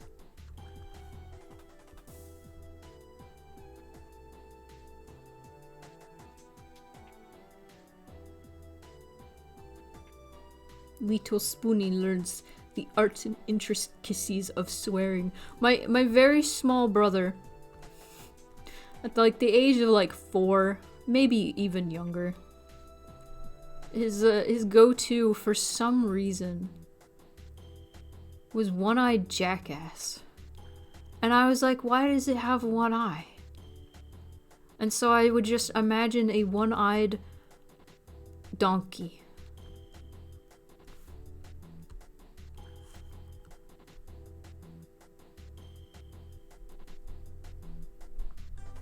Ancient human connection of make fire and sit near with snack. Yes! Yes! That is exactly it! There's this like, when sitting near a fire, you feel this like deep connection to your ancestry of being caveman. It's great. Also, I finally finished this.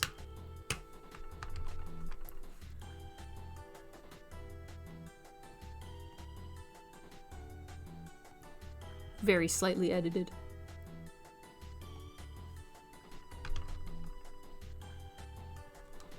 At chest. At chest. You found Neanderthal cave paintings? I think I heard about that recently. That's super cool. Neanderthal.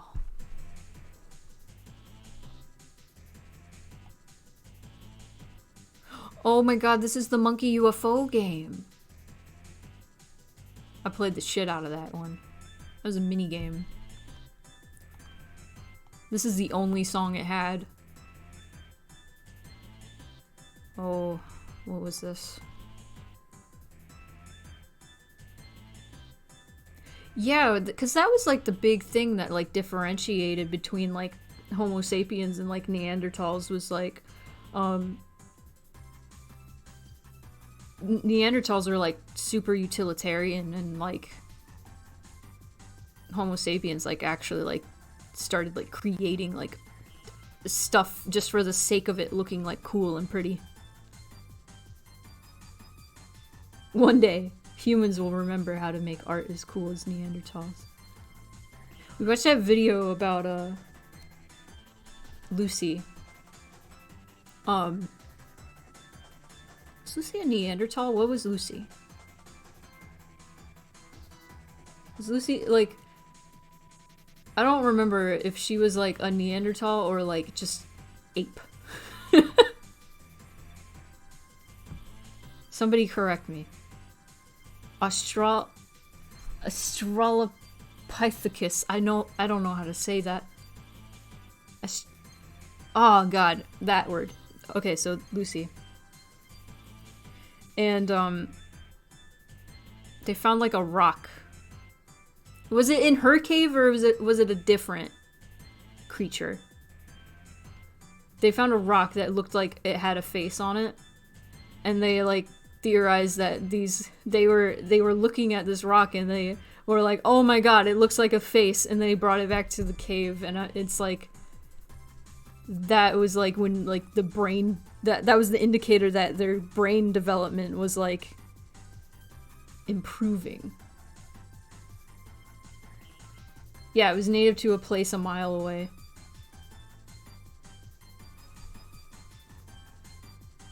Yeah, Lucy was from the sky with diamonds.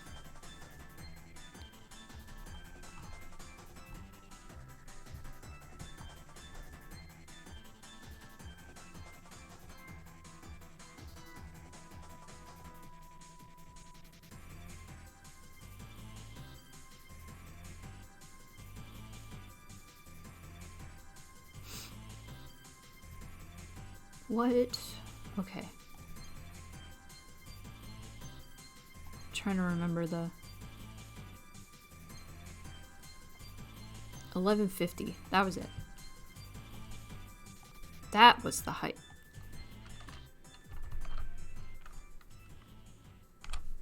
There we go.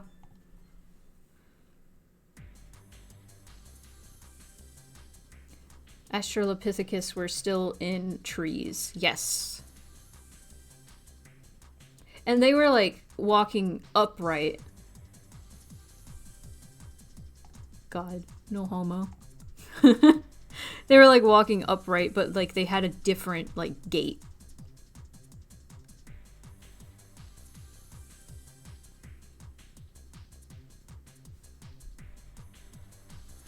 Gait. We're talking about deep big brain things this stream. Yeah, Homo erectus was the first to walk more like us. Cool. Yeah, please correct me if I get shit wrong, because I will. I will pull an Aaron Hansen and be like, yes, this is real. And then you guys will be like, wow, I had no idea.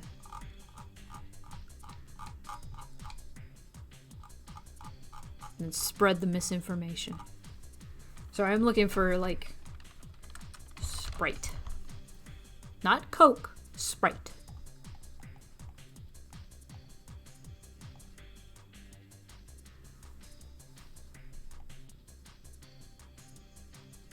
Oh yeah, Homo erectus literally means the straight man, which is funny because it has homo in it.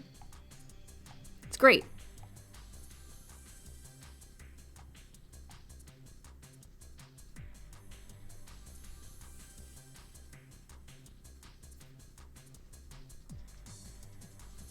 Okay, now...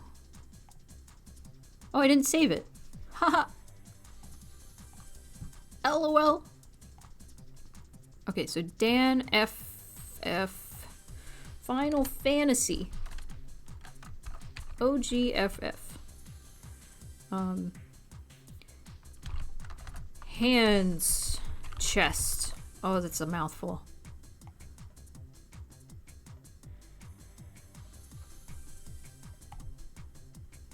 There we go.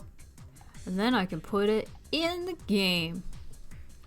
Show Dan OG FF hands chest with dissolve. Put in the game.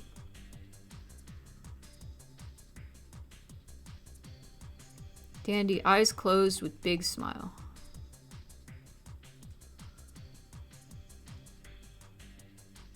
I can Frankenstein that. That'll be easy.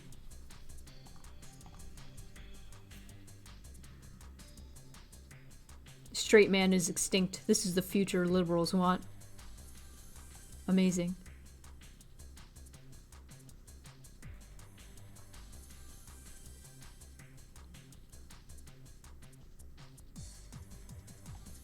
Got the dand.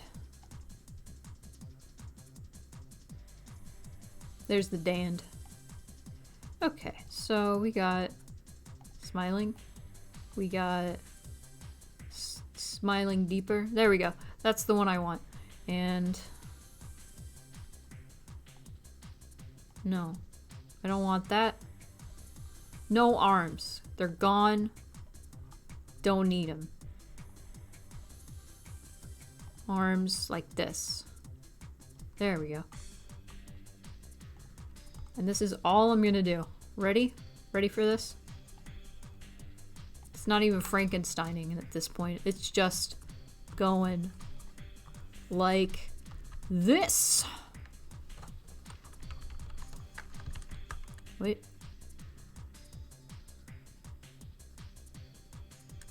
Every time I hear this song, I think of this comment I saw on this song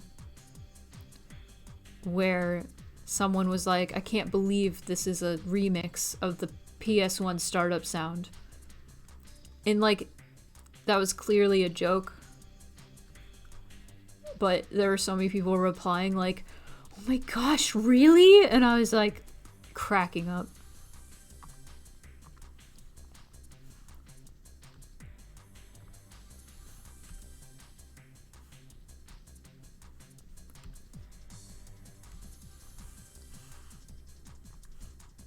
Cracking the F up. Hype. File, save as. Running out of names to name the man. Sprite. Dan. OG. QT. Close. I'm just gonna say close because both eyes and mouth are closed. Yes. Yes.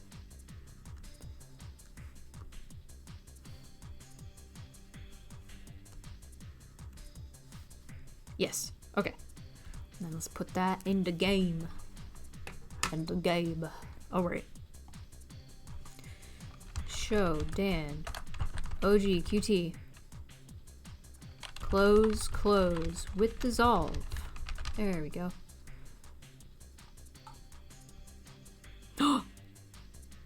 Oh no! We can start a third variation.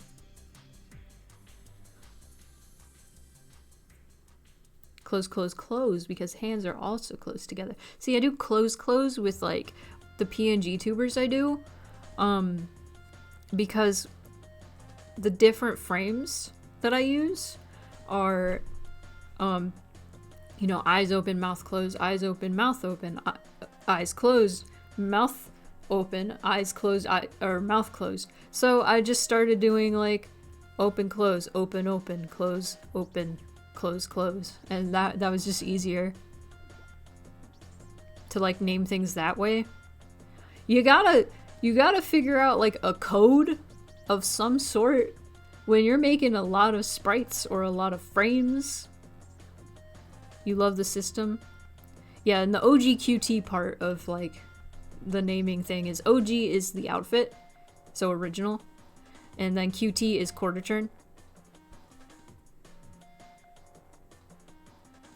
Up, up, down, down, close, open, A, B. I thought that was a Space Channel 5 reference for a second, but then I realized it's a Konami code. Up, up, left, right, down. Chew, chew, chew. That's close to how I was naming little Java projects in the end. In the way back. Yes. Gosh, I zoomed out so much. Okay. So each character has at least 3 variations. I need to give them 3 variations, as in, like, so he's got the quarter turn, right, and then he's got FF full front, right? So we got D2. Yeah. Bigger. Okay. So now we need another one. I mean, I can also show you guys the 3 variations of the other characters. I'm just gonna learn, y'all. I'm just gonna learn. So we got Zale, who's got quarter turn. And we've got... I just called this Smug That's also technically quarter turn, but all of Zale's are like quarter turn. Because I did not want to do a full front for Zale because then it would look like, you know, Phineas and Ferb when they're like facing the camera. That's scary. I don't want that. Would suck. Then the other one I have for Zale, which I kind of want to edit eventually because I'm not huge into it, is this one, which is also like quarter turn. I like the expression. The one thing that bothers me is this ear. It's too far. But I'll edit that eventually, maybe, before the game releases. But just nose. Straight on. Dead on. But then you got Ezra, whose default is full front. And, ooh. Then lean. Like that. Oh, same expression. I love it. And then ponder was the other one. Let's do the same expression again. Not quite the same, but now Ezra just looks really moody. She's really not. It's kind of hard to get her like that. I've seen so many characters whose tails are just ornamental, but the ones here are like, heck yeah, they're present, you know? I like that. Thank you. That's a nice compliment. I like I try to make every part of a character's, like, body, like, actually, like, represent them, if that makes sense. So, like, that's especially rings true with Silas and their tail being a snake that shares the same expression. I just kind of want to talk for a bit. Because I like talking about my game. So, you know.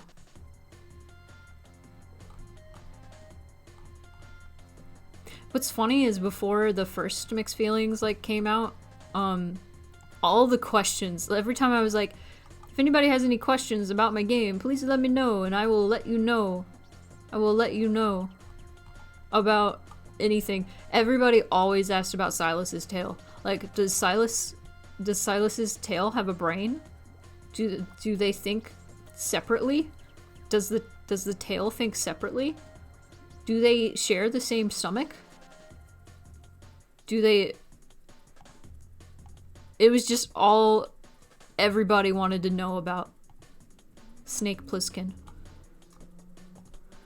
Everybody wanted to know about Snake Plissken. And I was just sitting there like, I'm sorry, there's no lore. There's no lore I have for you. Silas's tail is just a tail. It's just a snake. It's just like a pet. It's not important. It's just a sight gag. I'm sorry. No, there's so much lore, and it just has nothing to do with the snake. But it does cry. Also, I hate this song. This is the one song in Ape Escape I hate. I'm skipping. That's good. That's fine. I don't need the boxing music.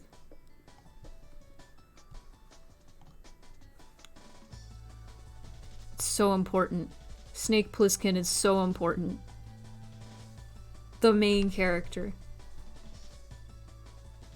Yeah, create your own snake lore. You're good. Also, Mixed Feelings is free. The original. The OG. But. And I mean, also, like, Perry. Perry has the lion tail. And when they get scared, it does that. I don't know, I'm just happy. That was a nice compliment. It makes me happy that you recognize my efforts.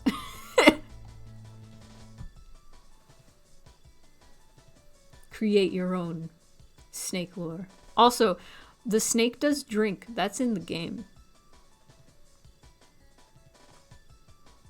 And if you're like, drink like alcohol, I'm like, yes.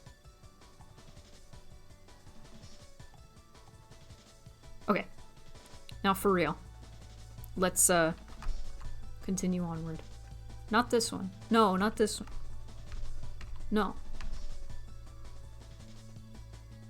Wait. Safe. There we go. Cutie. Or just Dan to Sprite. Dan to Sprite. There we go.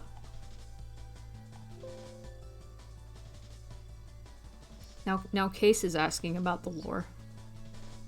Does drinking booze through a tail get you drunk faster? Probably.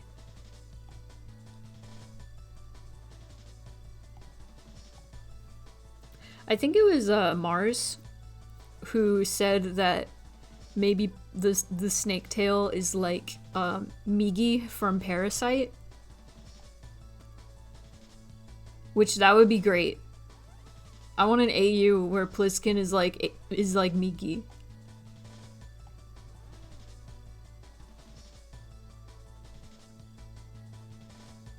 I imagine no, since it goes through a snake liver, which I only imagine is just long, like a long version of a human one. Tired, only changing the facial expression on the sprite.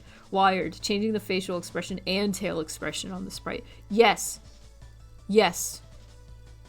I don't remember if, like, I put Silas's face and the tail's face on the same, like, layer. I think I did.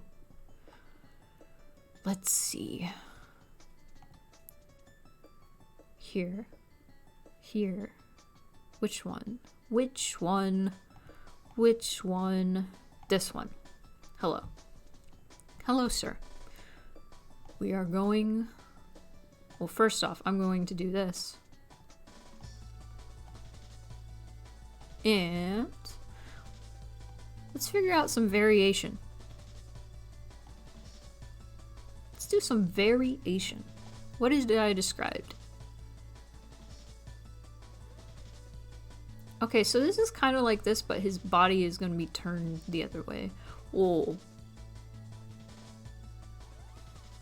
Yes.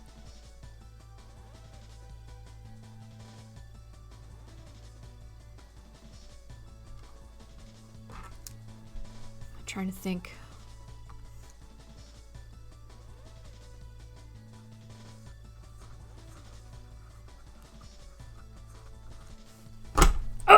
Sorry. No, I will not. Okay, I will give Kona the blush, but I will not give Dandy's tail a face. Oh my god, this song fucks. I may turn this up. There we go.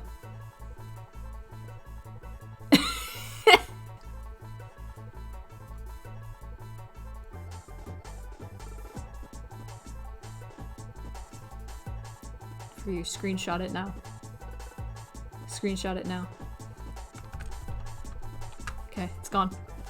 You missed your chance.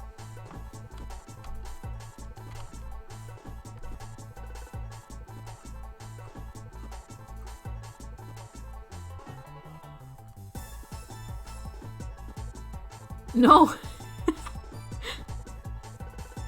No one has to know. Gotta make this lighter. There we go.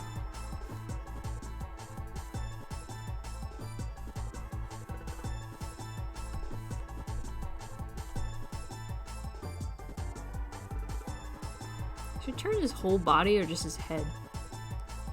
And that wouldn't be much of a difference, would it?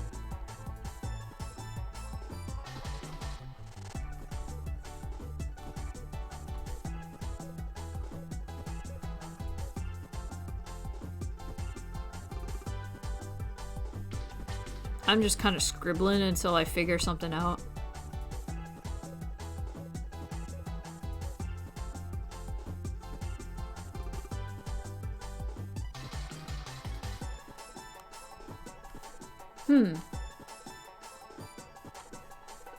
This track reminds me of the Sonic Rush Adventure OST. Nice. Okay, I'm thinking about the Zale sprite. The one that I love. This one.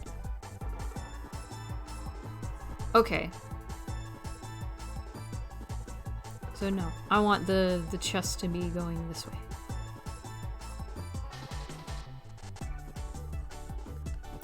I really do gotta be playing Sonic someday.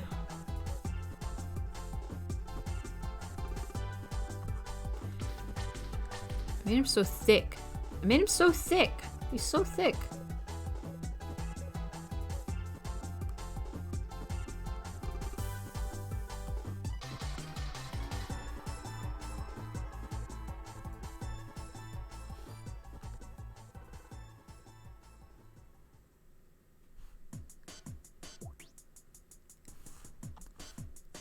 This is the first song in the game. This is the first level. That's weird. It's going backwards.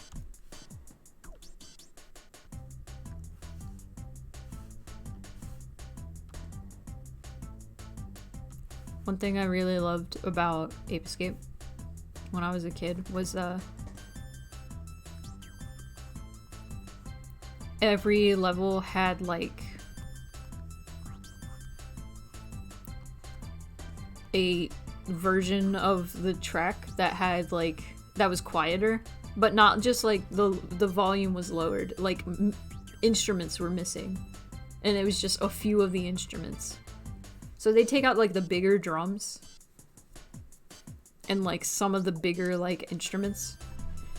And they did that specifically for when you were crawling around, so sneaking. It was great.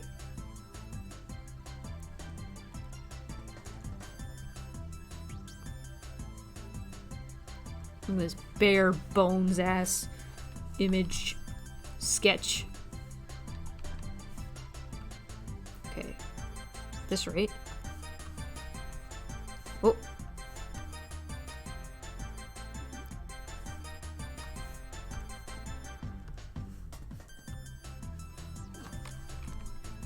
He's got a big ol' nose.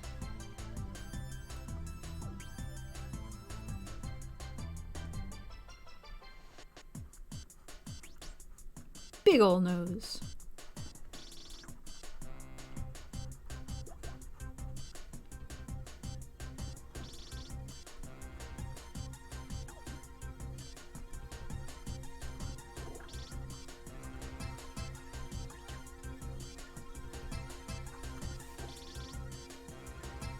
Schnoz. Big old lion. What is it about lion characters that's just so, like, comfort? He reminds me, like, I was afraid he'd be, like, too much like Lion from, Steven Universe, because he's pink and he's a big old lion. But I kind of like that vibe for him, so I'm not too pressed. That's not the word. Did you see that schnoz just go whoop? Because I was on the wrong layer. Need to make this bigger.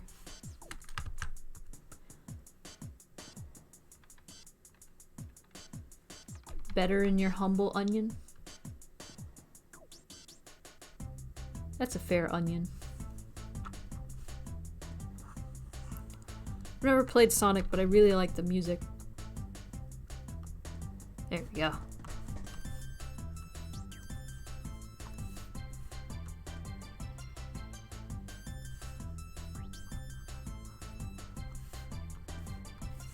Get closer. There we go.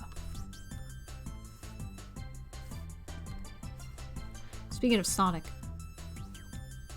has anybody seen Sonic 2 yet? The movie? I have not seen the first one still, so I would like to, eventually. Because I really like Jim Carrey, so.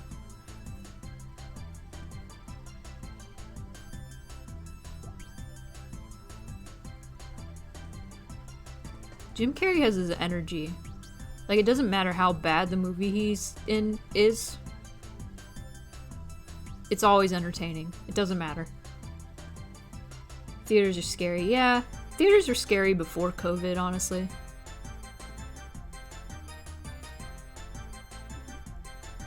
I've never really liked the movie theater experience, which is funny, considering I live in a theater. But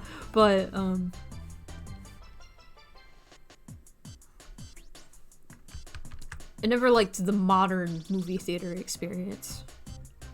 Let me put it that way. I like going to see like plays and stuff. That's pretty fun. It's classic. But I don't know. I have went to see like Harry Potter and the Goblet of Fire. And I just had a terrible time because I was sitting next to this small child who wouldn't stop talking during the movie. And I have this vivid memory of like that scene where Mad Eye Moody demonstrates the Avada Kedavra curse on that spider thing. And he's like, no one has ever survived this except one person, and he's sitting in this room. And the kid next to me, like, just goes, Harry Potter. And I think of that a lot.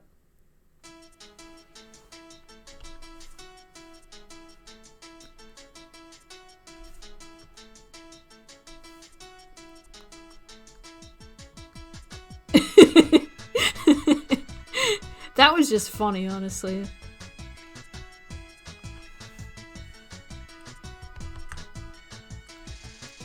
Harry Potter. I'm confused with like Dandy's design. Like, he doesn't have the cat mouth. Why didn't I do that? Missed opportunity. That would have been cute. I don't know. I kind of like it without. He's more like dragon mouth. My sister and her friends almost got kicked out of Deathly Hallows part something because they started laughing when Dobby died. Oh no!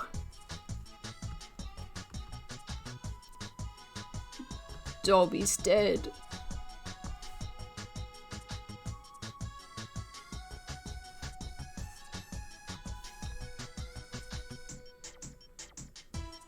So glad you're still streaming. How's stream? It's going well. How are you, King? I'm sorry I wasn't able to raid you the other day. Oh, Brickleborg! Oh no! Oh, well.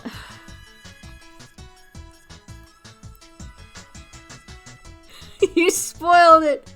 You spoiled it! Is it 15 years old? No way, it's not that old. Hey, Cortana. When did Harry Potter and the Deathly Hallows, the movie, come out?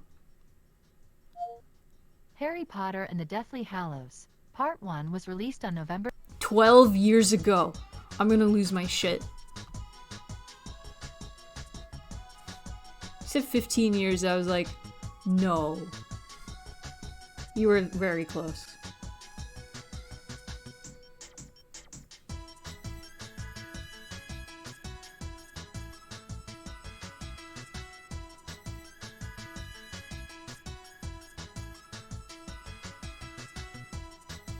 Time passes at a pace. Oh yeah, the book came out like... Oh damn. Hey Cortana. When did Harry Potter and the Deathly Hallows book come out? I've got this for you on when did Harry You are Potter right. and the Deathly Hallows... Oh my god. Yeah, no... Oh man, how old was I then? 8,000 something.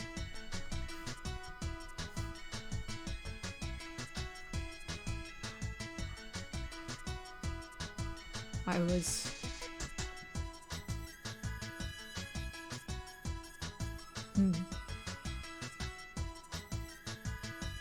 Math is hard. There are too many numbers.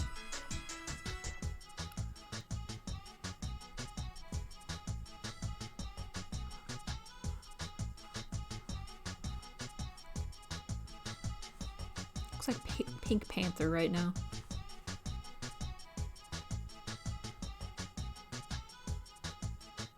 Oh my god. It's 8,514. 14.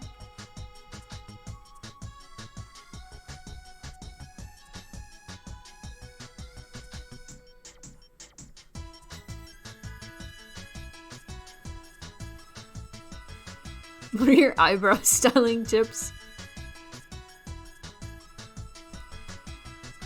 Got some fancy eyebrows. I'm excited. I am guilty of like making too many characters just like tiny twigs. So I'm glad I finally have like a chunk. He's big. He's big and fluff and soft. I need more. I need more. Soft. Just gives the best hugs. Good hug. Oh. He does look like he's going no bitches. But he would say no maidens.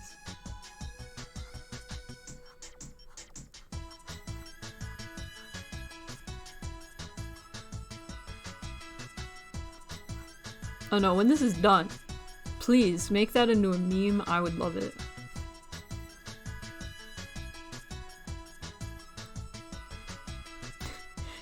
Not touching grass? I'm gonna get you. No plants? Well, you're in luck. I sell them.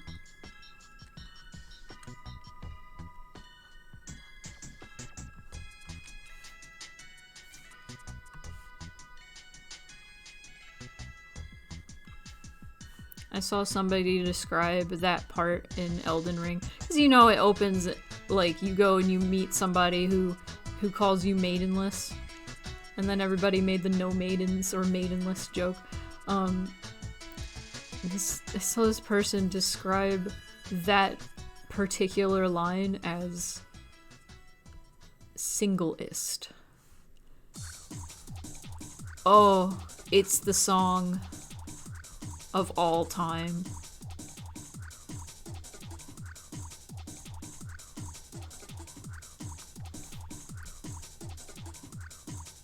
Yeah, that's what I said.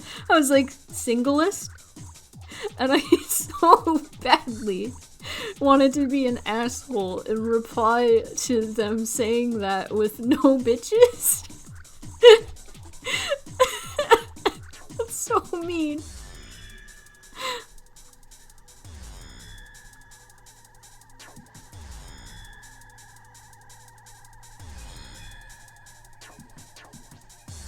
Like, I think in the context of the game that just makes no sense, because I don't think that was supposed to be, like, a dig at them being, like, single. It was just, like, the lore is weird, and, like, you gotta have a finger maiden, which is already, like, a weird, like, lore thing.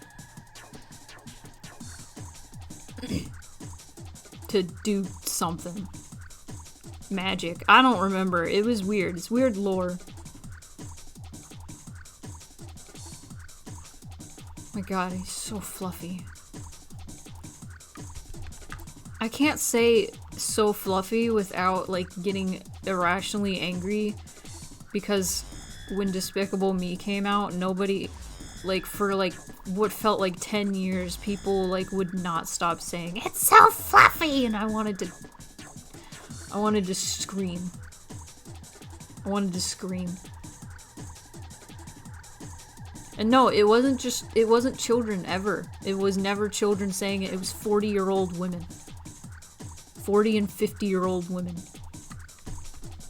I don't know what it is about Despicable Me and Minions that appeals to 50-year-old women so much. But I hate it.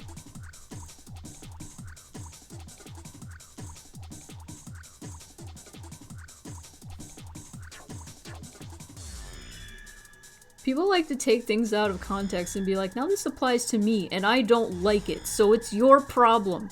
Absolutely. You are 100% correct. And you should say it. And say it more. Say it loud and proud. Like, people that just like to project. They're like, oh, this makes me uncomfortable because I am single. No maidens. I am maidenless.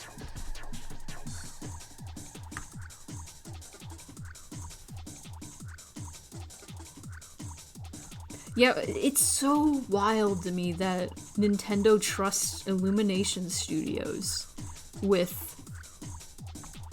of all the studios.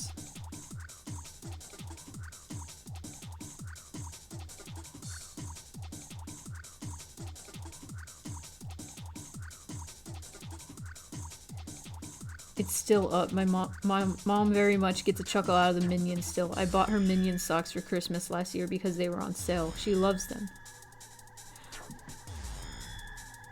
It's... Have we gotten, like, a trailer for the Mario movie or anything? Or has it just been, like... Nah.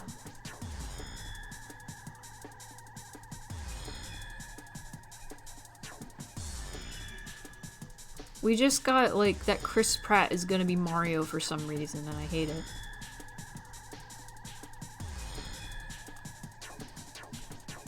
Just, that's so strange. I feel like... I don't know. My mom just came into the room and threw a blanket at me and went, "It'll be cold tonight?" Or did I imagine that? I don't think I imagined it, and walked out. That's cute.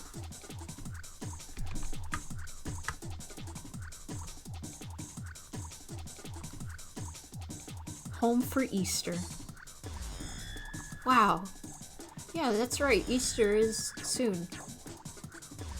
In like a week. Awesome. I can drink coffee again.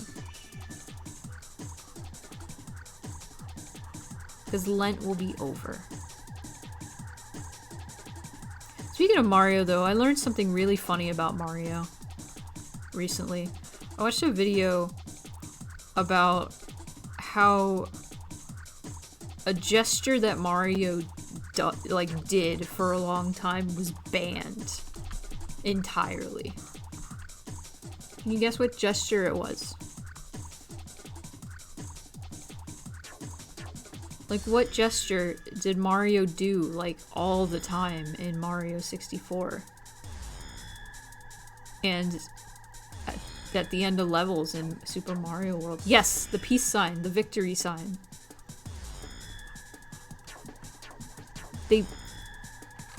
You will never guess why. You will never guess. V for victory. It's the wildest story. It's not that wild, but it's so silly. It was absolutely not what I expected. See, I thought perhaps that the V for victory sign may have been offensive in some countries, perhaps. Because it happens. Like, there are some, like, hand gestures and stuff that end up being, like, offensive in different countries, and then they end up having to be taken out, pulled or something. It happens. This arm is too skinny. I don't like it. I need to figure something else out. But,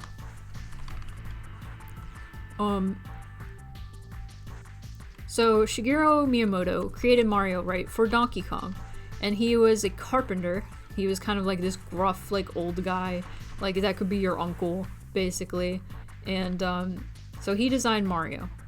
And then, I think his name is Takana. His art style was all, like, cutesy. He really liked the cute stuff, which I understand, because I'm drawing a very cute lion man right now, so I get it.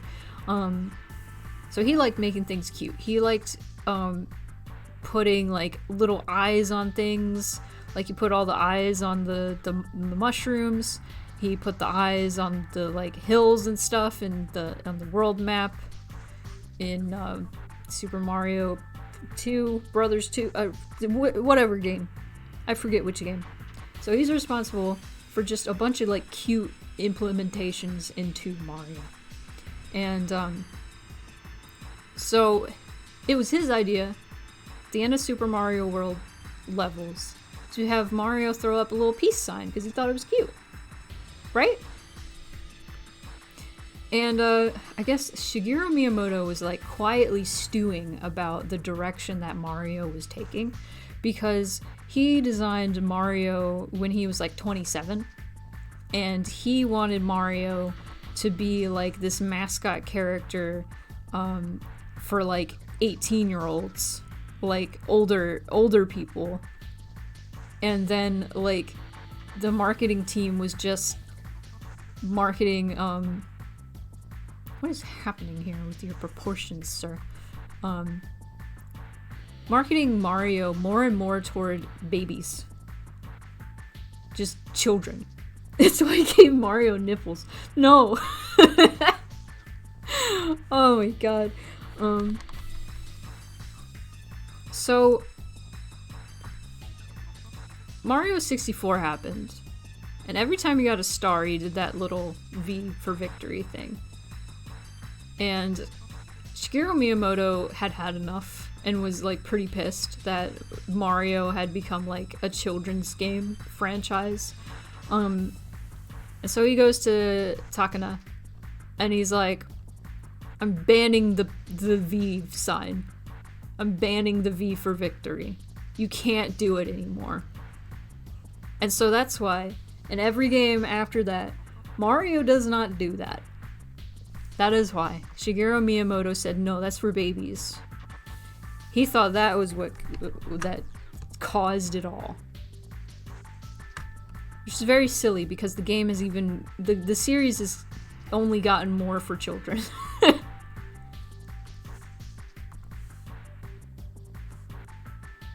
It is banned no more. There's a very, very random chance in Mario Odyssey that he throws up the peace sign.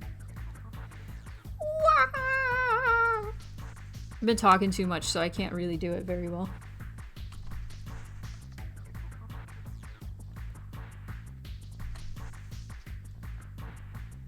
Mario is not cute. He's a cool guy and he does sick flips. There's an alternate universe somewhere out there where Mario is like edgy. There's like an edgy Mario. Not a reboot. That's just how Mario always was.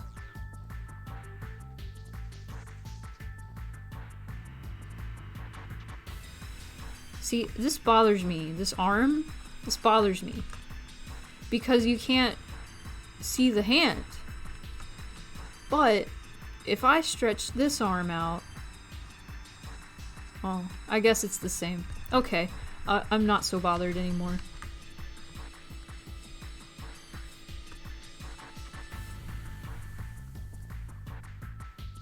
Yeah, imagine if, like, Sonic became more, like, kid-friendly, like, yippee! And then Mario was like, ha! Way past cool! I'm the best jumper around, man! That'd be stupid. There's that... Somebody did art of, like, Mario in the style of Sonic and vice versa. Oh, I don't like him flipped. Oh, I don't like him flipped. Oh, I don't like him flipped.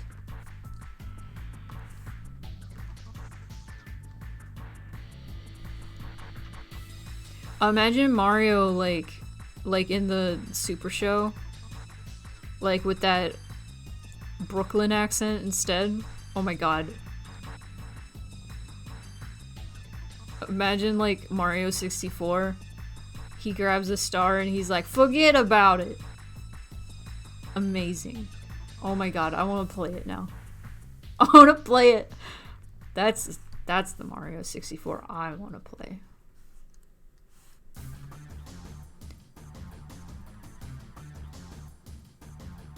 I thought we heard this.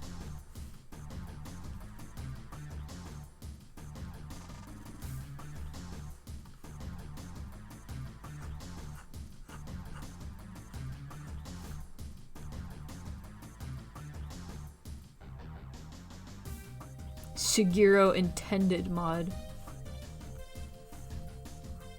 Just imagining like a more mature, like, Mario is just so strange, cause like, I don't know, forever Mario's just been like cute. Like I feel like even Donkey Kong, like that shit was just cute. Anyway, that's the story of like why the peace sign was banned. And that's just silly. Also, like, that far into Mario's, like, life. Like, he would wait that long and then be like, no. No more. This man was not supposed to be cute. He was supposed to be like your uncle. And you guys made him a cutesy plumber man. What is wrong with you? No more V victory. Banned. That's just stupid. That's so dumb. Miyamoto, what the fuck? You should have said something earlier if you were against this. You should have been like, gone up to Takana and been like, hey bro, get those eyes off those hills. What the fuck?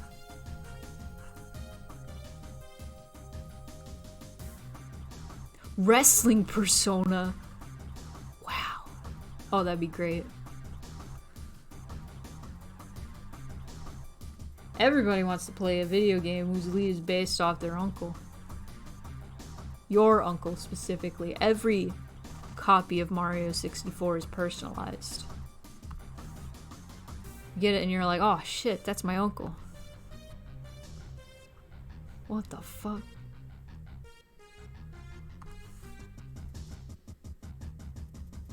Disco Elysium is arguably like that. That's another game I need to play.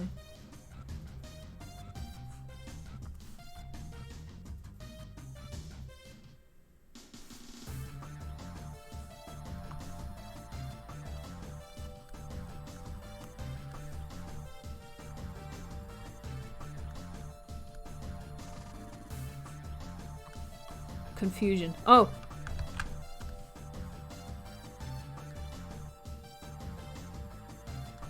Chunk.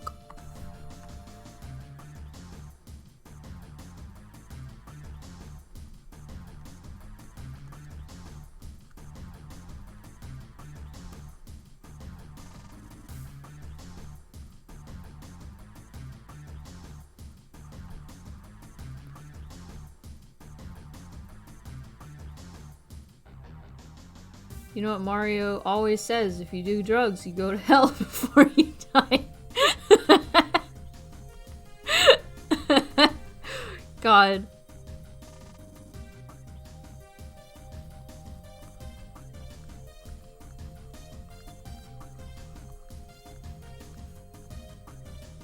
Don't do drugs. I love this man. Oh!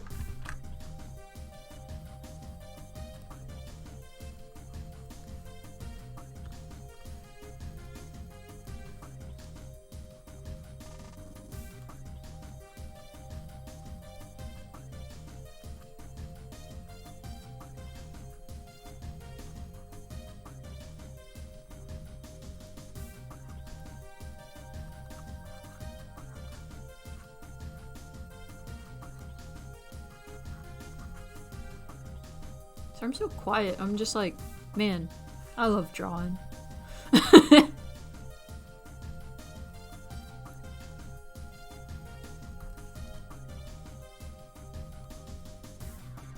Just sitting here idly, like, man, drawing's so fun. It's so neat. Look at him. That's a pretty good sketch.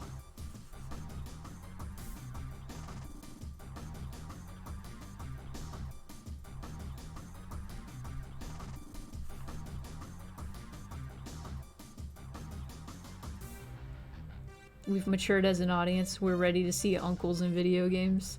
The audience has been primed. The dad games are here. The future is uncle games. You have the image in your head and you just make it. Yeah. It took a while to get here, but I can just do it.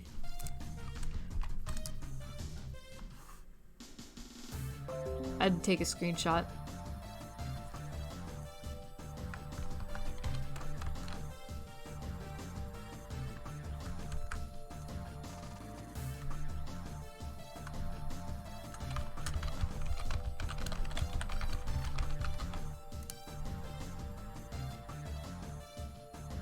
No maidens?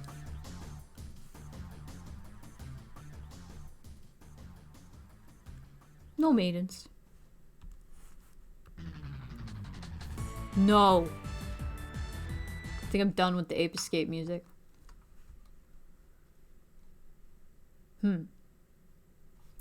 What should we play next? Let's see.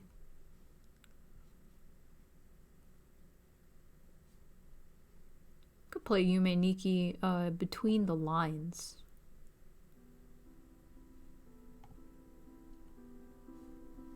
This is a fan album. I played it before, I think. I don't remember. Okay. Ow! That was my wrist.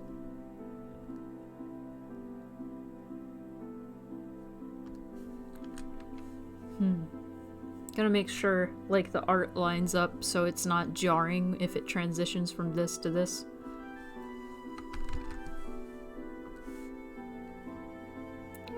I think so far, like, all the proportions seem, like, correct.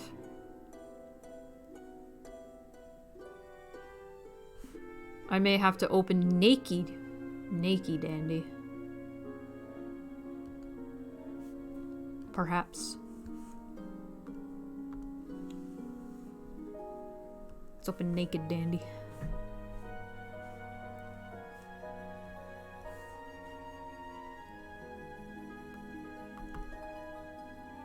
Look at him. He's so happy. He's so happy. What a happy lad. Okay,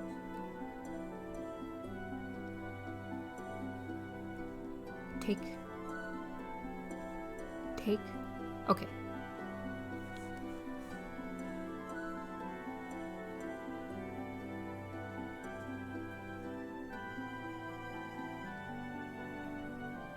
No maidens, Dandy, and clip chat.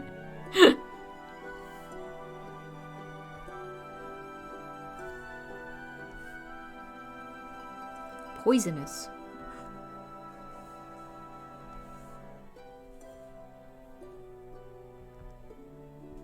I feel like Dandy would be an Elden Ring boss.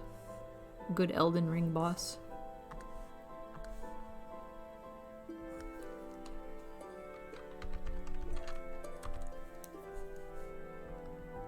No maidens? Hello, Fetal Stars. Yeah, someone in chat said he looks like he's doing the no maidens. And I just had to write it because it's making me laugh. Oh, naked man. We've had a real one.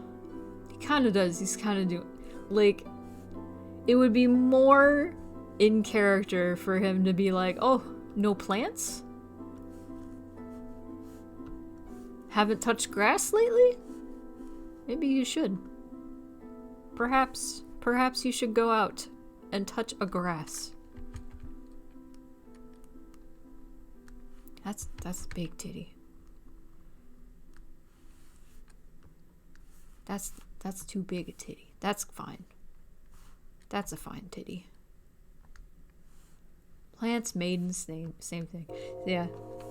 He sells plants and takes care of plants and is all about nature and going outside.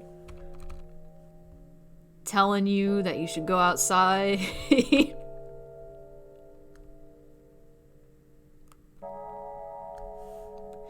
Big theme for this game is like kind of like, this is gonna sound lame, I guess. It's like teaching at least the main character how to better take care of themselves. It's like a self-care simulator. Main character's been through some shit, so these three characters are kind of being like teaching you about life. And it's kind of funny because I've noticed, like, lately, since I've been working on this, Self-care daddy. Yeah. Since I've started working on this, if I'm having like a bad day, I'll think of a character like telling me how to get through the thing, and I'm like, man, I'm glad that's doing this for me. I hope this game does this for other people too. Like this. I hope it's not just because I'm working on this all the time.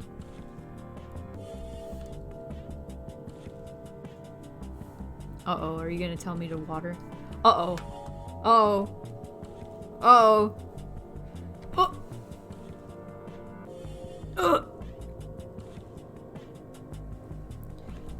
Oh no, Kona's not one of the characters that tells you how to take care of yourself.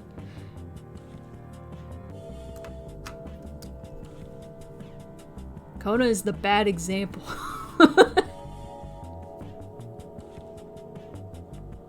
Yes, everybody stretch. If you've been sitting a while, if you've been in a weird position, you gotta stretch. You gotta.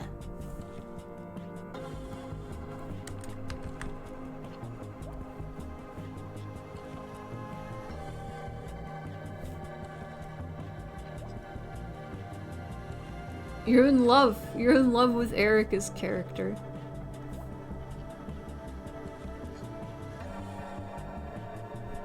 That looks like a butt, but that's his legs. Don't look at me.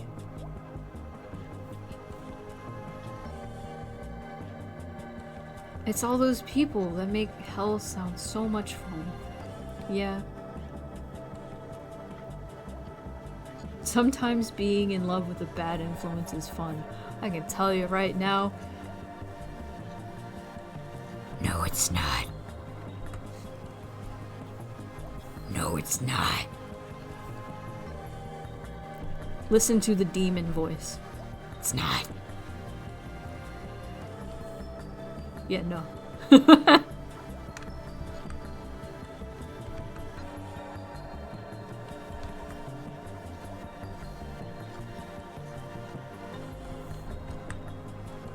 How do I draw fat? Oh my god.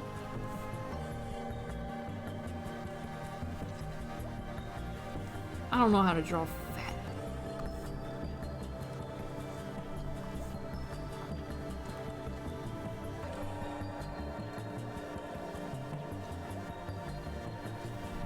You know who would trust a demon voice? A demon! A demon. Gosh. I don't know who all was here when I was playing Who's Lila.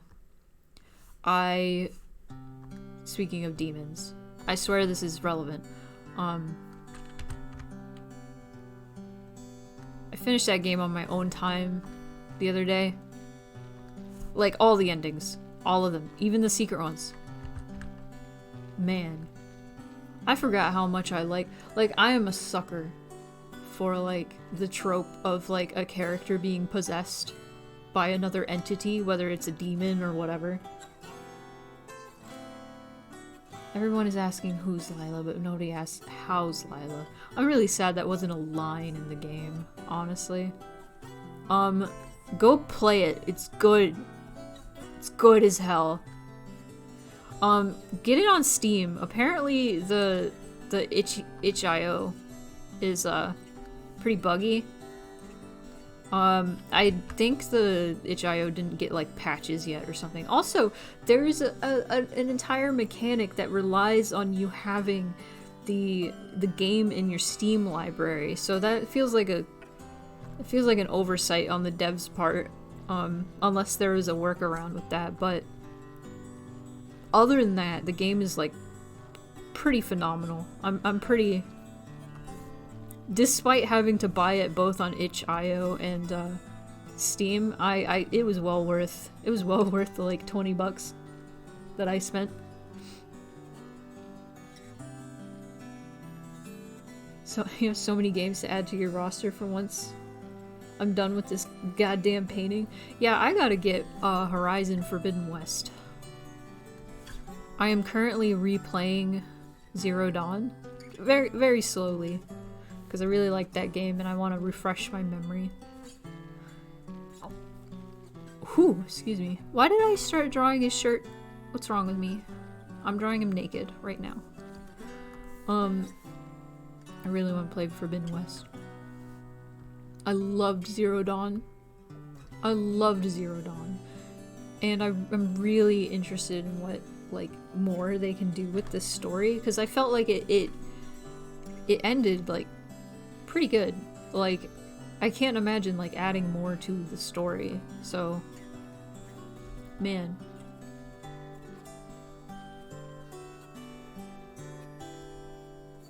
Zero Dawn, the one with the machines eating everything, just chomping on stuff. I mean, it's the one with the machines that are like animals, and they hunt them and use their parts for like armor and weapons, and it's really fucking cool. It's a very well made game. It's gorgeous. It's everything about it is just phenomenal. I'm using that word a lot, but people will like harp on like the acting. Acting isn't that bad. Like there are some NPCs that are like, eh.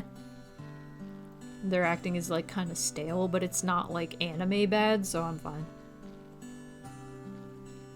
Horizon Zero Dawn is one of those games my eye would consistently be drawn to when I worked at GameStop because the cover art was neat and I liked the font, but that's all I know about it.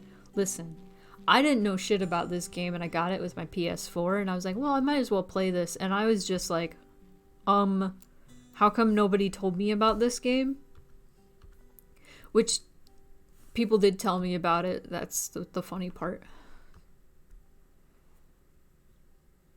I love that everyone's using the robot parts as their armor and clothing and jewelry. Yeah, it's like the character design and like the fashion design and like the architecture and like, oh my god, the world building is just so good. It's so good. I love when things have really solid world building. I nut. I don't nut, but I nut. Like an art nut. You get me. Y'all get me. But it's like Beastars. Beastars also has really good world building. It's just why I love it so much.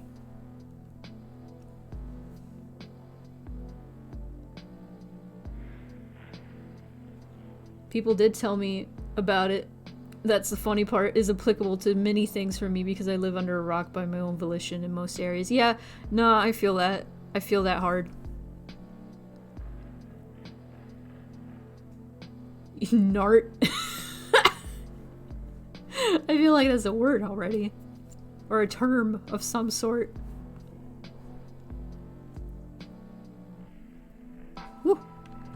Woo! Crooked nose.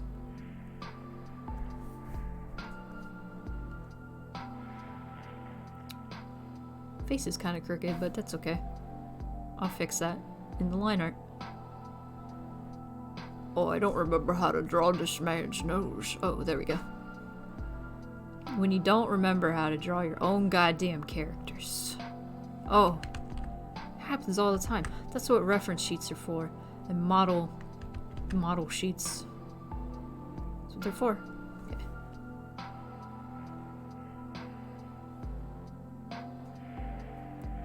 I'm gonna go to bed now because I don't think I can physically live that down. Oh no.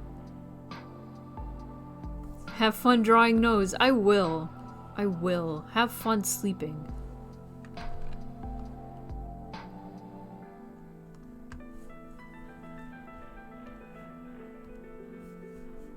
Look at all those cats.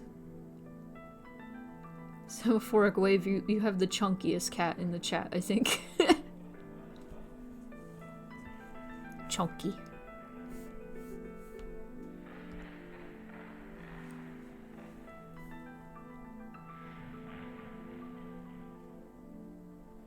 Yes.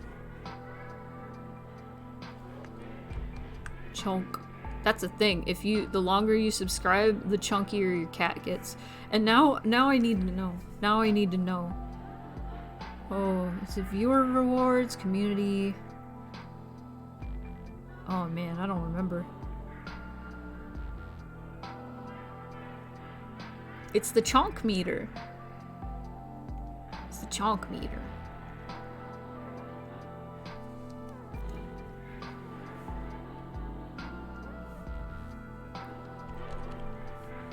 I think somebody thought like it was an inflation joke or something. And I was like, no, it's the chonk meter. Why you gotta make things weird? It's the chonk meter. Let me have my round chonk cat. It's funny.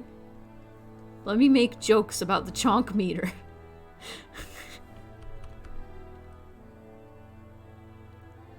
No, the cat gets fed with subscriber money.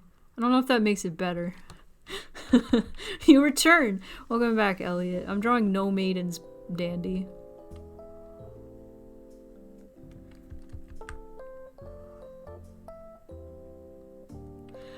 I can't draw horns. Yeah, look at him. No maidens?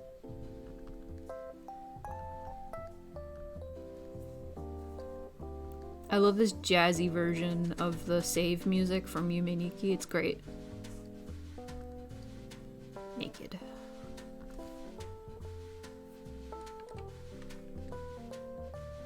I'm gonna pretend it's wholesome. Okay, I'm gonna retell a really stupid joke. It's kind of dirty and I apologize. Because I know I like to try and keep things clean, mostly in here. At least PG-13. I think this is pretty this is pretty PG-13. I've been watching Game Grumps Power Hour again, because it came back, and I wasn't super, like, interested in Game Grumps for a while, but, like, I missed the Power Hour. And they had an episode that was absolutely batshit. That was with Mark and Ethan, the Unus Annus guys. Yeah, it came back. This episode was absolutely, like, it was crazy. They called it Uno Anus. Because it was a bunch of, it was like Uno, but with Dare. So, like, the draw 4 cards things were like, okay, you can draw 4 cards or you can do this Dare. And it was always, like, immature dares that had to do with like farts or whatever, or butts. So that's why it was called Uno Anus. And anyway, I guess they are trying like not to swear as much for monetization reasons or something. So people kept swearing and they kept like bleeping it out, and then Aaron was like, what did I say about swearing? And then Ethan is like, can we say cum? He's like, well, yeah, you can if you're saying it like if in reference, like in the context that you're going somewhere. And then Ethan's like, I am going to come. I went, like, lost my shit. Absolute comedy gold. 1, 2, 3, 4, 5. I gotta just keep consistent. I gotta keep those lines consistent.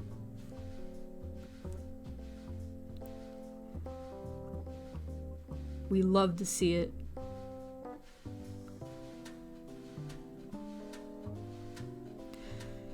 Now, if you want some like just absolute chaos humor, Game Grumps Power Hour is pretty entertaining. I feel like the Game Grumps have kind of lost me in their like Let's Play format stuff, but their energy when edited down and it, like live action is so incredible.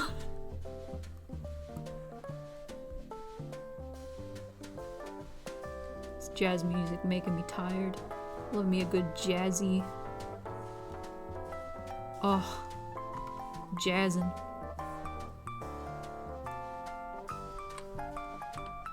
Love to see it.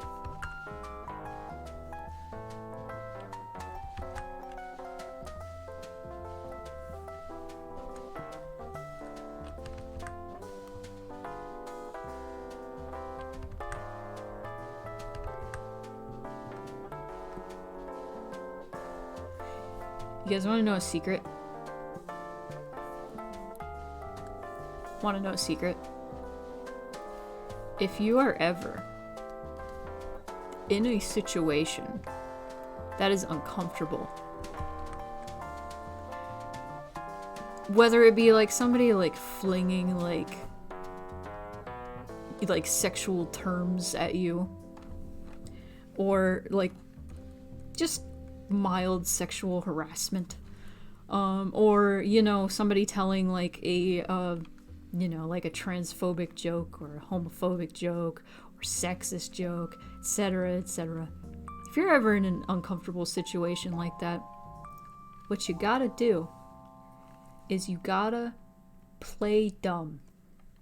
What I mean by that is, if somebody says some shit to you, like, hey, does that pussy pop, or some weird shit like that, what you have to do is go, I'm sorry, what do you mean by that?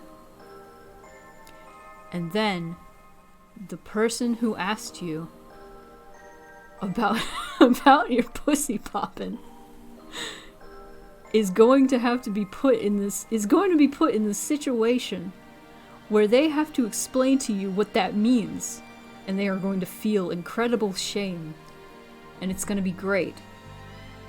And I'm telling you right now, even if it's like something like everybody knows, especially even, you have to be like, if somebody's like, hey, send me your nudes, you gotta be like, what is a nude? Just do it. And they'll be like, are you serious? And you're like, yes, explain it to me. And then they will have to tell you a nude is a picture of your naked body. And then you'll be like, no, how dare you ask me that? And then you block them. Yeah, no, absolutely, play dumb. Sometimes it can backfire. It depends on the context. You just have to act absolutely like you do not know. It works great. It's like holding up a mirror to them, honestly.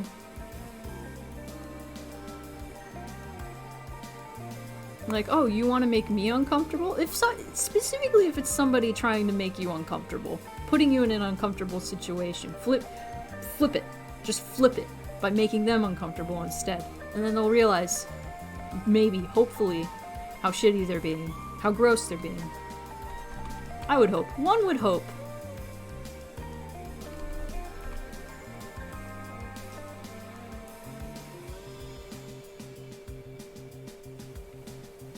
I have such a hard time with that on stream, so this is gonna be great.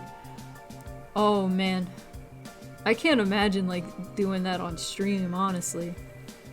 Ooh. Next time somebody boops me, 'cause that's what I get. That's what I get, and I hate it.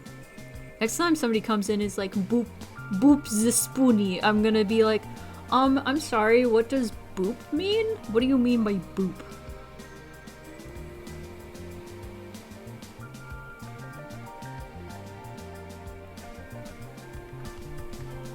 And that'll be just silly. That'll just be like, boop means, I poke you.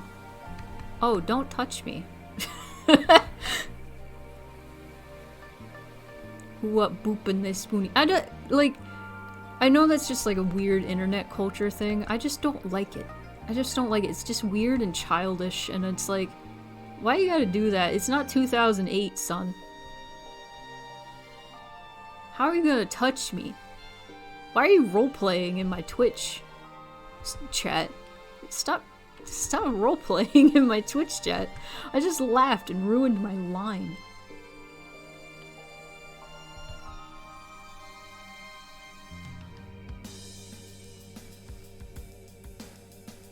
Yeah, why do people want to touch people they don't know? And it's always so weird, because like, I will confront people about this, and I'm like, why are you touching me? Why are you doing this? And then always, the answer I get, always, is because you're so cute. And I just want to be like, Do you, like, see attractive people or cute people in, like, real life and, like, go up and touch them? Like, is that a thing you do? Like, of course it's not. And if it is, that's crazy. That's a little creepy if it is. But, like, I just want... This is what makes me think there should be an internet etiquette class taught in school. Yeah, you get me. You get me. That's the face.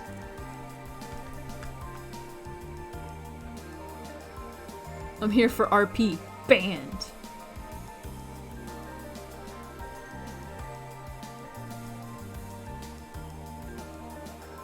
Yeah, like the internet, socializing on the internet, especially like nowadays since COVID, has become like, it's an integral part of society, I feel. And like, if everybody's gonna be on the internet, especially using like social media and stuff, we gotta learn like social etiquette. Like for the internet, because it's pretty specific. You gotta learn that don't come into a Twitch chat and like start trauma dumping about like just anything. Don't come into a Twitch chat and start trauma dumping. Lesson 1. Teach kids, teach everybody what emotes mean. Like, come on. I feel like this is important. Early on my FA commission days, I'd 100% have people trying to RP at me when I'm just trying to ask them questions about what they want. And I'd just be like, no. Oh no. Oh no. Like, you'd send them work in progress commissions and they'd be like, nuzzles you. I kind of get that. Like, not like get it, but like, I kind of have people do that. Like long time like clients will be like, can I give you pets? And I'm like, no.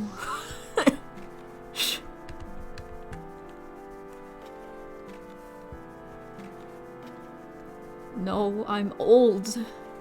I'm old.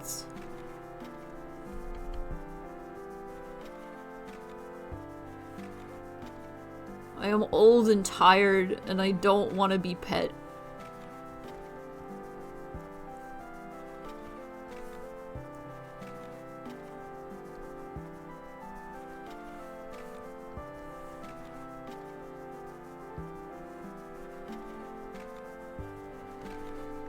I had that issue a lot when I had my do not pet shirt.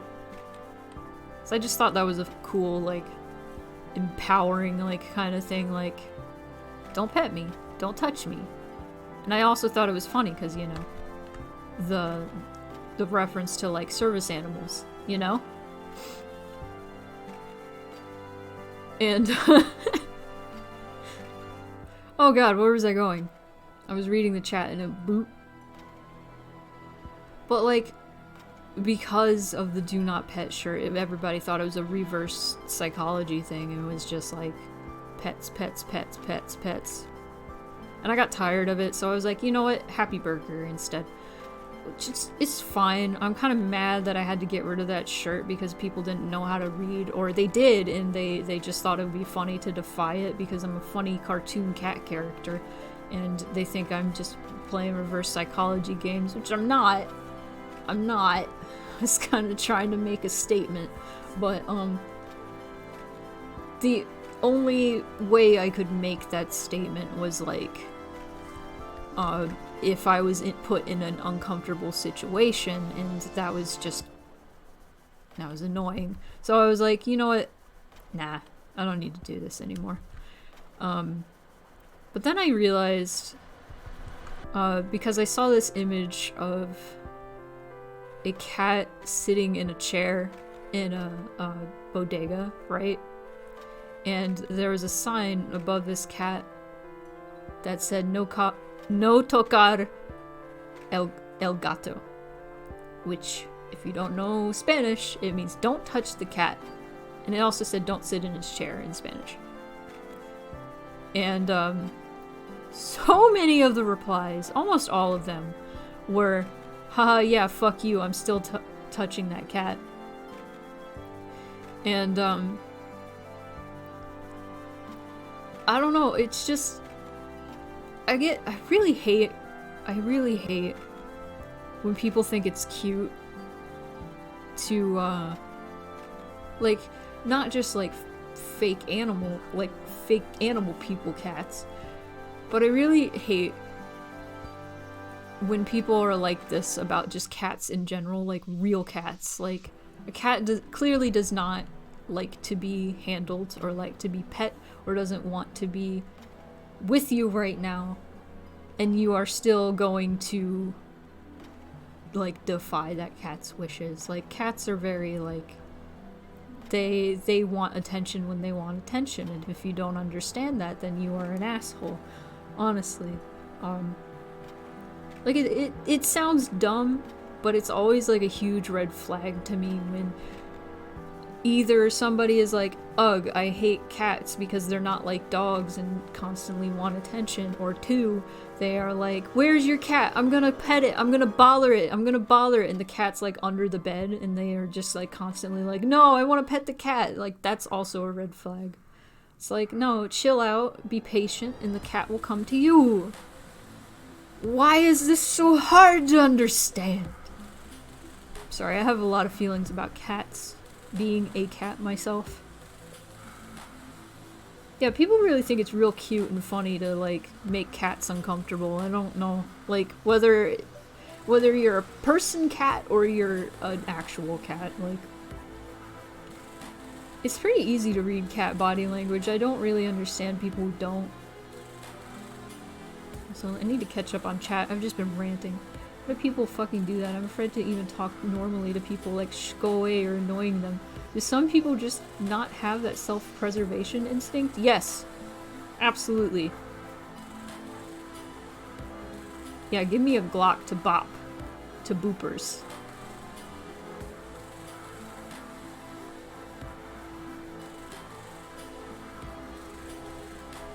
Yeah, I don't know. People think it's cute. People just think it's adorable to, like, some people just think it's adorable to, like, oh, it's like, oh, you're soon today, you act hard to get. No, I am hard to get.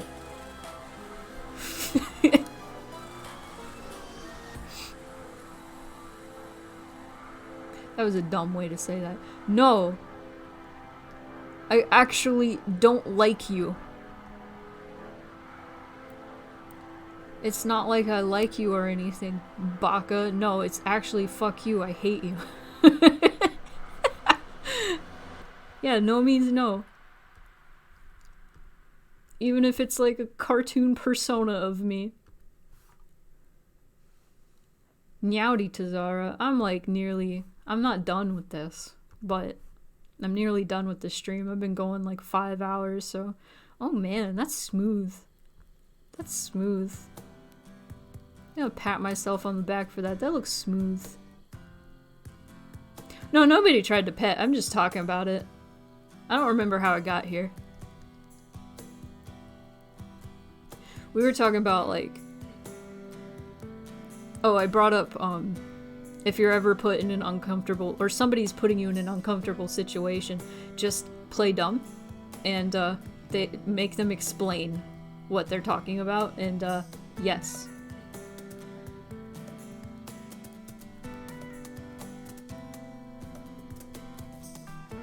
Death be upon ye. Yes. Whew. Okay, on that note, I'm gonna save this. I'm gonna say this as, what should we call, I'm gonna call it, oh man, what do we call this position? I guess we can call it NM for no maidens. That's the position. Maidenless. But yeah, now Dandy has a third. Dandy has a third position. We have Okay, let's review what we've done before I go to the ending screen. So let's see. Did this dandy. It's front facing. And then we did a smile one. This one. Did this one. Very cute. So we have quarter turn, front facing, and then we got no maidens. We got a great selection. Don't. What else have we done? We have done mini Konas. Let's open them all. So we got this one, got this one, got this one, got this one, got this one, got this one. We did many. I like the antenna. And then we did some glitches.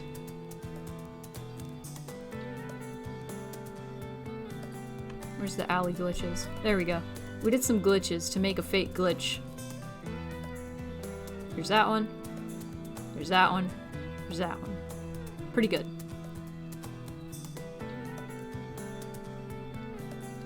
So we got a lot of progress. We got mini sprites done. What is that? That's 6, 7, 8, and then we got one started. So hell yeah. Cass has also been introduced to snaketail emotions this stream. There's a time and place for RP, and to be honest, all I want is a Minecraft server specifically for where the players RP but only communicate via villager noises, and no one truly knows what the fuck is up. Someone wanted warped wood planks and ended up with a single cocoa bean. That sounds great. Dandy with the no maidens. Yeah. Someone in chat said he looks like he's saying no maidens, so I put it there. I love him. I can't decide who's my favorite. I think it's Zale, but then I draw Dandy and I look at him and I go, oh. So I don't know who's my favorite. Everybody pick your favorite. Votes in the chat. Tell me your favorite. Here's Dandy. Here he is. Here's Zale. Here's, just based on looks alone, the 3 main characters. Yes, and here's Ezra. I'm glad Dandy is getting more love. It's funny, a while back, way back when I made the first game, and originally I was going to have all 6 of the characters in the first game, and then went, no, that's too much. I made Dandy, and I was like, oh, he's gonna be the one. He's gonna be the one that people are really attracted to for some reason, and I'm gonna be confused. And, so I made a TikTok of a time-lapse of one of his sprites, and the only comment on it is, they're hot. And I was like, oh, there it is, it begins. It begins, the hotting. The hotting begins. But, funky beat. Zale is my favorite colors, but to have someone that tells me to go outside, I need that. Okay, well, let me give you more information. Dandy is the plant guy. Dandy's all about nature. Dandy's all about your connection to the universe and your importance and how your importance in the universe and how you are part of it all, and your actions and everything have consequences, and you need to be aware of that. That's Dandy's whole deal. Zale's whole deal is you don't know if you're gonna like something until you try it. And so you should try things before you knock them, right? Zale is all about, getting out of your shell. And, so sort of in the same way that Dandy's all about go outside, Zale is like, nah, you should give it a try. Like that kind of friend. I'm really thankful that I had friends like that when in my early 20s. I had friends that were like, you gotta try everything before you decide, nope, that's too much for me, right? Not everything, obviously, but That's Zale's whole thing. Ezra's whole thing is to trust your instincts. Ezra's whole thing is to listen to red flags. And to listen to your intuition. Trust your gut. That's Ezra's whole thing. But, yeah, that's what all these characters are about without, like, spoiling anything. I just want to give you their general vibe. I need someone to remind me to bring my garlic plants inside if it's gonna rain later. Yeah, Dandy's good for that. Zale is a good representation of what I want 2022 to be for me then. Yeah.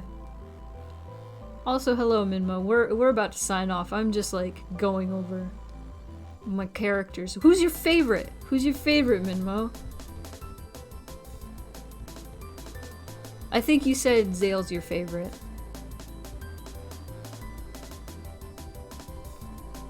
A while back. I think Zale's my favorite.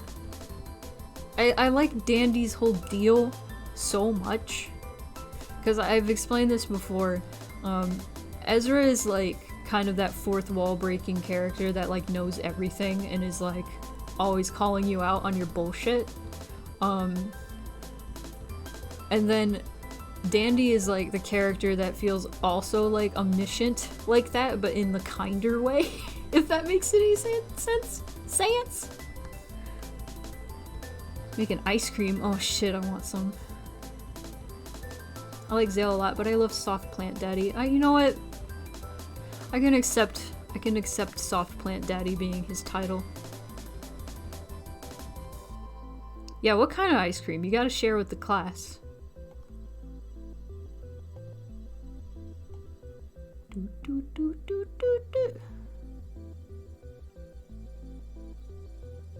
Where does this song play? I think it's like Eyeball World, isn't it? I don't know. Plain sweet cream. Ooh. Ooh. Ooh. Thanks for shoving it through the internet. Is there anyone out there I should raid? Who's out there? Who's out there right now?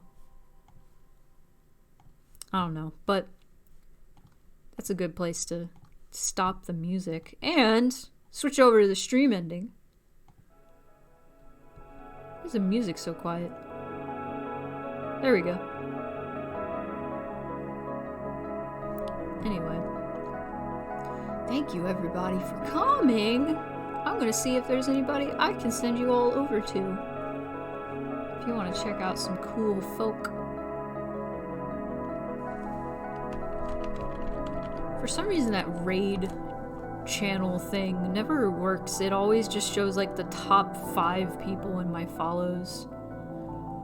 Oh, Squidpunk is just chatting right now, and Tabby Kato is doing an art. You guys want to watch more art? Since we just watched art, and I also haven't rated Tabby in a long time. Let me make sure I spell it right this time, because last time I sent you guys to the wrong Twitch. Thankfully they weren't live, I don't think. Yeah. Stream good. I'm glad I could catch it. I'm glad you could too. I'm glad you could be here. Tomorrow I'm gonna stream again. I'm gonna be playing Inscription. So if you guys want to catch that and watch Inscription, if you've never seen it, highly recommend. Cal and I have played it many times, so we really enjoy it, and so we're probably gonna get real into it.